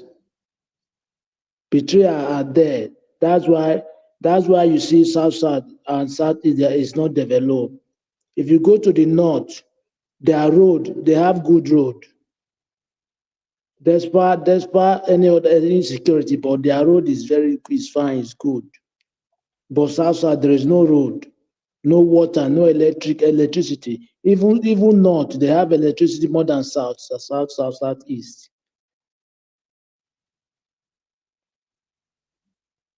But for me, the problem is this: there is no solution. Okay, thank you very much. CM. Okay, thank you. One moment, hold on. I think we've all. Excuse me, just hold on. We've all had our 5 minutes. I promised Honorable that because a minute or two just to say what he wanted to say. Then hold on. Is it Omoshla that was calling me? Omoshla, where are I you? want to just add to what you just finished saying. I just want to add to what you just finished saying. You see, CM, I came to the UK. It is this UK that I know that council build houses, rent it out, and you can buy. Is it that our governments have not been here before and see things happening? Okay, Because well, sometimes, Mr. Naija, anyway, thank you very much for that. we need to find a day Jaconde wanted and talk to about try this. it in Lagos. I don't know I what said came out one of whether these they days we allowed need to it. talk So, about this Honorable issue. Sam, please, if you have what you wanted to say, One of the finish reasons up. why people will see, one of the reasons why people will still stealing CM, money. I'm ready. I'm ready. No, wait, hold on. One of the reasons why Nigeria will keep stealing. Wait, one of the reasons why Nigeria will keep stealing is because we don't have mortgage. F. Emmanuel is ready. An average person. Who is talking at the background? You have not been recognized now. Okay. Hold on. Omashola, thank you very much. At least I've seen what you chipped in. Please, Honorable Sam, just hold on. I know F.A. Emmanuel wanted to speak because it was in a noisy place. So, F.A. Emmanuel, give us your 5 minutes round up now so that we can move to your time starts now. Hopefully, you are in a less noisy place. Okay. Thank you. Okay. Thank you, sir. Can you hear me now? Yes, we can. Yes. Okay. All right. Thank you again for the opportunity. Yeah, I'm not going to spend up to that 5 minutes by God's grace. You see, the truth is, I know we are complaining about our people that are in power. These are very few people that have given them mandates to go and represent us. So my advice now is to every Nigerian that this power lies in our own hands. When you ask somebody to come to your house to fix your leaking house or leaking roof, and the person is not doing it well, yet the house is leaking, you change him. It's as simple as that. Let the person know that you brought him through your power, through your voting. You handed your power to him. You handed your mandate to him. But see, he's not fixing what you're supposed to fix. You call him out. Take, for example, those who are representing us House of Rep, from the grassroots. You see people go there and they are not performing, they are not bringing about the dividends of democracy. The reason why you send them there is just simple logic. You recall them back. I say, it appears what we sent you to do, you are not doing it. You are doing something else. Please come back. We need something. So it is time for Nigerians to rise up, to go and collect back their mandate. Call them one after the other. Whoever that is performing, be it governor, be it president, be it House of Rep, show them that the mandate belongs to you. It's as simple as that. That's how to hold them accountable. Otherwise, you will keep complaining, and they will do nothing, and they'll keep doing what they are doing, because they will do, all they know is that we will only complain. We do nothing. But until we rise up and go and take our mandate back, either the president, either the governor, either the House of Rep, every tier of the government that is representing the people, because let them know that the power is in our own hands. That's the point I'm trying to make.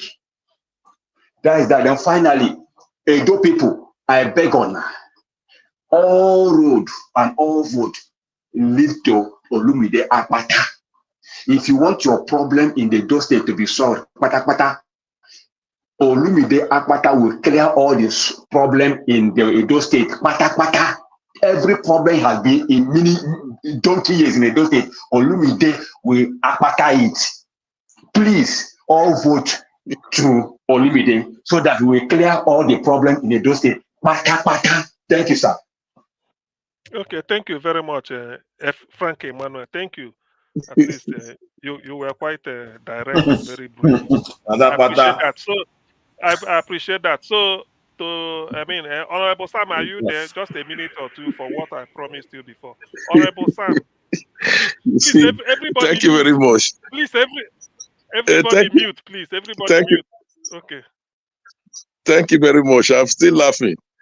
When somebody said, somebody who I say is not even in contestation, said it's going to clear all the no problem, pata.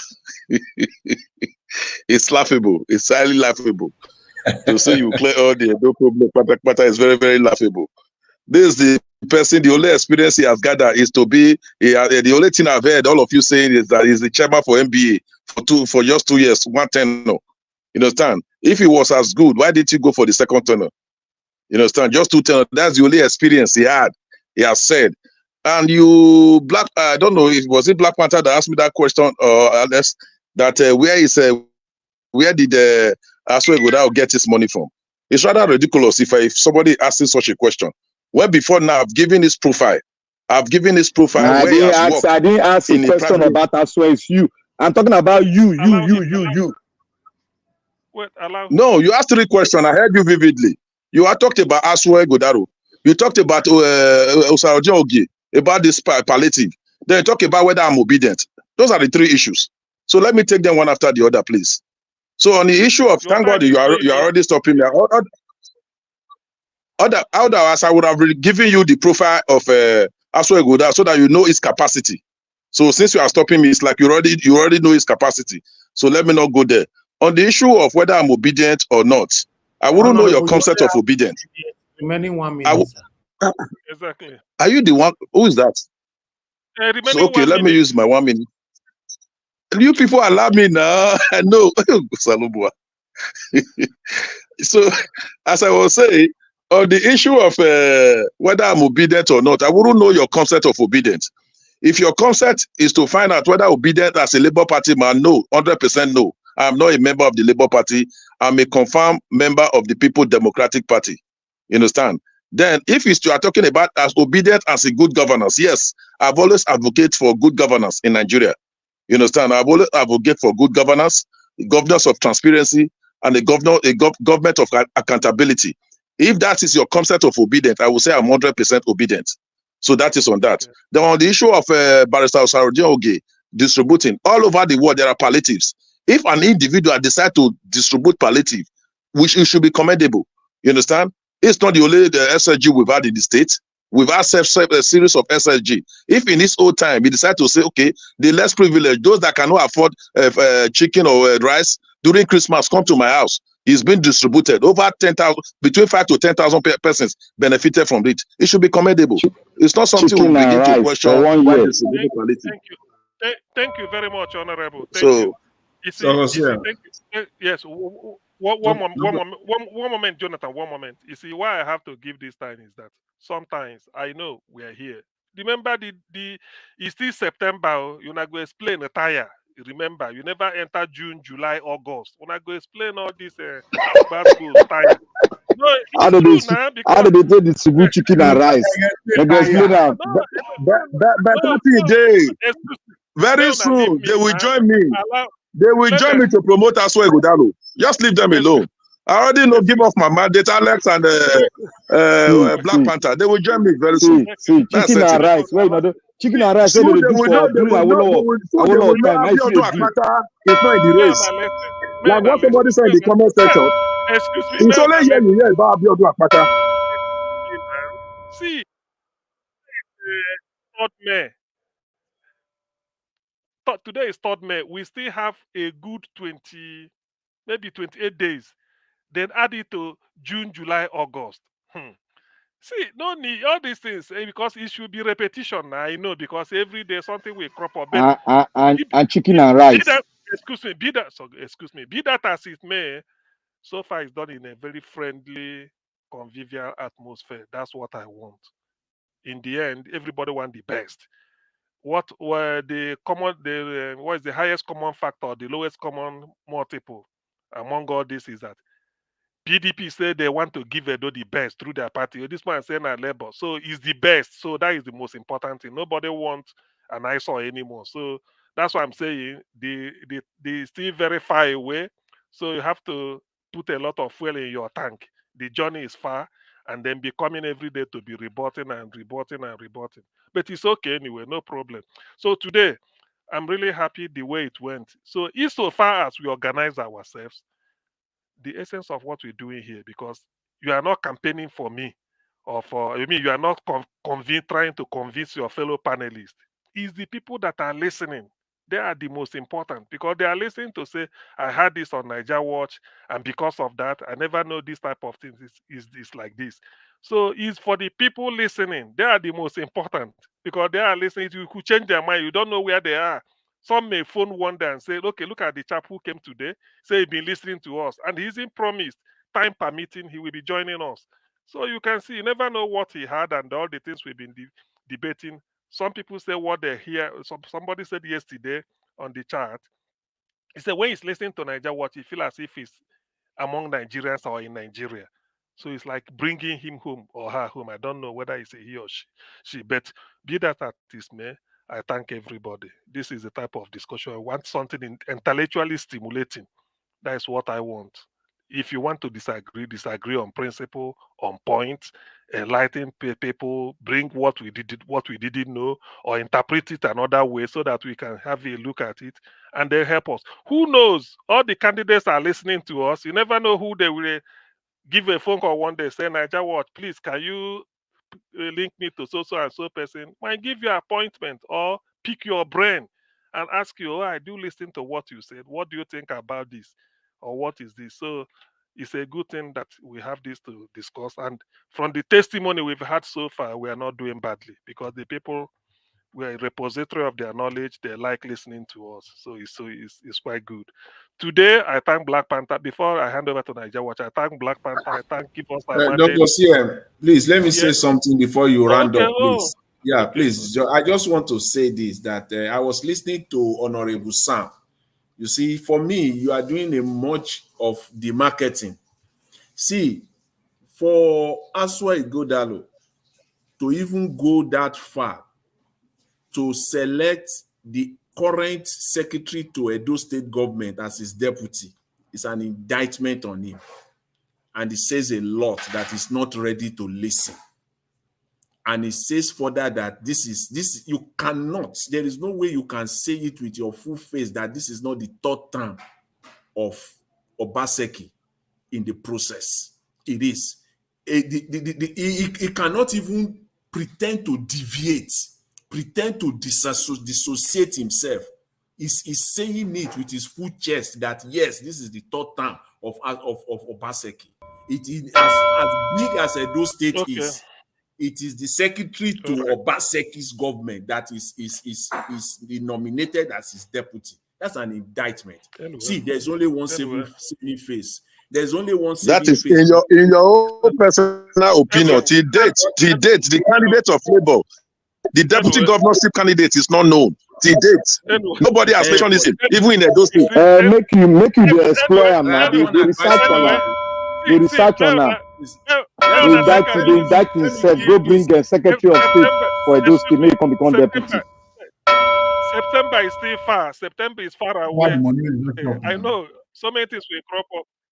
Thank you very much. I wanted to thank everybody so that Niger Watch can. I bet no verse. Thank you. Please. Okay. Yes. Thank you.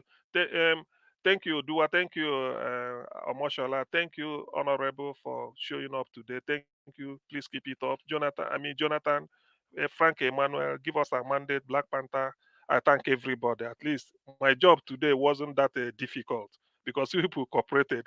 Yesterday it was hell, so today is better. Hopefully tomorrow it will be silly well, like they say, very easy going. Niger Watch, thank you very much for the opportunity. Over to you now.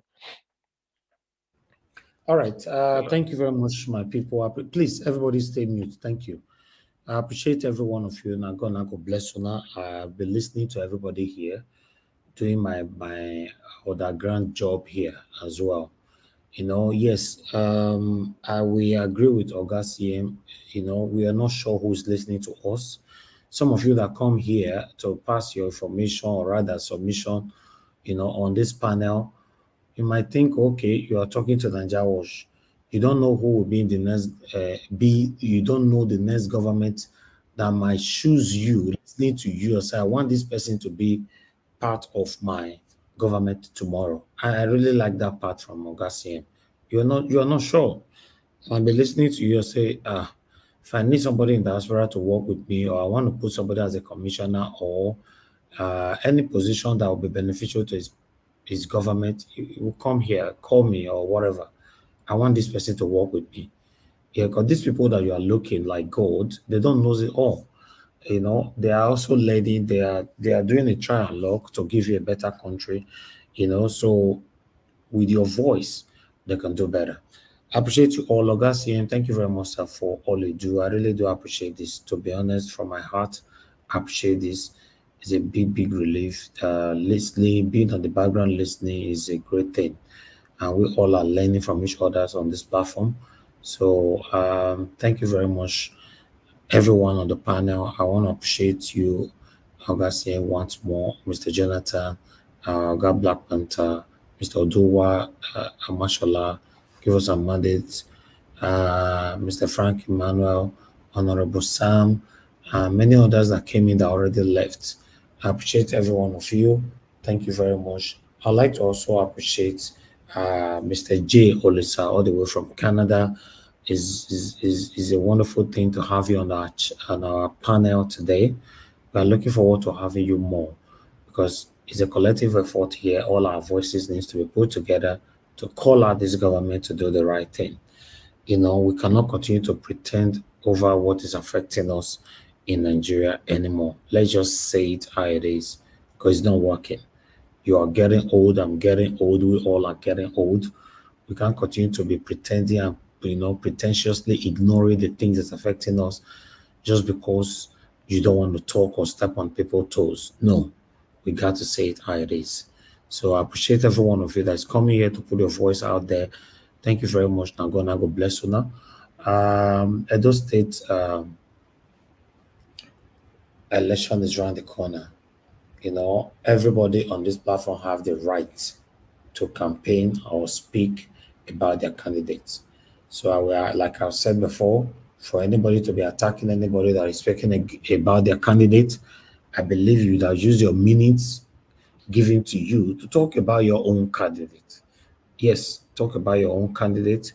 Then if you are given 8 minutes, you use 7 minutes to talk about other person's candidate and not use 1 minute or 30 seconds to talk about your candidate. That's a setback. You know, and for anybody supporting Aswa in Godaro, this is my advice you don't want to take. You don't have to take it.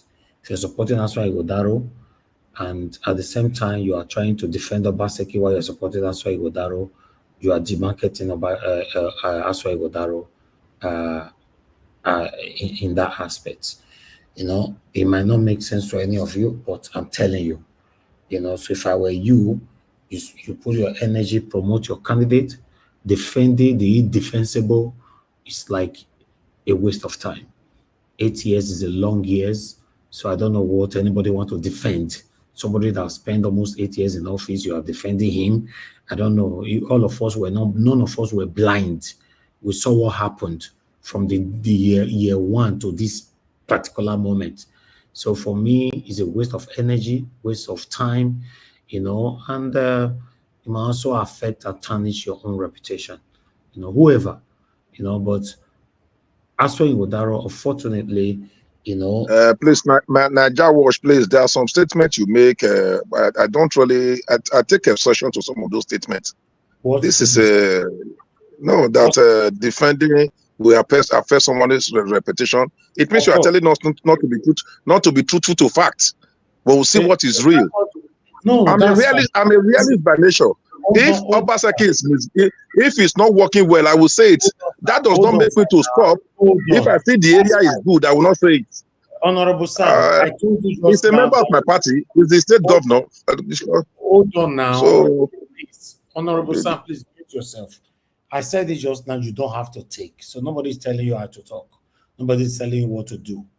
I'm only giving an advice. You don't have to take. So you don't need to even apply exception to that. If you are giving some advice, not in the public media, that I'm talking to defending my party man, I'm a PDP man, that I'm ruining my reputation. I take exception to such, please. You can't take his right now. This is right to speak. You know, exactly. You know, Oga, Honorable Sam, you know, unfortunately, or rather, fortunately, that you're on the panel speaking for Obaseki and Aswan. But remember, it's not just you that is speaking for these people. So I'm talking in general. So definitely, I know it affects you, but I'm talking in general. A lot of no, sir. You know I will not accept that, sir. Would you respect to you, sir? Would you respect to you? When you started this program, you made mention of it that Obaseki, PDP, and Aswe, they are interwoven. You cannot. You said it. So at the time somebody is demarketing, every time you demarket, and you are saying because of this person, you won't vote for this person. Every time you demarket because of Obaseki, you won't vote. Why are you must accept it. Has not performed. Okay. So if you are honest, you must accept it. If I not see the area he performed, constant demand that I still tell you, yes, in as much as you are saying he has not performed in this area, but in this area he has performed. Let us balance it. Thank you, please, thank you.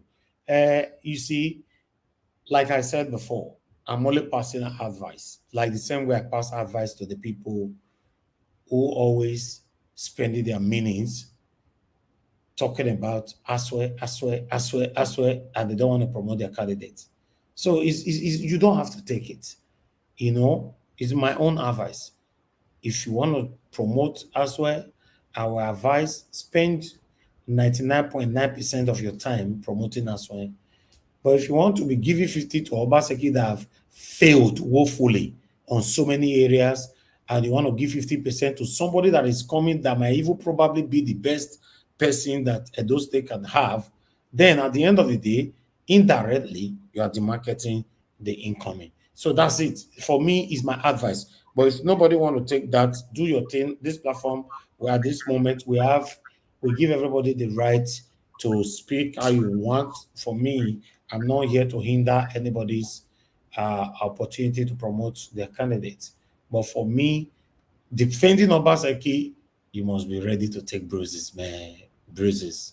A very hard one, man. Mr. Naija Watch. If the bruises are too much, I'm not obliged that I must remain Honorable, as hold a on panelist. now. We are not in If it's PDP not being parliament now. deliberate that Hold on. bruises are being given by defending or by speaking truth to the facts, then I can stay off the panel. It's a simple matter. Because you repeated this statement that somebody is abusing the governor of Edo State publicly, insulting. He say he has not performed, and I have information on some areas they are saying misinforming the people. I believe it's my You cannot responsibility, monopolize not this even as place a now, party man, please. as an Edo State indigene, to correct certain things that are wrong. Okay. So if because of that people are being mobilized to bring bruises, I have a right to stay clear. Honorable. When people use the word, when you defend the indefensible, you must be ready to take bruises. Doesn't mean that is in your opinion, sir. With due respect to you, that is in your opinion. That is in your opinion. You can't just be unmuting yourself and talking. That's not right, please. When somebody says you are instigating the public against my governor. You don't expect me to keep quiet. Naija Watch, I bet put this man for backstage. You see, when somebody say, when you defend the indefensible, you must be ready to take bruises. It doesn't mean it must be on Naija Watch. It's a general terms. So you're referring that, oh, Naija Watch, if you see this like that, you might not be coming to the panel or whatever. Unfortunately, for example, Arise don't have panel. Anybody that go there to defend anything, you know, you will collect woto.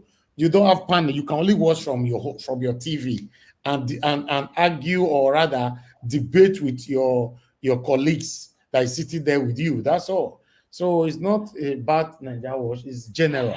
Anybody that is defending Naija Watch, you will be ready to take bruises in general terms. You know, sir. Naija Watch. To be talking now. I want to give I just want to give you some pep talk. Go ahead. 10 seconds. I think this issue that you spoke now was spoken by Harris Finest, and nobody opposed her. Everybody was listening like student to her, and it is repeating itself here. Thank you. Please, everybody, just stay mute. Thank you. You guys have been given enough time to talk since. You know, I want to say I'll end the show. We're almost 6 hours.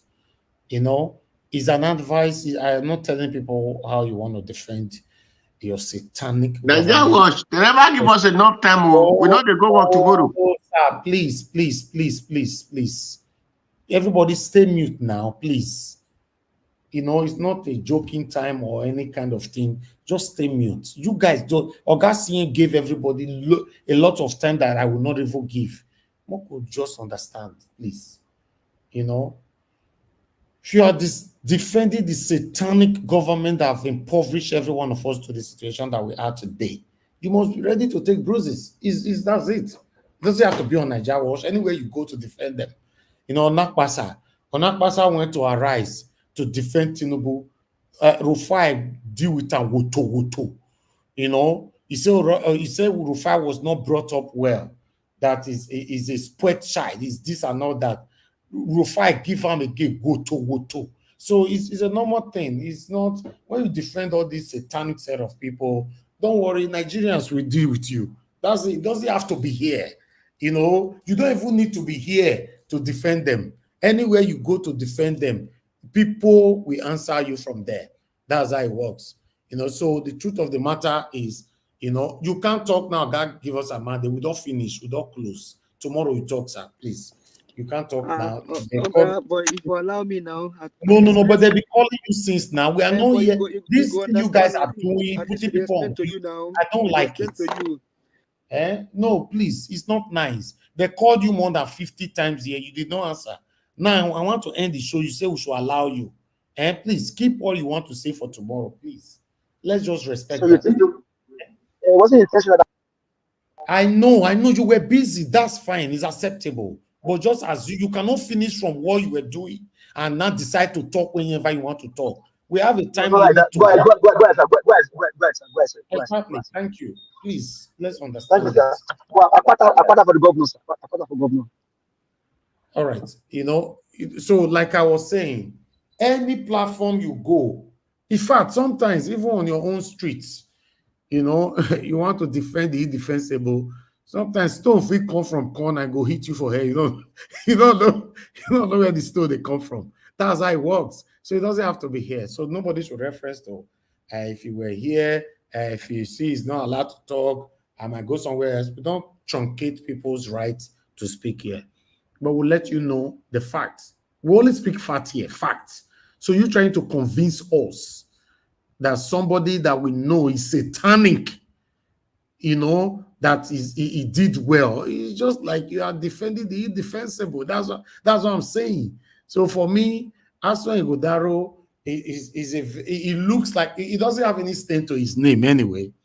But the only stain I know that people are trying to force on Aswan right now is Obaseki. That's why even me myself, I've communicated to one or two people privately on the right thing to do, and they have succumbed to it. So those of you coming on the panel now, still defending the indefensible, you might be the one that will draw these people leg to trouble. It's just the fact. Take Obaseki out of the, throw Obaseki away. Obaseki have expired. Power is transient. He's out. He has expired. He can never, his footprint have been tarnished. Nobody will ever reference to him positively. Anybody that reference to him statistically is going to be 10% out of 100 once he leaves office. That's just the fact. So let him go. We are waiting for the new governor that will carry the people along, a new governor that will take the people at heart, a new governor that will prioritize the people of Edo State. That's what we are talking about. We're not talking about old cargo. We're not talking about the people that have expired drug. It's not what we are talking about right now. Let's focus on one of the top three right now. Certainly, one of them will become the next governor of Edo State. That's what we should be putting our energy to. Not someone that have ruled for almost 8 years, nothing to show for it. We just displayed a video of Natasha. These are the things you people should be referencing to. Natasha used his own money, 310 million, to repair a road that is affecting you and I. Obaseki could not do that. Thank God that Adiola reference to that.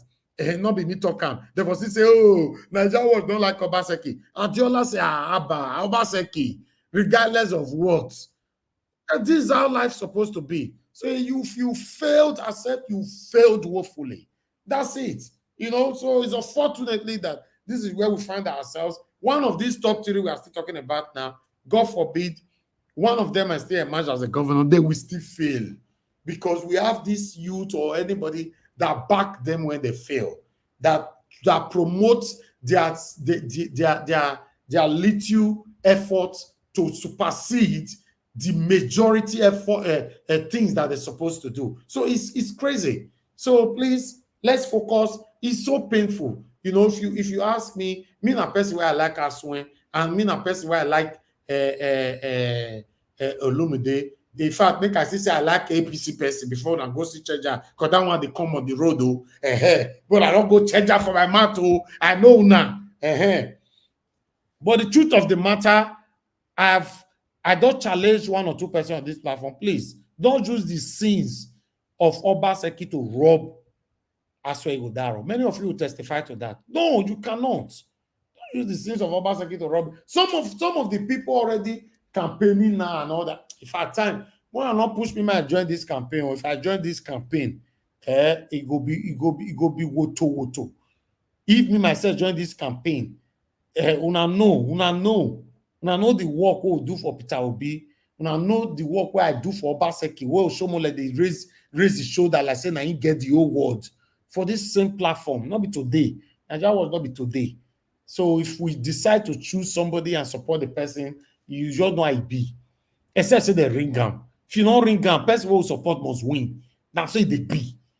Go find out. Anybody who does support, he go win. Except say you turn your hand, go back. You take what belongs to them. That's what they work now. So please joke about Honorable Sam and many others that like Obaseki. That's fine. It's your choice, but if you know you want Aswan as the next governor of Edo State, please use your 99.9%. Speak about Aswan. Then you cannot use the remaining 0.5% to demand to respond to people that is trying to rob the sins of Obaseki on Aswen. That is my advice. You know, so Honorable San, you unmuted this? Do you want to say something about that? 30 seconds, quickly. Yes, thank you very much, Mr. Najawash. You know, the leader of any organizations has a lot of influence on members of the organization. You are the BO, the CEO, or the man in, behind the scene in Najawash. You understand? So whatever you say to a very large extent has a lot of influence. You've said it, and I believe it.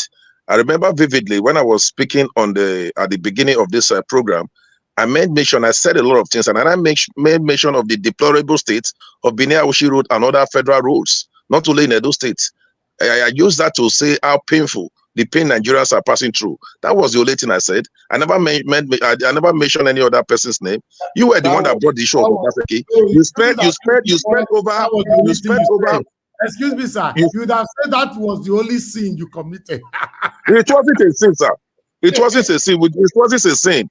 I spoke from my heart because looking at that road, one would lament, irrespective of the government of that. Uncle Sam, always accept something. Now sin. Hello, please. Najawash gave me the room to speak, please.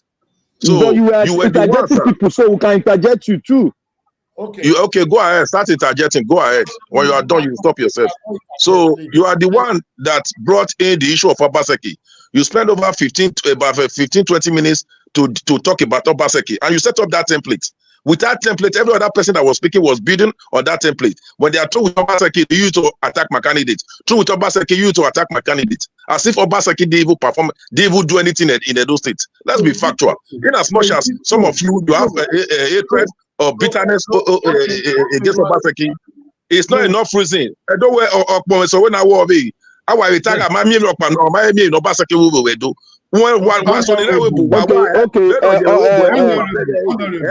Uncle Sam, let me tell you now. I don't like Obaseki. Period. I don't like him. Take that now. And I'm not quoting you for it. It's your choice. If you don't like Obaseki, it's your choice. But that does not mean that there are no Edo people that still like him.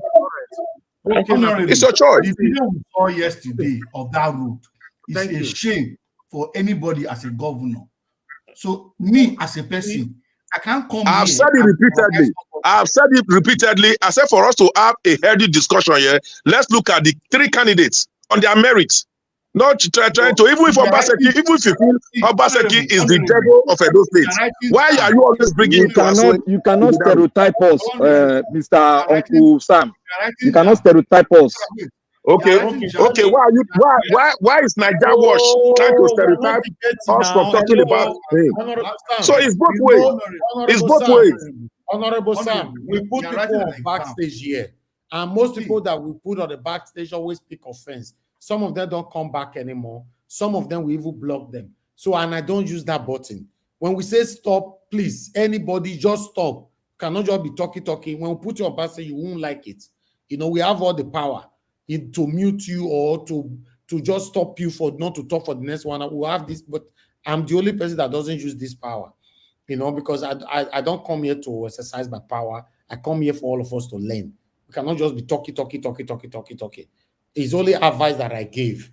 If you like, take. You don't want to take, that's fine. It's up to you. But for me, you know, if anybody, let me put it not generally, anybody like Aswen Ighodaro, and you want Aswen Ighodaro to become the next governor of Edo State, please speak for Aswen Ighodaro. But trying to campaign for Aswen Ighodaro and be bringing Obaseki in, you have a lot of job to do. To be honest, you have a lot of job to do, you know, but you don't have to take it. And for those of you also that want to speak here, sort of you to speak about your candidate, you are talking about Aswe, you know, when I know my reaction the other day, then it might also look like you yourself, you are not serious because we don't know your candidates. You refuse to tell us your candidates. Whoever you are, no, so Mr. Evans, so why would someone support a candidate just for the sake of supporting a candidate? If those candidate does not meet my principle, So why should I just have to support But the at candidate? the end of the day, one of them must be your governor. Yeah, I know that is the but Yeah, but at the end of the day also, are you going to at the end demand of the day, all of we also want at the end of the day also we also want a good Nigeria. That's no, what you can't looking. want a good no, Oga Jonathan, now you they talk this thing. The pace have been set. One of these people will become your governor. And you are I know. all of them. I'm not disputing that. But so, I'm not going to support candidate that at the end of the day. We are not forcing you to support candidate, but when you are demarketing the three front runners, that means you don't have candidate. No, for me, I'm not demarketing. In fact, you know what I'm doing? I'm not demarketing. Actually, I'm advising them. And I will use this opportunity to advise Honorable Sam. Honorable Sam, see, your candidate, I swear.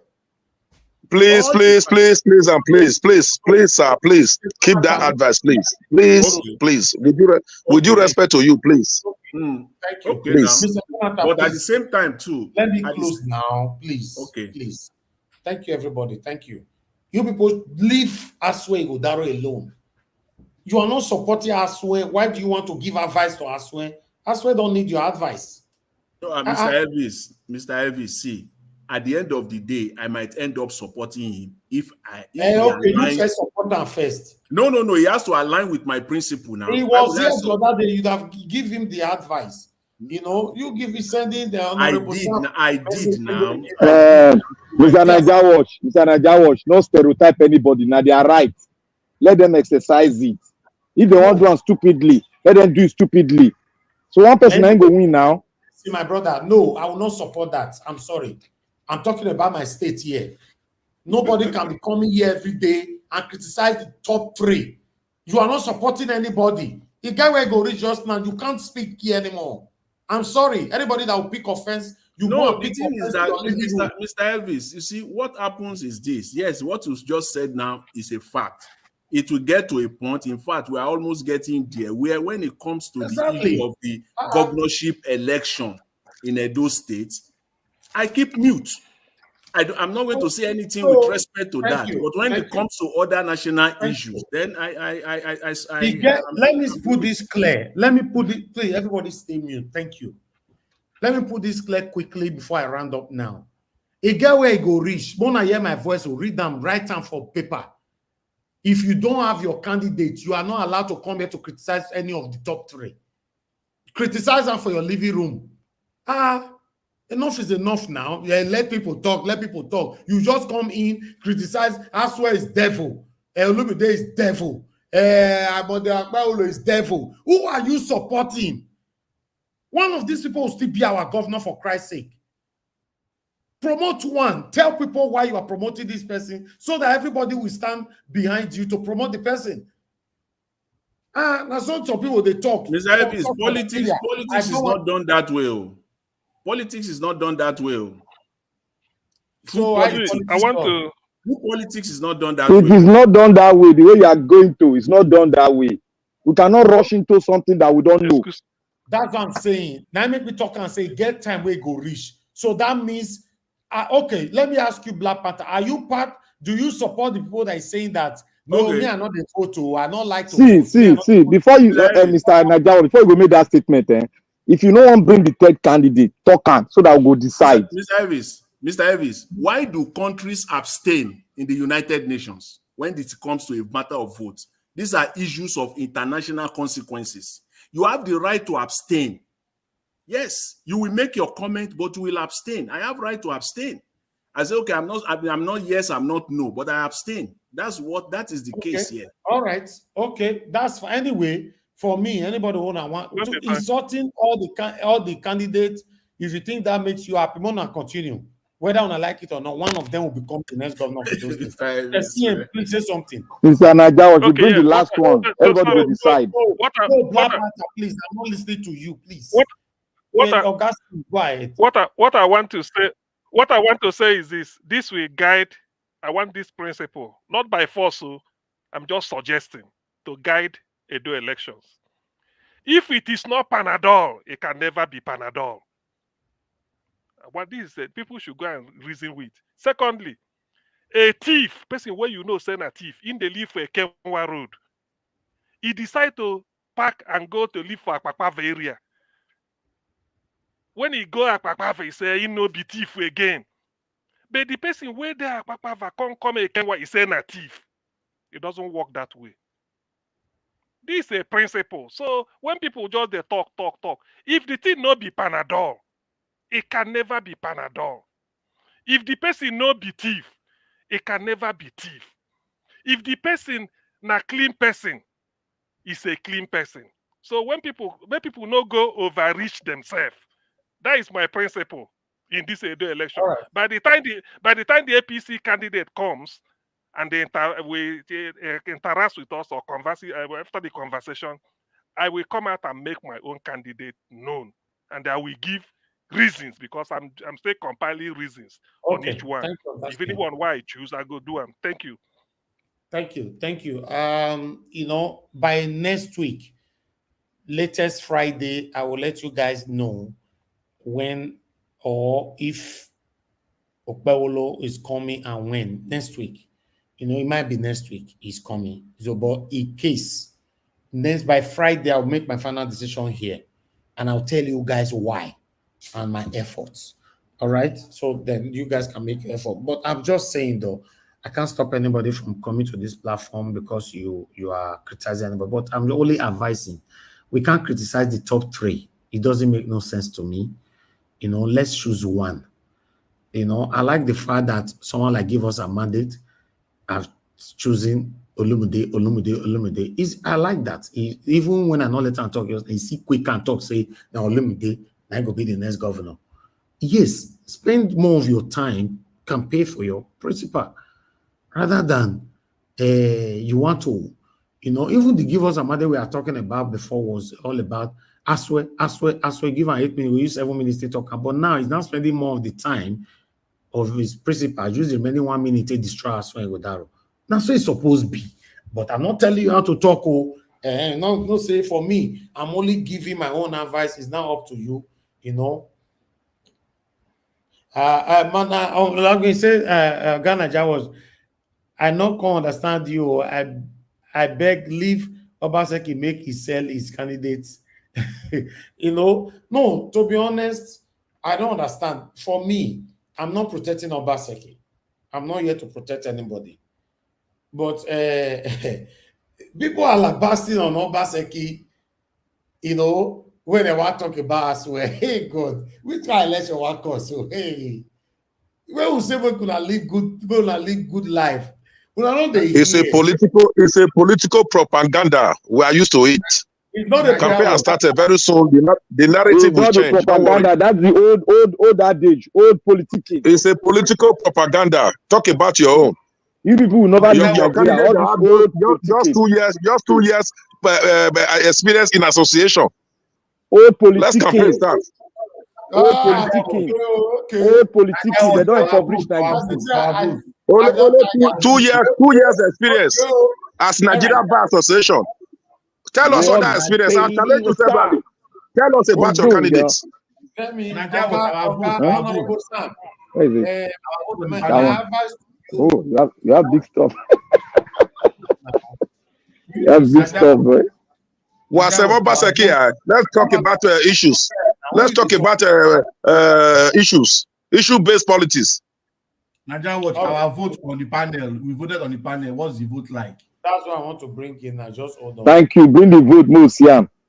Without reading the vote, we know what this platform is all about. What is your old politics? No go work for Nigeria. Look at the old politics there.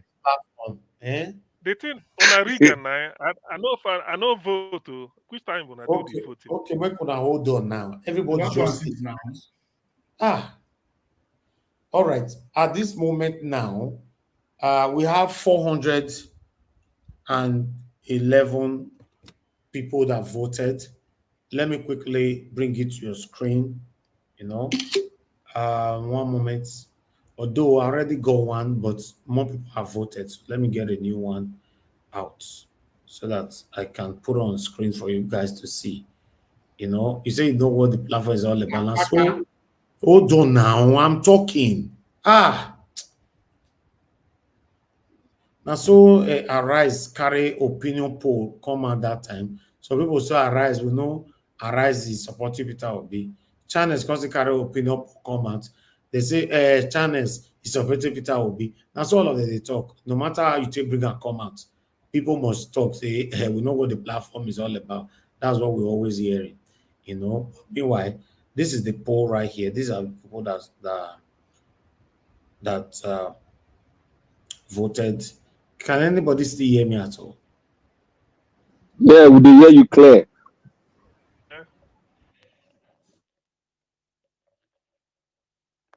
I hear you. I want to see my vote. I vote too. The thing is taking time to load. When I take vote, the vote they don't go far for Akpata. Now who win this one? I win the election. All these Akpata people say, Bukuna keep quiet now.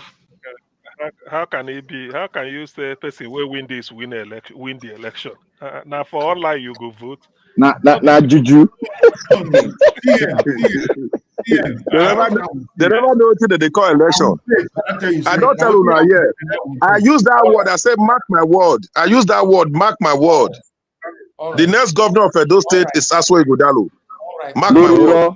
Loriro. After rigging. Oh. Now you the waste time. Load the thing now. Where are they? Okay, this is it there. That gap, me myself, I don't know where that gap. I don't see the gaps this morning. Okay. I don't understand, you know, because this is an opinion poll we are going to continue to do here. Okay. But unfortunately, everybody that voted here, 70% of the people that voted here are not in Benin. Okay. 70% of people that voted, you are not in Benin. So that means Mr. Elvis, that is what opinion poll. That is what opinion poll is all about. It's about margin of error. This opinion poll that you've conducted, whether they are living in Benin does not matter, but they represent the opinion of the people of Edo State. So at the end who does not know what is on ground in Edo State? Listen. You can't say they represent the opinion of people of Edo State because it's online. Anybody who is not even Edo can vote if who is interested. You are right. You are very right. Because if I voted, I'm not from Edo State. I can vote. I voted. I'm not from Edo State. And you are not from Edo State. So it's just that people that participated. You are expressing online, your opinion. You have a very strong opinion about Edo State. Each and everybody that voted, I'm assuming, each and everybody that voted here have a strong opinion about Edo State. Thank you, ladies and gentlemen. That is it right there. Oh God. No, I want to advise something. Is it possible this vote you have here, every day you do it, you keep it, and then let's take an average? I just said that I'll be doing it every day, yes. So I will take an average later on. Okay, thank you, sir. Okay. We'll be doing that. So please, as you all can see right there, EDO2024, who is your candidate? Barrister Olumide Akpata, LP, 82%. Dr. Aso Ngodaro, PDP, 14%. Senator Monde Okbeolo, APC, 3%. You see, in the country where you and I came from, if, for example, this result here is reality, they go change them with pen and eraser. They will change them. They don't agree. I mean, they asked Olumide the other day, say, these things, so if they use the radar change them for your eye, you say, I'm aware. Okay. No wahala. These PDP and APC, will never know these people. Hey, that 82 will become 28. 14 of PDP will become 41. I never know these people. They will change that for you. They never know what they call election. They say that now structure. What structure do Olumide have on ground? It's of people to advise Olumide to come and pick tent with Aswe Godalo. Why the king here? Oh, you are here. Why the king here? Let's continue from where we stop. Sorry, I didn't know I muted though. Sorry. All right, thank you. Let's continue from where we stop tomorrow. I appreciate every one of you once again. Oga CM, thank you very much, sir. Mr. Jonathan, Oga Black Panther, Mr. Oduwa, Oga Mashallah, give us a mandate, Honorable Sam, Frank Emmanuel, Abdul Malik. Thank you. And every one of you that came in and God bless you now. Thank you very much, wonderful people. Those of you that supported the channel today, starting with Oscar Blackbone. Thank you very much. Thank you very much. AY for real. Thank you, Didi Anthony, Peggy Modi. Thank you very much. God bless you. Or Martin Benjamin. God bless you now. And those of you that called into the show, Madam Origin, my love, God is my strength, Mr. Ben, and many others, and God will bless you now. I appreciate you all. Thank you very much, Mother, for all Mommy Diaspora. I appreciate you, Mommy, for all you do. Mute yourself, please. Augustine, mute yourself. Thank you very much, Mommy Diaspora. Thank you, Mommy, for all you do. I appreciate you. Thank you, everyone right there. Stella, myself, Edoije, Dima, Rea Boa. Thank you, Mr. Johnson, Emmanuel Aboazi. Thank you, sir, for all you do. Thank you, the Grace King. God bless every one of you. I appreciate you all, my wonderful people. Thank you very much, Oegianjo, Igbenadolo. Thank you very much. I appreciate you, Mother Iris Finest. Thank you very much. Thank you, Mone Alagbeya. Thank you very much, Madam. I appreciate you, Mother Tusabi, and many others. Yes, people, I'm gonna go bless you now. We have come to the end. Thank you very much, the Grace King. Thanks for becoming a member of Nigeria Watch platform. Thank you for joining. I appreciate you, sir, for your encouragement. Thank you so much. All right, we come to the end of the broadcast. You know, it's beautiful. It was a wonderful session. I enjoyed everybody, but I beg you, make una take my advice. You know, make una focus on a candidate rather than, you know, using all your minutes to be fighting all that. But now, so they play politics, continue, no wahala. Nobody's going to stop you from that. But I'm only saying, you know, because for me, I remember, so although I'm guilty of what I'm saying, I remember I said that time, we still spend more time to beat Tinubu, not be small, for this platform. You know, so, but nevertheless, anyhow, you know, you want to play your politics, you can just go ahead and do so. You know, thank you. I appreciate every one of you right there. I'm gonna go bless you now. Thank you very much, Madam Iris Finance. You quick come, Madam Iris Finance. Now you first come this panel today. You are number one on this panel. Madam Luko. I don't see Madam Luke sees, but I don't see I comment again. I don't see I cite and comment earlier on. Madam Luke, thank you very much for joining us. Good evening to you, man. But I don't see your comment again, but I know I cite them earlier on. Now God, I will bless you, my people. We come to the end of the broadcast. Please join us again tomorrow, 6 p.m. We are here talking about the things that's affecting us every day. If it's your first time with on this panel, just know that you're in the right place. Come here, put your voice in there. You can see that today we finally have a new panelist joining us from Canada. So the panel might be a little bit competitive. You know, a lot of people were on backstage today. We're just swapping, you know, continuously. So let's continue to educate ourselves and see how we can have a better Nigeria in our time. My people, now we join the court. I'll see you guys tomorrow. Good night and bye for now. Thank you all. God bless. Go.